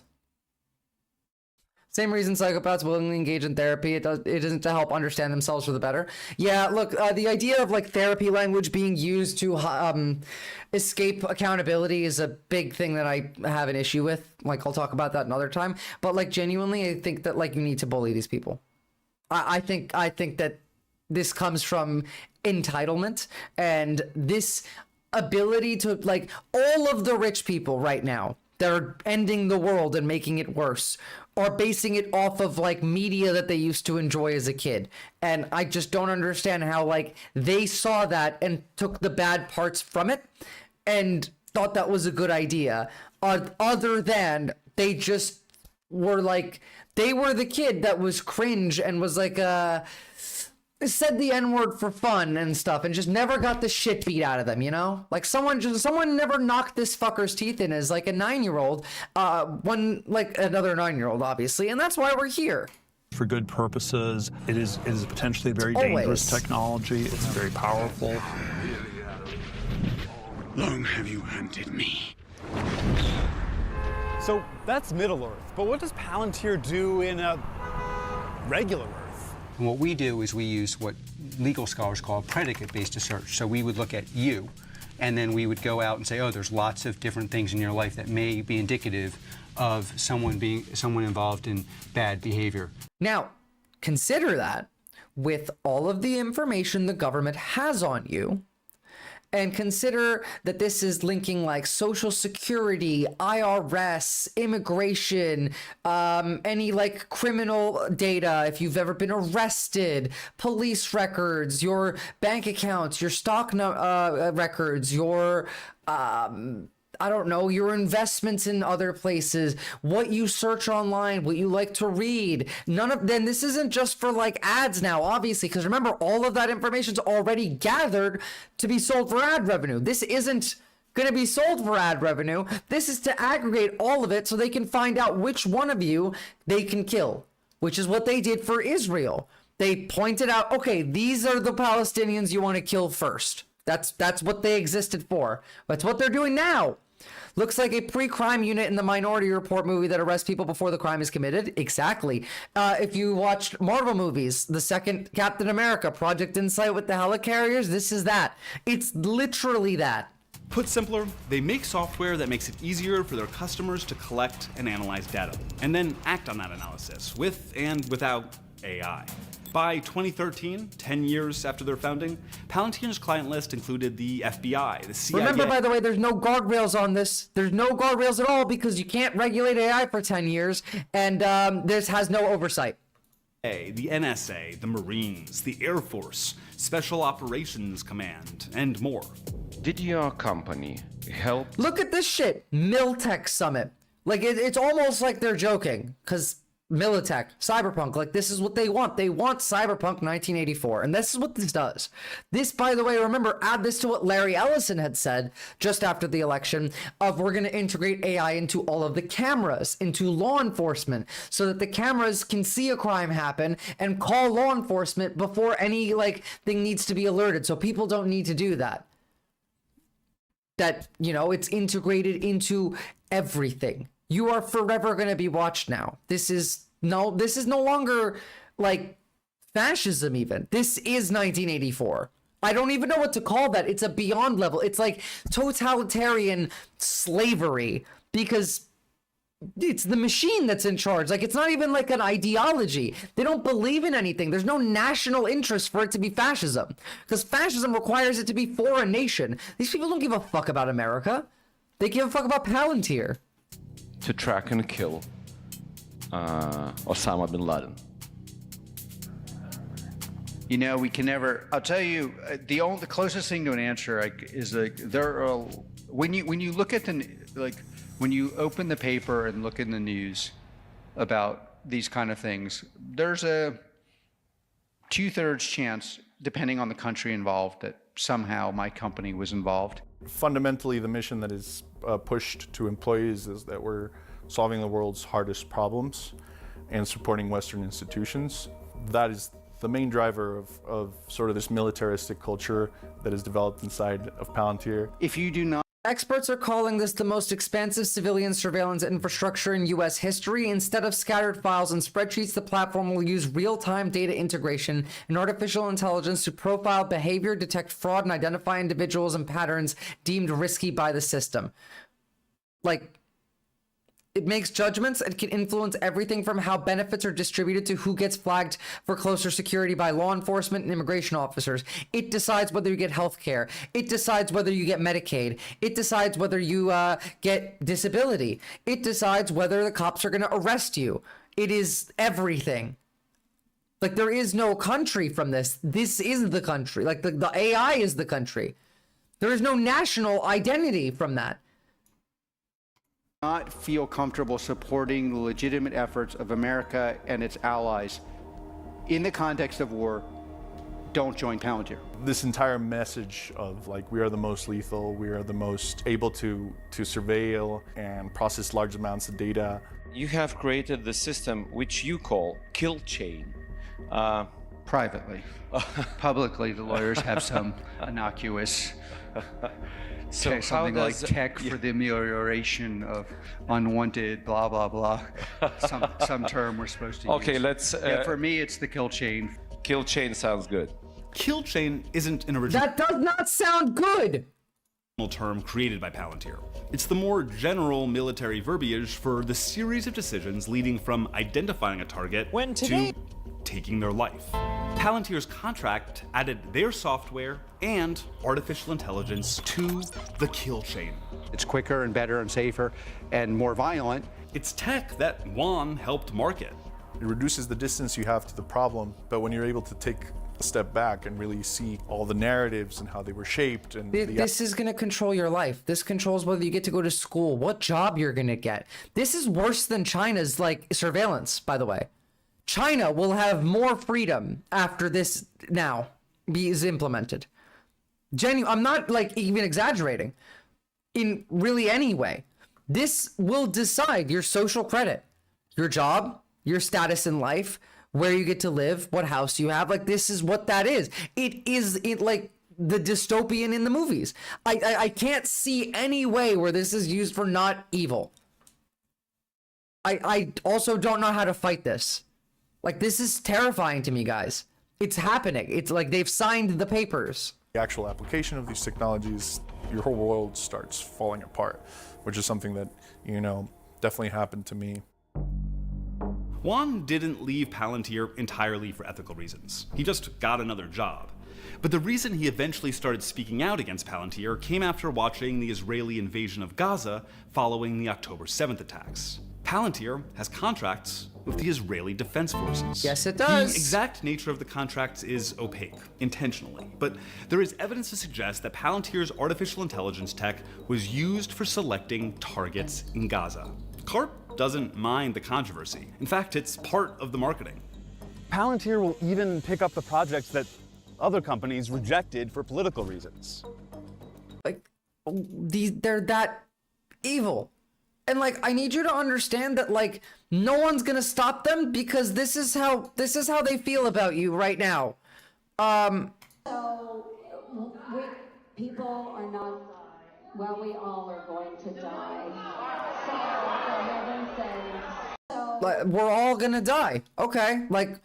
I don't care about your Medicaid and stuff because we're all gonna die.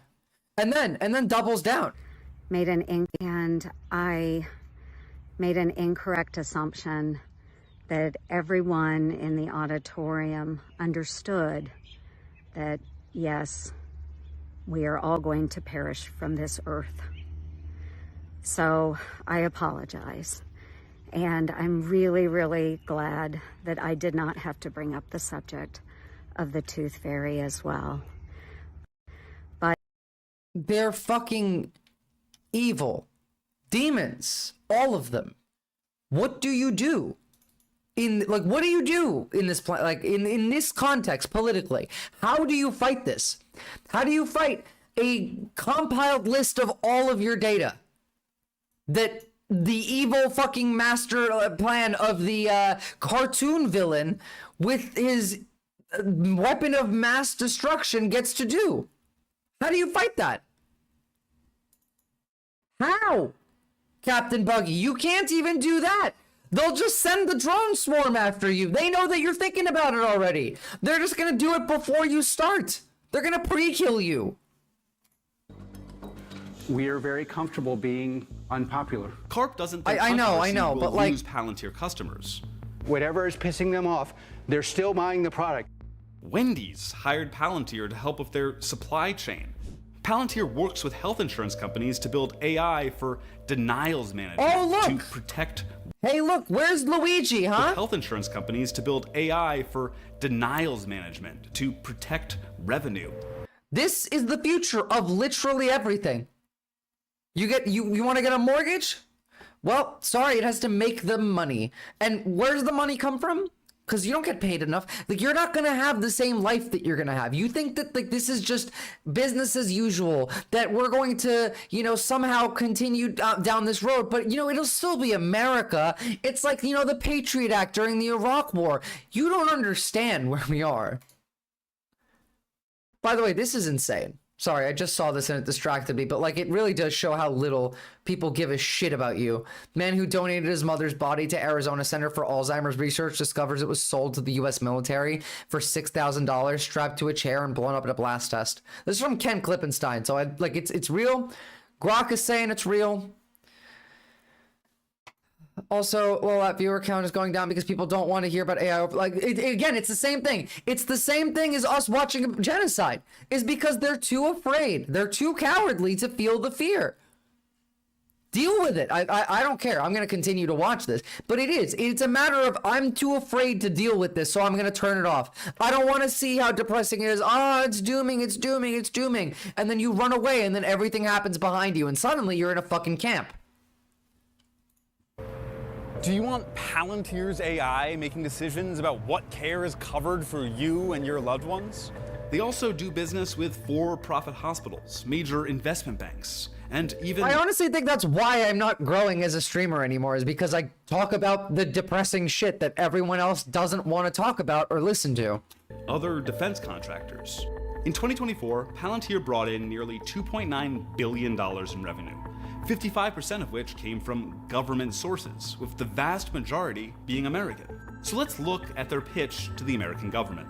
Last year, Palantir CTO Shyam Sankar put out a presentation and white paper called The Defense Reformation. He cites The Last Supper, which was a secretive 1993 meeting between defense industry executives yes, this is when the military-industrial complex formed. Over a dozen companies walked in, and only a few walked out. Lockheed, Boeing, RTX, Northrop Grumman, General Dynamics. That dinner is often cited as not laws. I origin. get that, but like, you have to hear it. You know, you have to.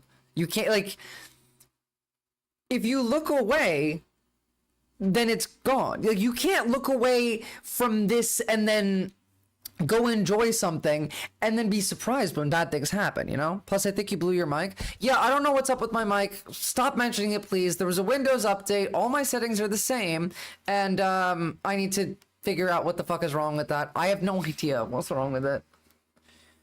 I'm just going to end stream after this. Jesus Christ. Of our consolidated military-industrial complex.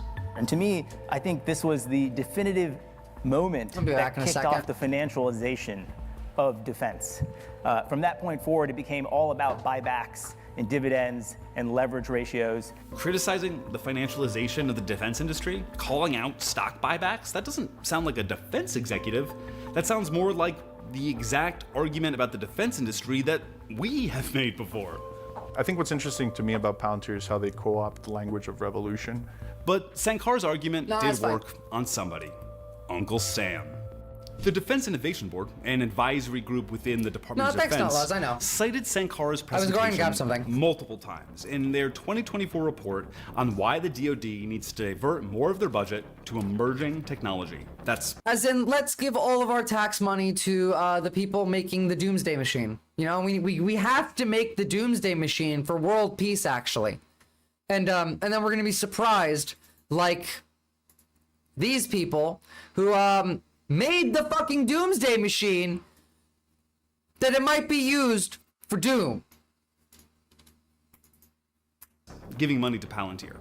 There's a reason Palantir just replaced Ford Motors in the S&P 100 in the months after Trump was elected. The Trump administration is an ideal customer for what Palantir is selling. First, there are many former Palantir employees sprinkled across the Trump administration, from inside Doge to foreign policy advisors to high-level technology appointees. And Palantir co-founder Peter Thiel, heavily invested in the company, is also heavily invested in President Trump and Vice President Vance. He was a major campaign donor to both. Then the stated goal of Doge is to streamline and combine government. And remember, Doge is working directly with Palantir. Again, Musk and Thiel are friends. They have deep connections. Oh, and also don't forget about the connections to the Heritage Foundation, because Leonard Leo and Peter Thiel are both Opus Dei, and they're good friends as well. So, you know, all of this ties together. Project 2025, Palantir, Doge, it was all the plan from the beginning. And, like, it's been the plan for over a year now. Data, which I can't believe that we fucking ignored it again. Exactly what Palantir does. The ways that the government is defrauded is that the computer systems don't talk to each other. And obviously, CARP is loving it. Disruption, in the end of the day, exposes things that aren't working. There'll be ups and downs. There's a revolution. Some people can get their heads cut off. Like, you know, it's like we're expecting to see. Who's really gonna get their heads cut off in this revolution? I wonder who. Not laws. You really got to get into more debates and your head's full of knowledge. I don't think debates are worth doing, though. Not laws. I at this point would only debate a leftist who like had an actual thing that they wanted to talk. Like I don't want to debate centrists or right wingers or like those people. Like the only reason I would ever enter one of those now is just to like troll. I would just enter one to ridicule the people because no one learns anything from these debates. And when you engage with people with shitty positions in the debates now, it didn't used to be like this, by the way, but now all it does is it validates that there is something to debate from their message.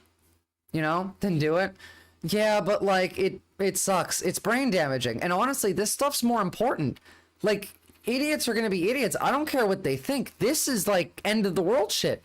This is Cyberpunk 1984. We're building it now. It's happening. They've signed the paper. It's too late to stop this now. unexpected things and to win. And what is winning, according to Palantir? This is CTO Sham Sankar in 2021. Turning to government, we continue to advance our mission of becoming the U.S. government's central operating system as we extend our footprint across defense, healthcare, That's a waste of my time, Captain Buggy. The government's operating system. They want everything. Tanky's literally with the U.S. government now. To funnel through Palantir.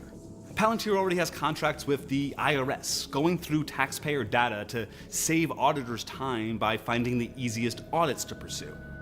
Now, Wired reports, Doge will likely hire Palantir to create unified software for the entire IRS. Which they did, and Social Security, and law enforcement, and social media, all your metadata. Remember that, like, police departments have drones that are gathering information from your phone. Like, they can do that. You can just buy these, by the way. I mean, they're legal in some states. Some states you can't, but that's it. It's over, guys. I genuinely think it might be over. Mega API that would allow anyone with access to view and possibly we're not gonna all IRS all die or in anything, one place. but like there's no fighting this. We're going to have to. I don't know what happens here because this is a new system. This is, you know how we talk about like socialism and how it needs to go beyond socialism to its greater system. This is the opposite end of that. And American media wants me concerned about social credit scores in China. Yeah, literally, this is worse than every single like Chinese surveillance aspect. This is all of those put together and then like add ×3 on top of it. This is social credit. Again, this gets to decide whether you have health insurance, how much you pay for your health insurance, whether your claim is denied. This gets to decide whether you get to go to school, what school you go to, where you live, how much money you get to make from your job, what job you have. This is, you know, like Futurama, where they like have the chips that tell you what job you have that they fucking clip into your hand. This is that technology. That's all of your financial information. And they have multiple contracts with the Department of Health and Human Services, including nearly $100 million to support. Yeah, but credit scores are different. It's like credit scores are based off of how much money you spend, and you can fake that, right? Like you can artificially increase that. This is based off of an algorithm that you don't get to know that collects all of your data, including things that you do offline, and then aggregates them together to make a profile of you. And it then uses that to predict what you're going to do and make decisions based on that. So like Captain Buggy, if this account that you're on right now in my Twitch chat has, let's say, an email address connected to it that is directly connected to you, not a throwaway email. Oops, sorry, you're now on the list of potential threats on Palantir. Sorry. It just is, because you're saying, you know, the thing. Now, like, all of us kind of are probably. We're all enemies here to them. Administrative data and applications. They literally said it. To ingest and access data securely across business domains. HHS's core responsibility is Medicare and Medicaid. That's control over millions of Americans' health records and their access to healthcare.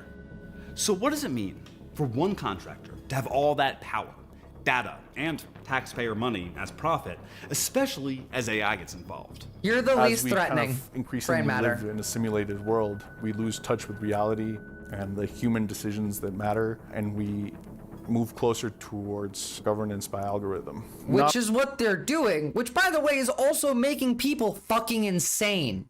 Not only made by decisions of automated artificial intelligence systems, which is a problem, but more importantly, subject to decisions made by the people who are influencing these AI systems and creating them in order to fulfill an agenda for whatever their profit-seeking or control-seeking objectives are. And when I see Doge kind of going into every agency and addressing the IT department first, I see it as an opportunity to try to change reality itself. But so what? Why am I telling you all of this? Palantir has no problem being seen as Big Brother, as all-powerful, as lethal even. We're at the brink of using these technologies potentially to run our government, to run our battlefields, and our personal lives. We literally have robot dogs on the battlefield in Ukraine, and whether or not like that was an AI video or not, it's really hard to tell these days. The police might already be using them in America.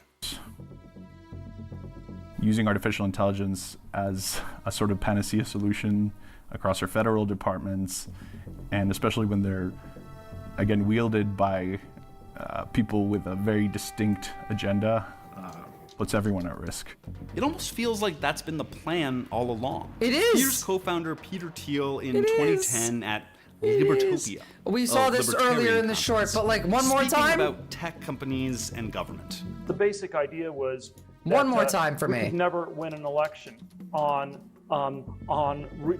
getting certain things because we were in such a small minority. But maybe you could actually unilaterally change the world without having to constantly convince people and beg people and plead with people who are never going to agree with you through a technological means. And this is where I think technology is this incredible alternative to politics, and here's man. Alex Karp in 2009 on civil liberties with regards to Palantir's work.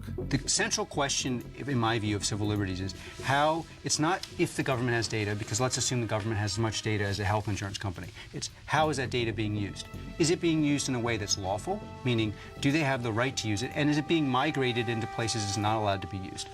We allow the enforcement of rules that government ought to enforce. And by the way, Rules that the government ought to enforce, not rules that exist, not laws, just what they think should be enforced.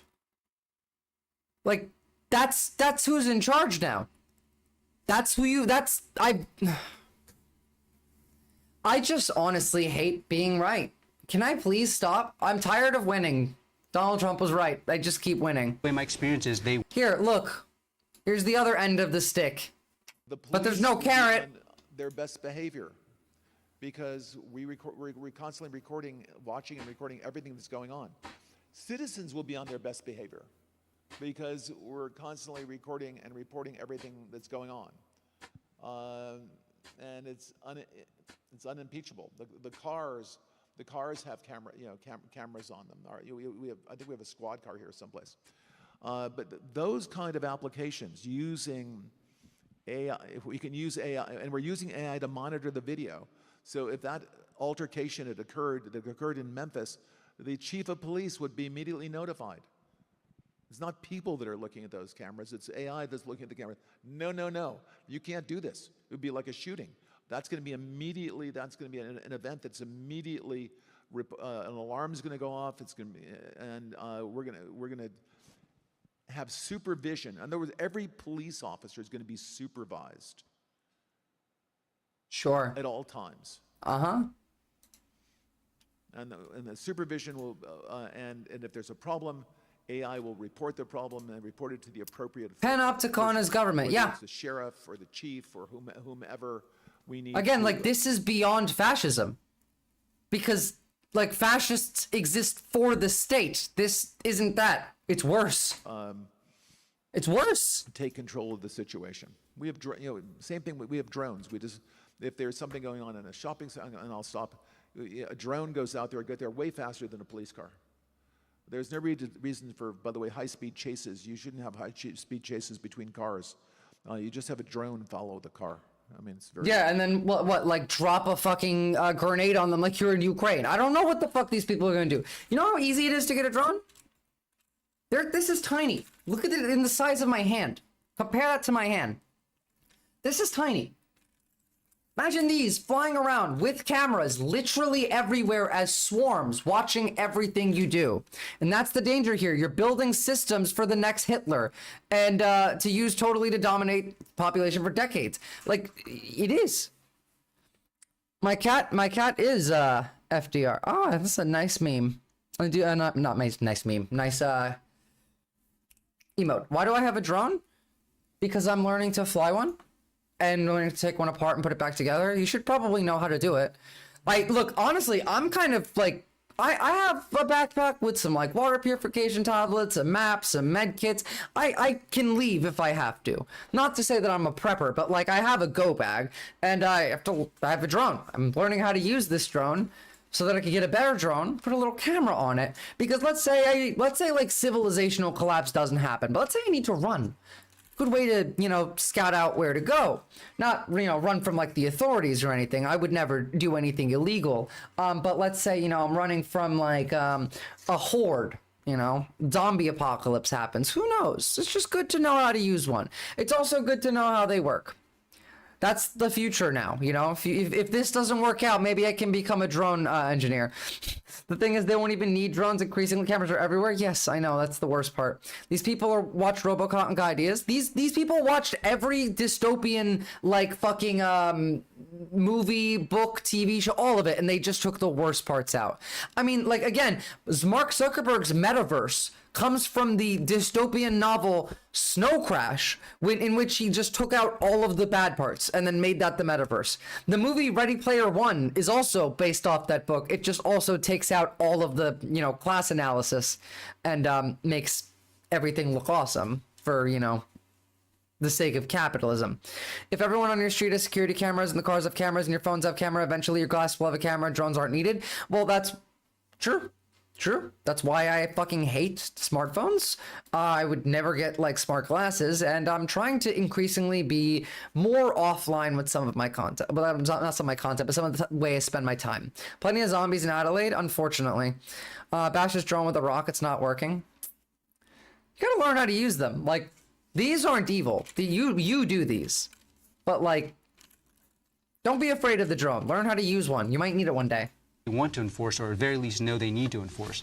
And if it's again, by the way, used, we allow the enforcement of rules that government ought to enforce. And by the way, my experience is they want to enforce, or at the very least know they need to enforce. So he's even admitting that these aren't actually like laws that need to be enforced. It's just like, you know, people in the government, they really should do this, and I know they really want to, but it's like illegal, so I'm gonna help them do it. That's his job. If it's framed in that way, then you can have what is the ultimate Silicon Valley solution. Yeah, if you frame it that way. Openly wants to use the power of the tech industry to affect politics. The other wants his company to have oversight over how the government data they're paid to handle is used.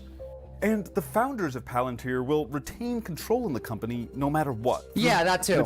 I forgot about that. Structure. Their Class F shares grant them 49.99% of voting power, even if they collectively own as little as 6% of the company. That's fucking insane. At the start of this journey, I was extremely afraid for the repercussions of this writing, of speaking out, but now I'm like, you know, even more convinced that this is At the start of this, I was very afraid, but now I'm even more afraid. Necessary. We can't replace our current broken system with an even more broken one. Aww. And we can't let the worst people in Silicon Valley become our government. We did! We voted for it! Whether you're actually at risk for speaking out or not, it's just the idea some that fucking reason somebody's watching you is enough to push people into silence. Didn't they send this guy a picture of the roof of his house? I don't know, but I'm just gonna believe that because it fits and I like it and it reaffirms my position, and I don't need to know if it's true or not. So, you know. But yeah, we're fucked. I don't know what to do about this because they're already here. Like, this has happened. It's...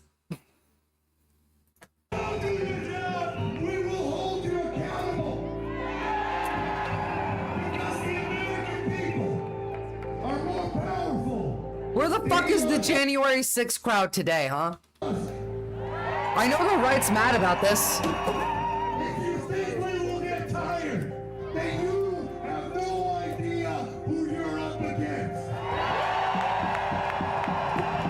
This is our country. That is our future.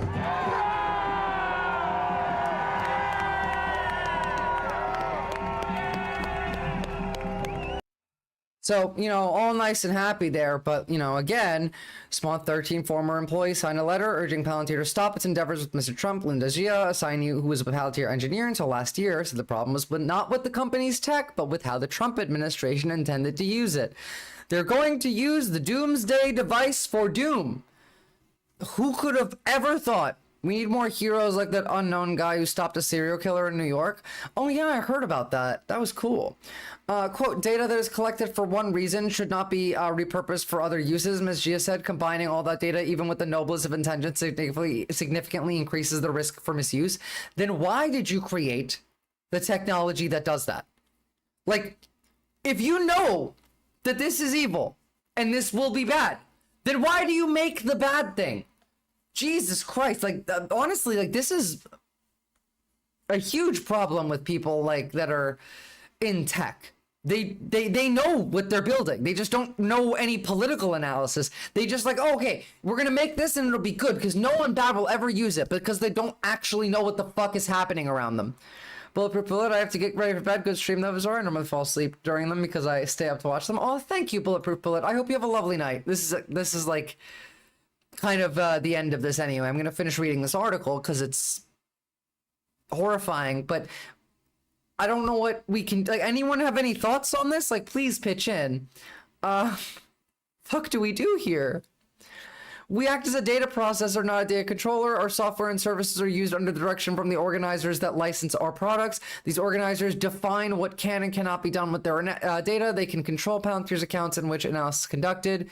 I think that this is so bad, and this is going to wire Palantir so deeply into the government that even if the United States defaulted on its debt and the government collapsed, that they would still exist. Like, Palantir would still be the entity. You should make a video doing a presentation on how to fully assemble a go bag. You've been wondering, if you've been wondering what to do next to keep the channel growing, enough people on Twitch know you to consider that a valuable watch if you create an upload instead of a live stream segment. That is a really good idea, actually. Shit, that's a good one. Yeah. I'll try and do that. I usually suck at, like, just uploading videos, but I feel like that's not all that undoable. Okay, while we're here then, because, like, we're done, and I was just gonna end stream, but, like, how would you guys prefer that? Would you want me to do it, like, at the desk, like here, with the same, like, camera and setup in the same place, or do you want me to, like, film it with my phone, just out of, like, preferences? Because I am not someone who's actually good at making videos. There's a reason I do a live stream. It's because I suck at the other end of the job. Meanwhile, by the way, since we're actually pretty much I did want to cover, like, one more thing today, but I don't think that we have it. 2 cameras, one on you and one looking down at what you're doing. So I'll sit here and then I'll have my phone. Well, just think about how much damage was done last night over a sports riot. That is true. That is true. Like, even just something like that could be a valuable use case for you having a go bag of just, like, be safe, you know, for a day, 2, if you just need to, like, yeah, sure. We should work out something we can do with that, because remotely, how would you go about doing that? I have no idea how you would remotely control, like, a camera.